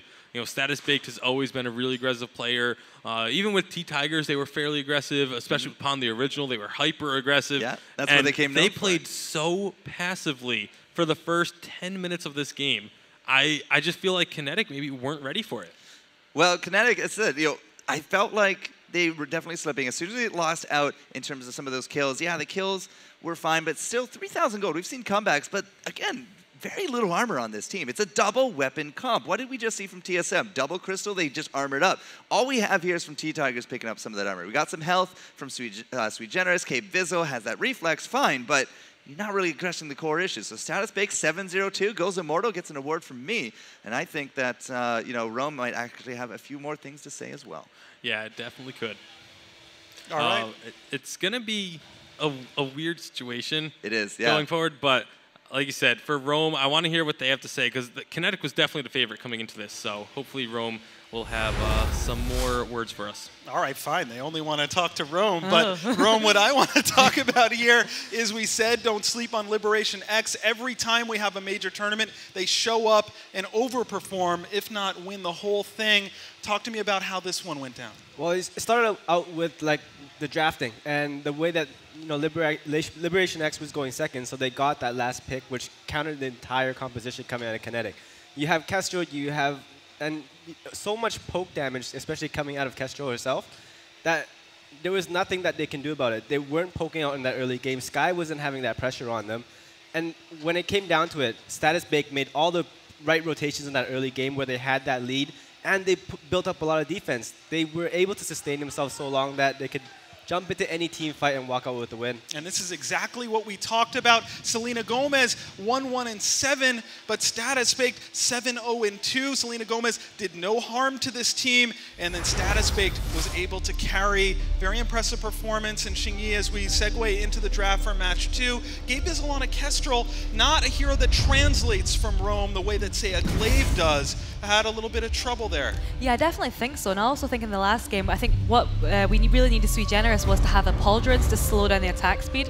And I think the itemization was a little bit wrong that time. So I think he is more comfortable in those heroes that you can play as a support. All right, so Hammers Kinetic, they know what they're in store for now. Liberation X, they take away the scarf. Yeah, and you know, something to look at about Kinetic is that last game, Kinetic was playing a lot like how they did throughout the second qualifier, where they got knocked out fairly early. There wasn't enough coordination within the team. You saw Gabe Bizzle always being in that back end, always playing a little bit safe, whereas Sui and T-Tigers was diving in head on. All right, Fortress comes off the board. Liberation X, they prioritize in Adagio. Yeah, so Adagio's really strong, and the problem with having him as a first pick is that he can be played in any role, and you can't predict how the draft is going to be going, so it's very easy to counter and adjust your draft. And for anyone who might be joining us midway through, this is on update 117, so keep that in mind, and it's a Finn. Well, with this Finn pick coming out, I do hope that Kinetic is able to find a more balanced composition, where if they put T-Tigers on a hyper carry and Gabe Bizzle on like a melee bruiser, it would work out for them so much better. All right, Black Feather on Gabe Bizzle, that's going to work. Well, this Black Feather, it might go up into that lane, just due to the fact that they will sync up with the Finn later on, but with that early game, T-Tigers is one of those performers that does exceptionally well when he does get that farm. All right, we'll have to see who Gabe Bizzle ultimately ends up on. Liberation X, they are very happy to get this buff comp. You go back to when they won the championship in autumn, it was all Adagios and Glaives together. That's Status Bake's favorite.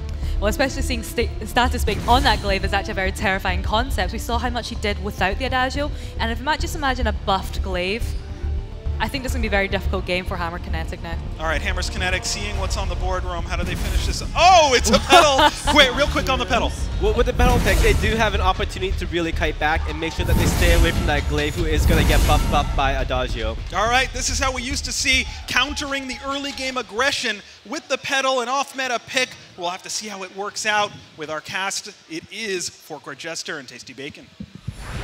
Thank you very much, Playoff Beard. A pedal pick for Gabe Bizzle. I am so excited to see this one. It's something that they said they may be pulling out for us, and we've seen it have success in the VIPL. You may be able to hear the crowd. They love the pedal pick just as much as I do. I am so happy for this one. And let's see, hopefully for Hammers Kinetic, it will be able to pull them out of victory. So it's not just going to be a pedal in VIPL this week. It is totally going to be a pedal here for Hammers Kinetic. So Gabe Bizzle, what you're going to be looking for here for pedal is, what he told us is it's going to be an alternating current into even like a Shiver Steel a little bit later on. A Broken Myth and then a Shiver Steel. Yeah, and it's really, really powerful. I'm a big fan of playing pedal in when I'm playing the game myself.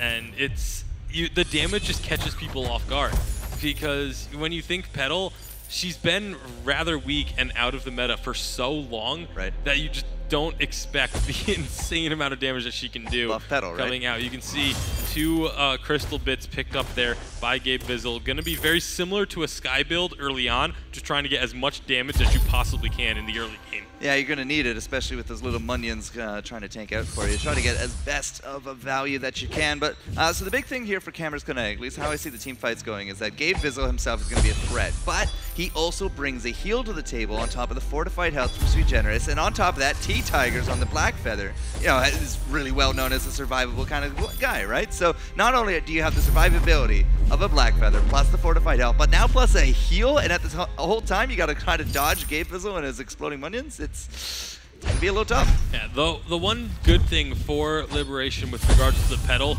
is that Adagio, though. Adagio is very strong against Petal. A single Verse of Judgment will kill all of her minions in one go. The Gift of Fire can affect the minions as well. Right, burn them so down. Adagio does do rather well against the Petal, but and Glaive, you know, a little bit as well with those, and the AoE cleaves come out with those crits. But we've seen Gabe Vizzle play heroes where he just kind of has to play safe and just stay on the back lines before, and he does rather well with them. But that's a lot of damage going down now. Oh my goodness, what a big Gwibble. And this is going to be the first kill getting picked up. It does go over to Sweet Generous on that Finn. But that was a very emphatic start. So the first thing I'm questioning is Liberation X has actually been the aggressor. Selena Gomez comes down, they rotate, they're like, all right, he's big and slow, we can get him. And then they'll just funnel into it, and it's right back on top of them. Suijay just doing fantastic, able to pick up that first blood there for, well, himself actually. It didn't go over to Gabe as it might have. But you also saw the kind of the damage situation right there. We have so much control and health and survivability, I think, from Cameras Kinetic that you can't do that again, Liberation X. Yeah, you can't. You have to be really careful about going into choke points against a Finn.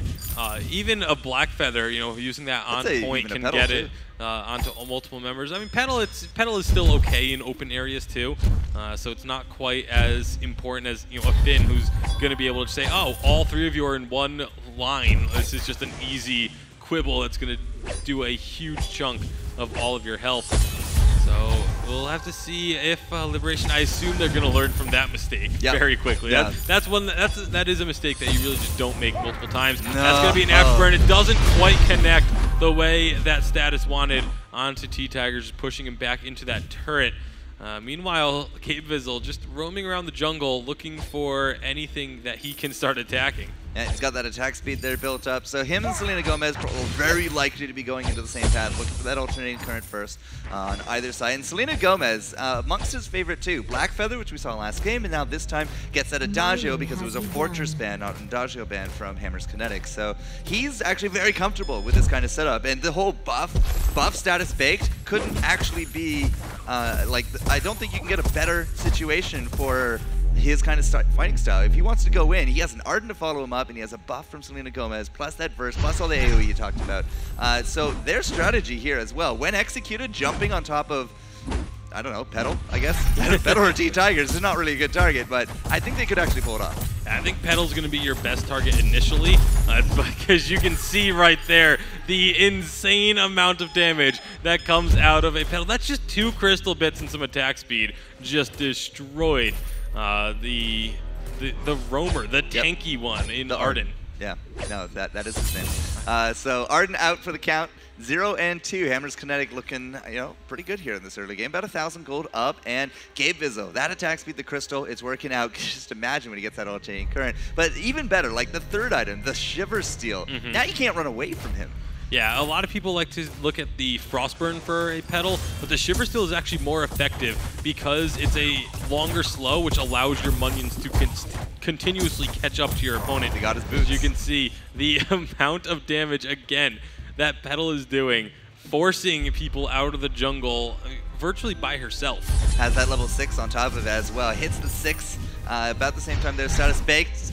They're just not going to get T-Tigers, not this round. So, you know, 0-2, as I said, you know, as we keep going back and forth, the big eyes are going to be on this Petal because all of a sudden, 118, this is 117, guys, don't try this at home. 118 is a very different beast. Yeah, Gabe Bizzle going to be getting himself out alive using that trampoline, but now here comes Sweet Generous pulling everyone back in. Status Baked is the target. Those Munions just doing work, and it will be actually the kill being picked up by Black Feather instead.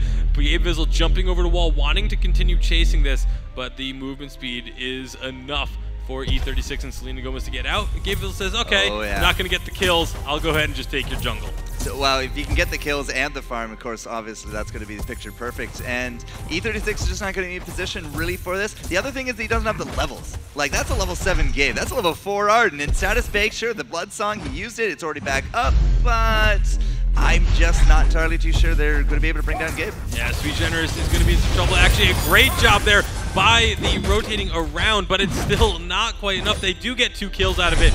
Maybe they can get the ace, as that is going to be T-Tigers trying to get out of harm's way with that Rose offensive.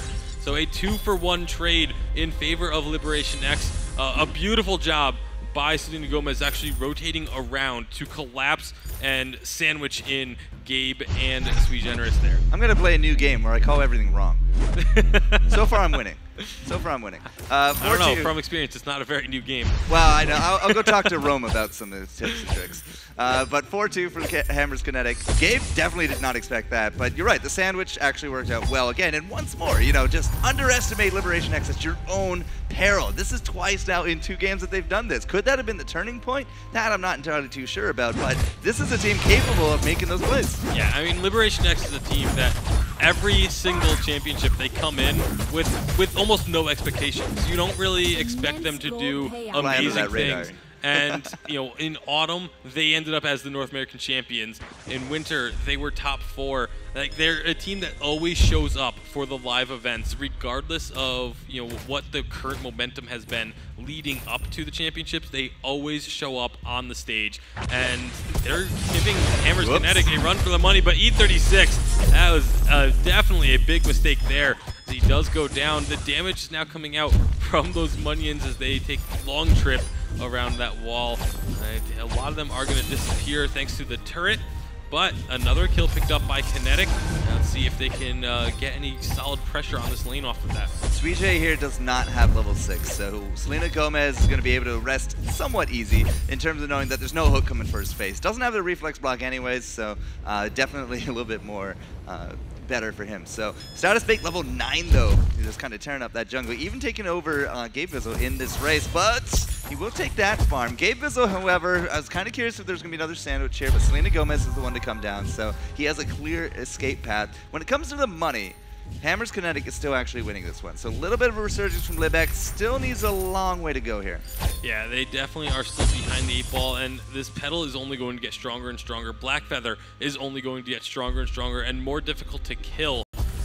With that Fountain of Renewal and the Spontaneous Combustion, there is so much damage you have to do to this Kinetic side to secure yourself a kill. A beautiful forced accord pulls in just the one, the Selena Gomez getting caught on that. And now Status Baked looking to go aggressive through the gauntlet, but not going to be anywhere near enough. Another kill picked up, this one going over to Gabe on that pedal, and this turret is going to fall. Status still has that afterburn, but he's not going to be able to save turret, or will he? Gets one. He's now going for Gabe. Somebody's taking this out. Afterburn will kick him away, but do we have the range? Do we have the range? They hit the slow! Oh, the slow from the Quibble is enough to prevent the kill onto Gabe Bizzle, but it will end up taking down Sweet Generous, and you are getting really good at this game of yours.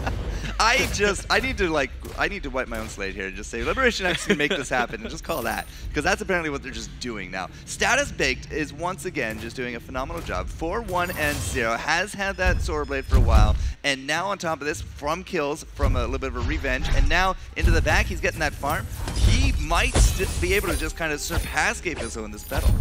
Yeah, and I mean, that's exactly what he said he was going to do before the event even started. This is, you know, Status Baked was saying, this is his jungle. The jungle is where it's his territory. He challenges really anyone to compete against him. And right now, he is just showing up so incredibly well. A lot of vision once again in the middle of the map.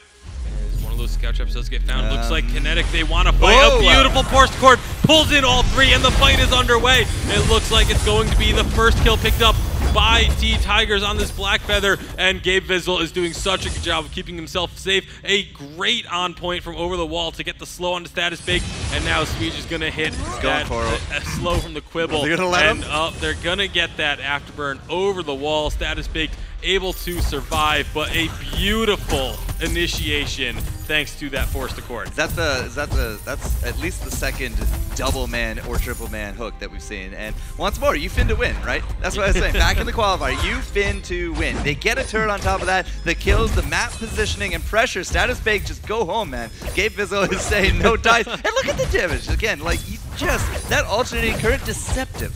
Yeah, very deceptive. Along with those Munions, they do collect the immense gold payout in favor of Kinetic. And, you know, Finn to win, you know, everyone is banning Fortress. There's so much focus on Fortress and Adagio. I feel like Finn may have to start being considered by these teams because Finn has just been so dominant in every game that he's been in. Well, again, like, beginning of the qualifiers, that's kind of what happened, and then Fortress took over. Remember, Fortress was the ban here. We had a Finn ban in our last set of games of 3, but this round, you know, Hammers Connect saying no Fortress. Okay, so fine, we just take the Finn, or well, you should have, but the Adagio was just too juicy to give up, right? So the Adagio, not very effective when he gets hooked into the line. He does have that reflex, uses it there. Yeah, that is going to be a stun on the E36. Not quite enough damage. Status Bake, though, is in the middle of the team. He's looking for Gabe, but Gabe is going to just get out of that gauntlet. And now he's on the back lines doing so much to Selena Gomez. Selena Gomez is going to go down. Gabe Vizzle gets one. He's looking for the second one. Status Bake is going to fall, and Gabe Vizzle is still alive. That will be the third kill picked up by Hammers Kinetic. The ace buff getting that regeneration to make sure those minions don't get the kill. And just like that, Hammers Kinetic are in control. Liberation X split so hard right there. You saw how focused we were with Status Bake as he just kept going on and on up against you know, that Black Feather. But still, I mean, right here, look at him. Status Bake, Gabe Vizzle. Gabe Vizzle gets away, that's fine. But now we're going to try to peel. And Status Baked and E36, they're on one side. Gabe Vizzle's on the other. Selena Gomez is just stuck in the middle, doesn't know where to go, gets hit by all sides. And Status Baked, with that last Rose offensive, is denied the kill on T-Tigers. And that leaves E36 in the middle, who again, they were just not focused. If all three of them are hitting the same target, might have been a different story. But living on the curtails of your health bar, Hammers Kinetic gets a 3-0. Yeah, and another thing that was very difficult to see in that fight, Gabe Vizzle actually reflex blocked the Afterburn and then jumped with that trampoline. Oh, so it wasn't even I feel like that may have actually been the difference for Status Baked, thinking that the Afterburn had connected. Yeah. And that's why he ignored the pedal, because he figured it was going to be the stun with the gauntlet wall there too. But Gabe Vizzle was just able to avoid it thanks to that reflex block. And I feel like that was actually a very key turning point in that fight. Well, T-Tigers lived through it. Gabe Vizzle definitely living through it there as well. Now, a little bit of a vision game here. We are past the magic 12-minute mark, and 14 in means that we're within seconds now of that Kraken. And what kind of gold situation do we have? Okay, we're going to take the gold mine, but I mean, we might see Gabe Vizzle and T-Tigers looking for some of our infusions at the same time. Yeah. Status Bake can definitely do it. He already has one in on him, and he has about 1,000 gold on top of that. Selena Gomez, though, with that alternating current in 0-4, okay, yeah, he's just going to pick that up. He also now has that broken mid. But despite like looking so immense on this Adagio, he's 0-4 and just does not seem to be hitting the mark in these team fights. Yeah, and a lot of that is the fact that there's so much dive potential from the side of Hammers Kinetic. You know, Black Feather can get onto the Adagio in the back. We just saw in that last fight, once Gabe Vizzle got out of the initial like skirmish, he was able to just come in and just melted Selena Gomez. So infusions are up. Kraken is about to spawn. This is the important part of the game. This is where we get to that point where, you know, one fight could potentially give us a winner. I like the weapon infusion on Gib. I mean, alternating current, most of his damage is coming from those auto attacks. He does have a crystal infusion in the you're right, inventory, but I just like the fact that he has a weapon on top of it. Well, I mean, double infusion. Yep. It's very powerful. And, you know, Pedal does do a lot of again deceptive basic attack damage. 90%. Yeah. Absolutely. So. This is they're looking. That's going to be very aggressive coming out of T-Tigers, going on to Selena Gomez. A lot of damage. The Burst of Judgment comes out. It doesn't do enough at all, though, as it gets blocked. The Gauntlet should be able to keep at least one member alive. Status Bake will knock Gabe Vizzle back with that Afterburn. The force support is down, but that is a very quick kill picked up by Hammer's Kinetic. Really aggressive play from T-Tigers that we weren't really expecting. And now with this turret going down, there's going to be Gavizzle jumping forward, just getting one attack, though. It looks like the call is to back off. Status Bake needs to be careful here. Wait up, guys. He is lumbering after them, and that's going to be immediately Hammers turning around onto Status Bake. Definitely a bit questionable. This was the no glaive club, and they had to enforce the ruling there. So 14 kills in 4. Really no words for that one. But 20 seconds down, Status Bake. There goes all the jungle. There goes the minion mine on top of it. Kraken is sitting there all pretty and waiting for someone to tango with. And I'm pretty sure Hammer's Kinetic can just take it at this point. Yeah, absolutely. Without glaive being there, they definitely have the option. Adagio and Arden, they can steal it, but Adagio's not really the best at it and can just be easily turned on. If they go for that steal and aren't successful, it's game over, hands down. So they are just going to back off.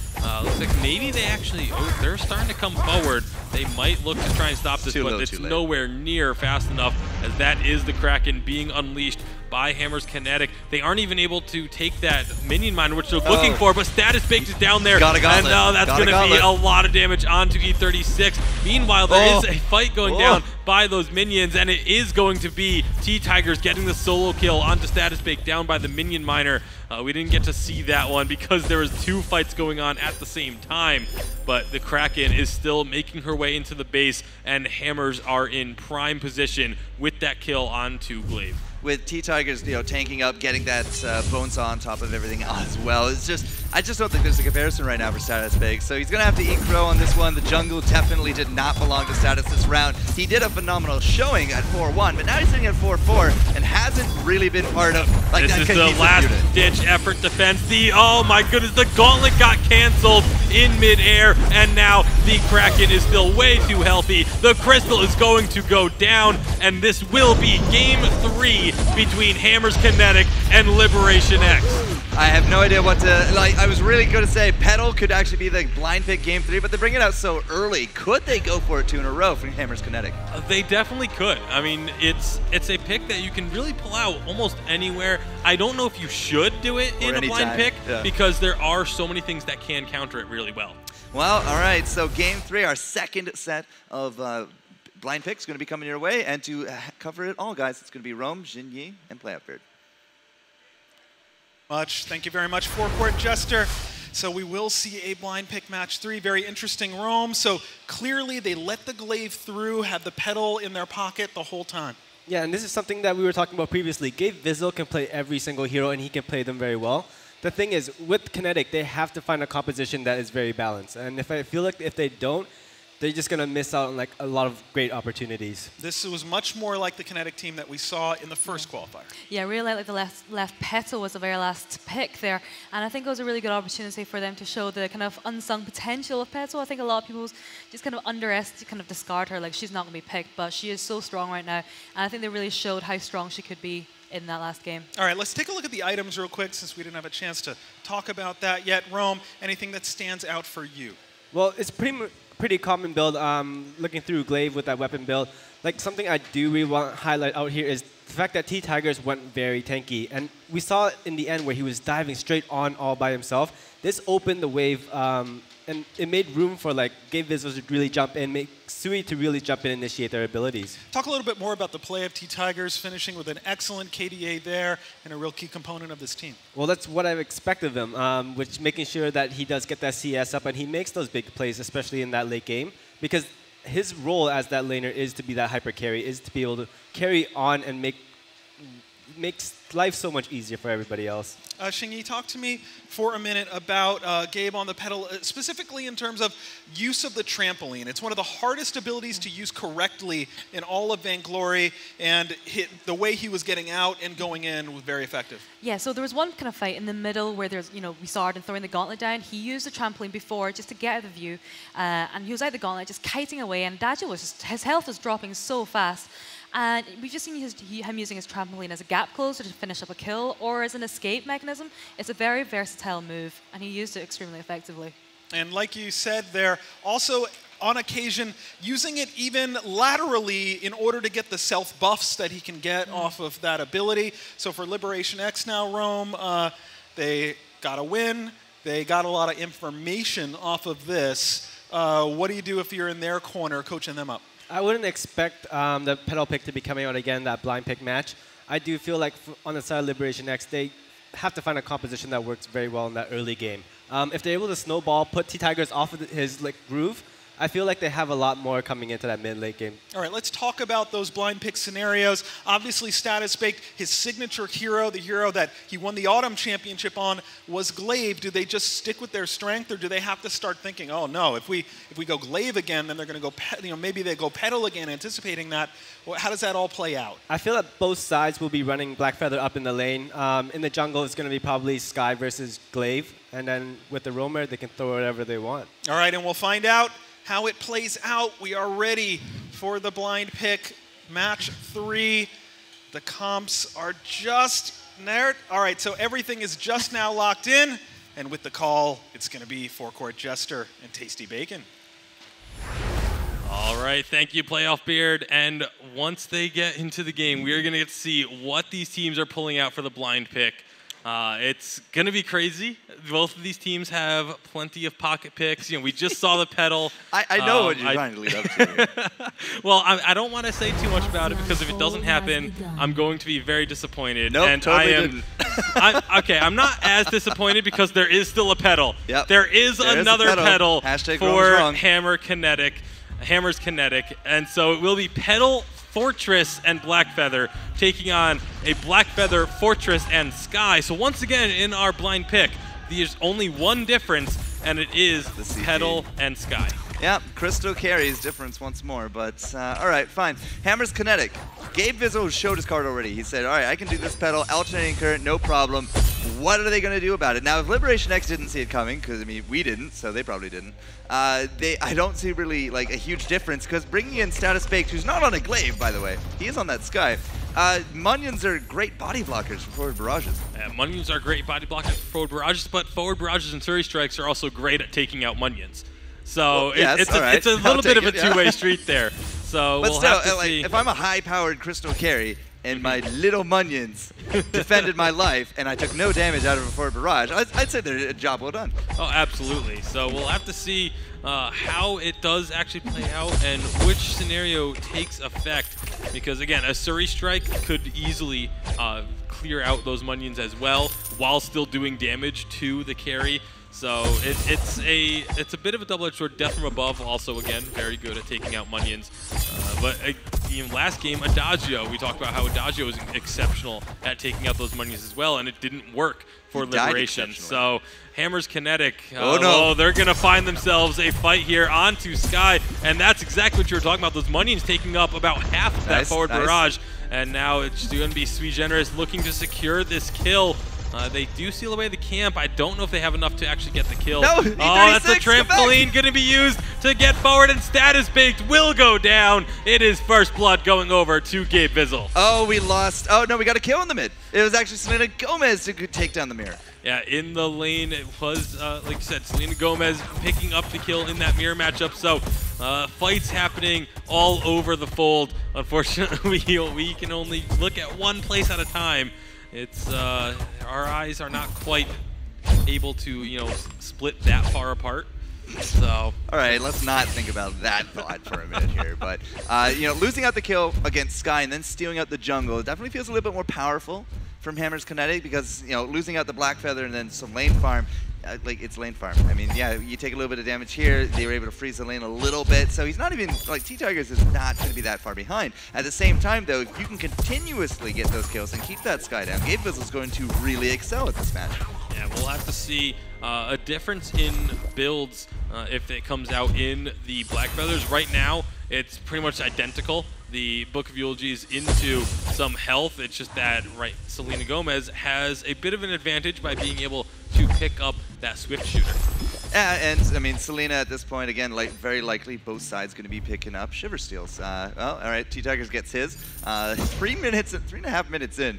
It's a pretty impressive mark. Now, Status Baked, he's playing a little scared, as he should be. He does not know where the opponents are. He does actually get his own farm, and he's not going to pick up that. But at the same time, again, Hammer's Kinetic and their invades and their timings just seem a little bit more impactful here early on.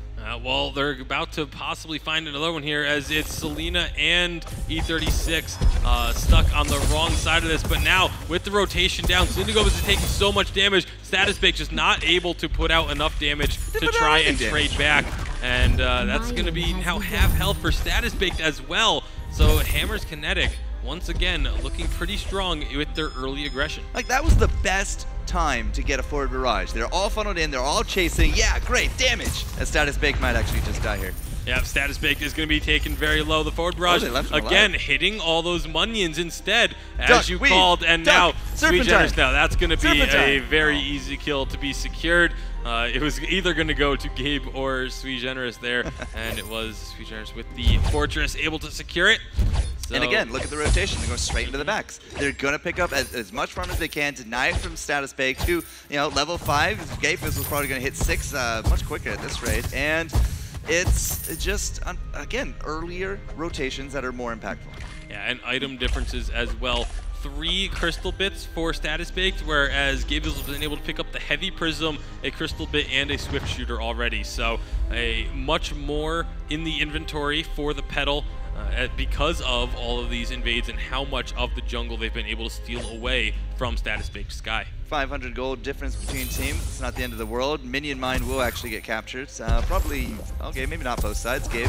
Let's just keep on that pain train of wrong, Jester. Sure. So 3-1. Well, he's going for it now. So yeah, but he wanted the healing first, so that the Minion Miner wouldn't do too much damage to him. Yeah, just not quite there yet. We do got level 6 on both sides. Selena Gomez does not have that infinite escape. E36 with the body block. Yeah, going to be body blocking quite a bit, as he is going to be falling there. Another kill for Gabe Vizzle on this pedal. He is starting to get really far ahead. And look at that. Yep, immediately into the backs and taking these out. They have this scout trap here, so they actually know exactly when those backs respawn every single time, and that's part of why their timing is so impeccable on going in for these invasions. Those clever heroes. So clever. So 4-1 for the kills, and again, like going back and forth, it's actually doing very well here for this blind pick for Hammer's Connect. Their early game's doing well. Status Baked finally going to get a little bit of farm into his pocket, but 6 minutes in, alternating currents ready to go, and Gabe Vizzle is about to run into Sky.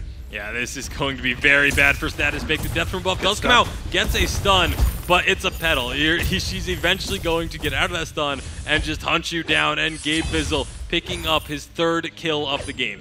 Problems again with forward barrage and munions. You keep throwing out those forward barrages, and the munions just keep eating them all. And when you're done with that cooldown, the rest of the team there from Hammer's Kinetic is just full health and ready to just take you down. It's becoming a problem. It's definitely becoming a major problem for Status Baked. I think he's gonna have to adjust to using that Suri Strike much earlier in fights, which then also has a problem of leaving him in a vulnerable position, because he's going to have to Suri Strike through the pedal to be able to clear out those munions, or a Death from Above can clear out all of them in one go. That works Death too, from Above, yeah, but your Death from Above is now down. Right. That's a problem. Now, we don't actually have the puppies here from E36 yet either. T-Tigers does have a 6, same here with Selena Gomez. And did we actually end up... Selena Gomez still sitting, looking to go a little bit more offensive, not finishing off the Shiver Steal. So again, T-Tigers, with his playstyle, I think is just slightly more ahead. 72 farm to 69 though. It's not as bad as it could be when it comes to the money. Yeah, Selena Gomez is actually sitting on a ton of gold. 25. Yeah. So when Selena Gomez does go down to the shop, it's going to be very lucrative. But right now is a very bad time to fight. Status is going to fall. T-Tiger securing that one, while Gabe Vizzle just continues to chase through onto the Fortress and Blackfeather. Another kill going over to the side of Hammer's Kinetic, and they, thus far in the early goings, have been in the driver's seat. Almost a kill a minute here for Hammer's Kinetic. 6 kills in 8 minutes. Once more, Gabe, he's just going to be marching forward and picking up that farm, and Status Baked has still not finished a tier 3 item in 8 minutes. Yeah, this is definitely not a good situation for them to be in. I mean, neither has Selena Gomez. There's no tier 3 items on anyone on the side of Liberation X at 8 minutes into the game. And that, like you said, it's a problem. Goodbye, Selena Gomez. Yep, that's going to be just it feels too easy almost at this point for Kinetic. You look up and the health is just gone. There's the Shiver Steel coming up from, I want to say Selena. Yep, totally there. And, I mean, a little bit of attack speed, sure, fine, but T-Tigers has that Serpent Mask ready. Like, we haven't even gone down that road here from Liberation X. It's just, okay, well, maybe it's actually not as far as I thought. He does pick up the Barb Nita. We do now have that fountain, an 8-minute fountain. If you recall a little bit earlier, TSM, Flash, he's able to get it in the 6-minute mark. This round, 8 for Liberation X, and that's a little bit of a difference between some of the styles of these roamers. Yeah, they both do have that Fountain of Renewal now, so it's not too big of a difference in terms of the roamers. Again, that big itemization difference is in the jungle. As you can see, the damage being dealt onto E36 there. He does still have the Fountain available, so not in too much trouble just yet. But with Gabe Bizzle joining the party, it very well could be. Looks like he just wants to go down and look for some jungle farm instead. Saying, just almost daring Liberation X to chase them down. They knew where Sky was, that scout trap back at the backs. They knew exactly where Sky is. They can probably guess that since Sky's not showing up, he's doing a little bit more farm, or he's doing the minion mine, although the minion mine is his, so that's an invalid one. Either way, they know exactly where he is, so they can do this aggression. Yeah, and I really like this. The pedal can actually deter any sort of congestion onto that gold mine while they do secure it for themselves. Puppies and onions. There is finally a tier 3 item completed for Status Baked, as he did finish off the Broken Myth first thing, and Selena Gomez just gonna stay alive. As a fountain. Very, very close for Kinetic. They're slowly pulling ahead. It's not a massive gold lead just yet, but it's a consistent gold lead. And they have held it for, they keep incrementally making it bigger. Oh, so beautiful death from above does stun up too. This is Liberation X looking for a fight. They're diving onto Gabe Bizzle, but they don't have the damage. That's one kill picked up, going over to Sweet Generous. Gabe Bizzle underneath the turret, kiting as best he can. They do get the kill, but it is an ace in favor of Hammer's Kinetic. A 3-1 trade, not exactly what the doctor ordered, but I mean, they went for it, and they didn't have a fountain that fight. Remember, like, they just used it previous to keep, not T-Tigers, to keep Selena Gomez alive, and now getting an ace and losing out a turret, that is not going to be boding well for them, because they still can't keep this farm. Yeah, I think Status Baked has maybe taken his own backs maybe 3 times this entire game. 3 times in It has 11 been minutes. Completely belonging to Hammer's Kinetic. Maybe Gabe Bizzle taking offense to hearing that the jungle was Status Baked's territory. And they proved it in the first game. He definitely did. The first game was very strong, but then Gabe Bizzle, you know, the jungle is filled with bushes, so he's playing the plant, so he's becoming one with the jungle. Right, no, I get it. And I think E36 is returning to the earth himself. He's definitely going to be falling there as another kill for Gabe Bizzle. T-Tigers did get dropped very low, but it's just, again, not enough. The fountain comes out, keeps him healthy. Whoa. Oh, Status Big. Gabe Bizzle actually got the attack target. You could see his attack go flying back towards the base, but just not quite fast enough to cancel out that recall. So instead, they'll just settle for another gold mine. It's gonna be a immense gold payout. The full payout, 300 gold per player, just extending this lead that they have even further. Petal sounds like she's just smacking her opponents with fairy dust. That's what I'm always reminded about, that auto attack sound. And when he's stutter stepping like that, you just hear it so much. Oh boy, but that's going to be a lot of damage onto Status Baked. He is going to fall in between the 2 turrets. And now Selena Gomez using that Rose offensive just to try and get out alive. The attack of the pack just causing a little bit of trouble there.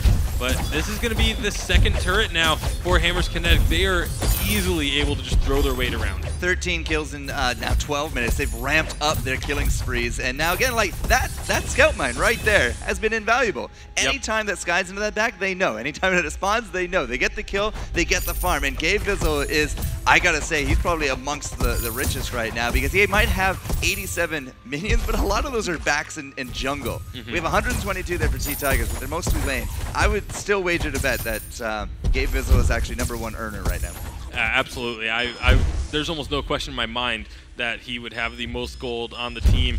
One of the questions about this pedal, and with Hammer's Kinetic playing it here in the first round, you know, you have to ask, did they show it too early?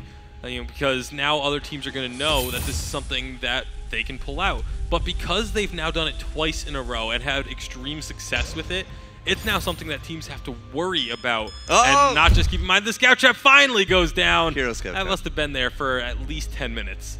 That was a really good scout trap. But probably the oldest scout trap ever. So now that everyone knows that this pedal is so strong, if they don't feel like they can deal with the pedal, that becomes something that they maybe have to ban, which leaves more power picks open for Hammer's Kinetic. So showing it early, if they had only played it the once, then yes, maybe they pulled it out a little bit too early. But because now they've done so well with it 2 games in a row, it becomes a legitimate threat. 14 minutes in, definitely prime time to pick up some of those infusions. We got the Kraken waiting in the wings here over the next 50 seconds. Liberation X not actually building really a lot of light shield. They have actually been going a lot of armor. Look at that, double quota plates and then light armor on top of Status Baked, which is interesting because Gabe Fizzle actually has the most kills tied with Sweet Generous, who again is doing mostly, you know, a lot of that crystal with the A and B.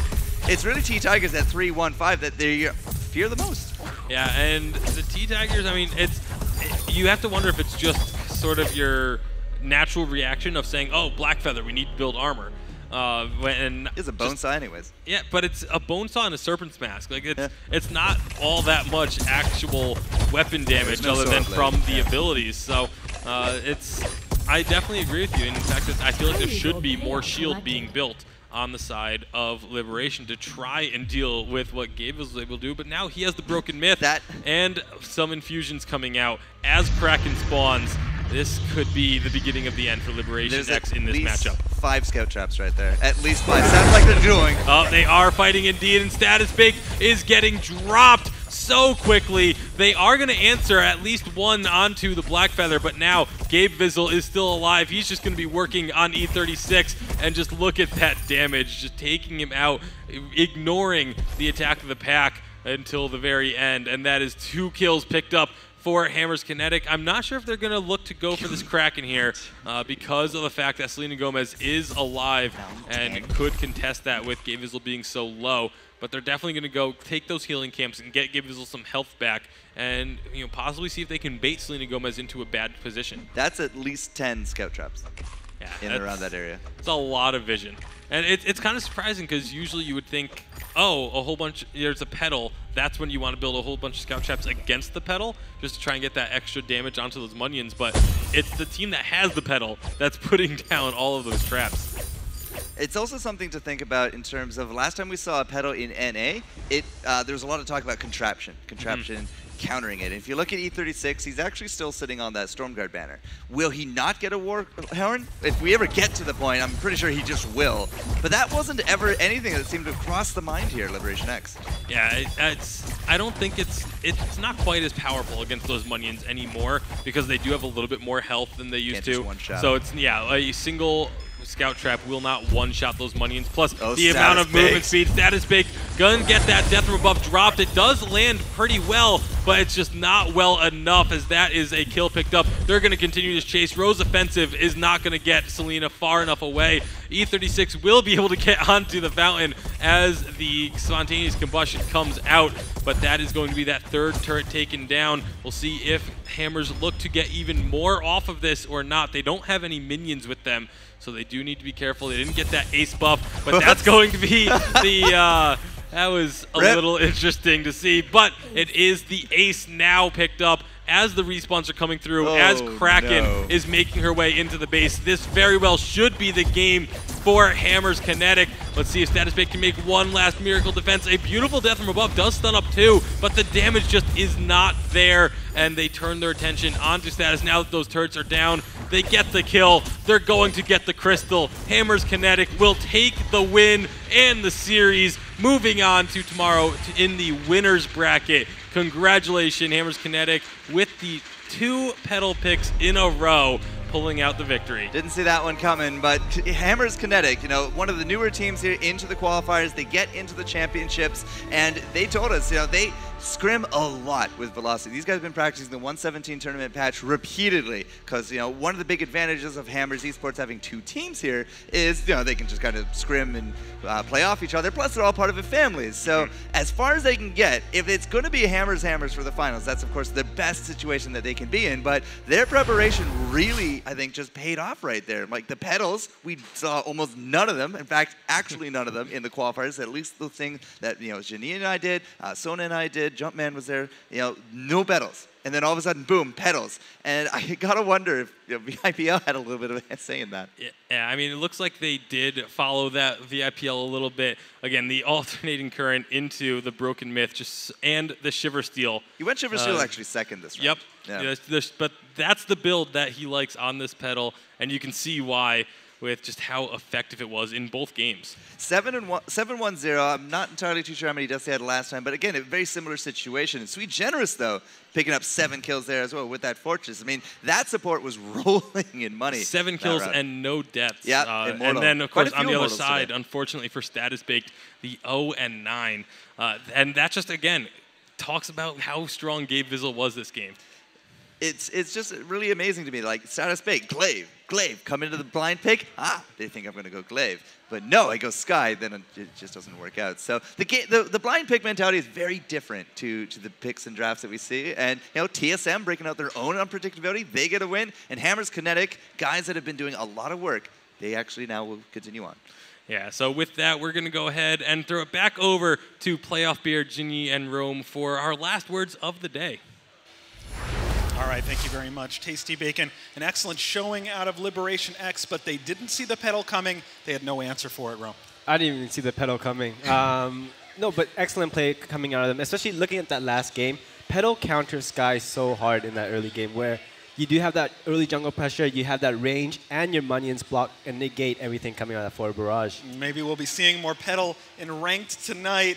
Saw some Kashka, saw some pedal, a lot more Kestrel than we expected. A lot of surprises today, Shingy. Yeah, there was a lot of surprises, and I've got to say, I really liked Gabe Vizzle's itemization on that petal. I think somebody touched on it earlier with that alternating current.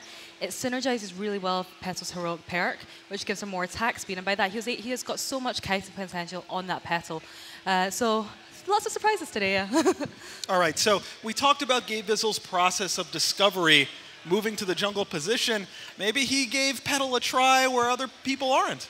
Well, I do feel like he's very confident running every single hero across the board. Like, he could throw one of the roamers up into a jungle carry, and that would work out very well for them.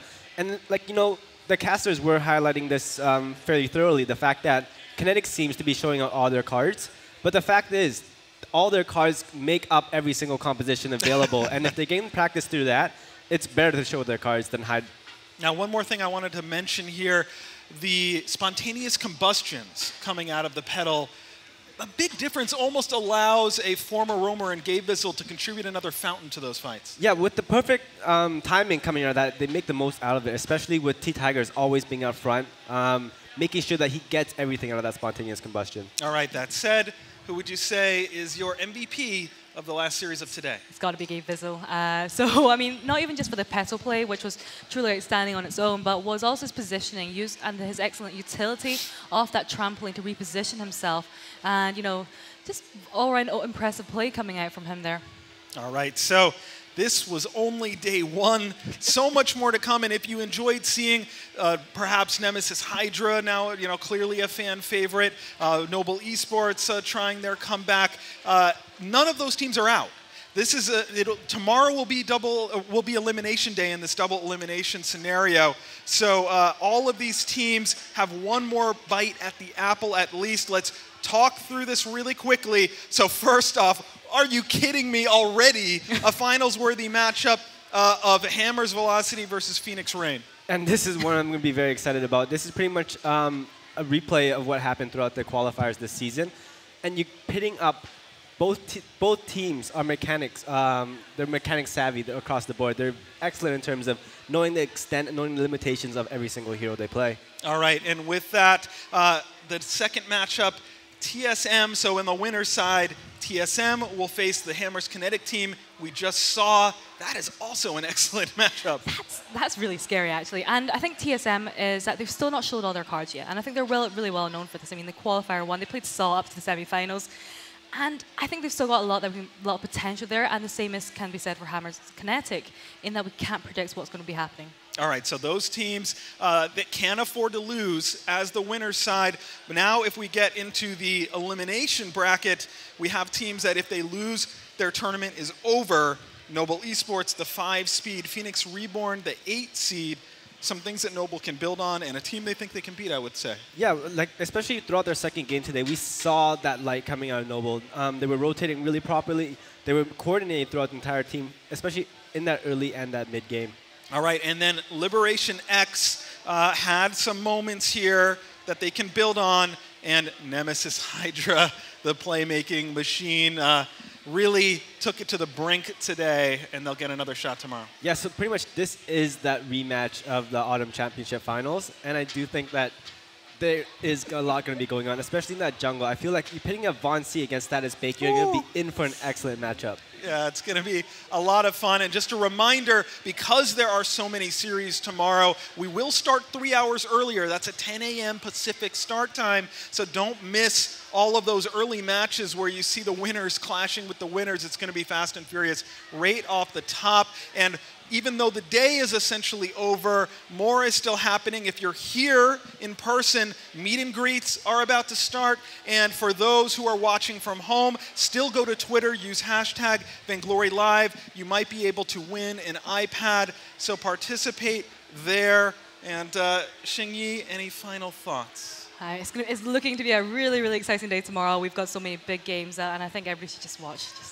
All right. Just watch. Just watch. You have to be here. Just make sure that you watch. So with that, I think we're done for today from the Avalon here in Hollywood. Thanks so much to everyone for joining us. Tomorrow, Elimination Day, as we find out who our semifinalists will be. Do not miss it. We'll see you tomorrow.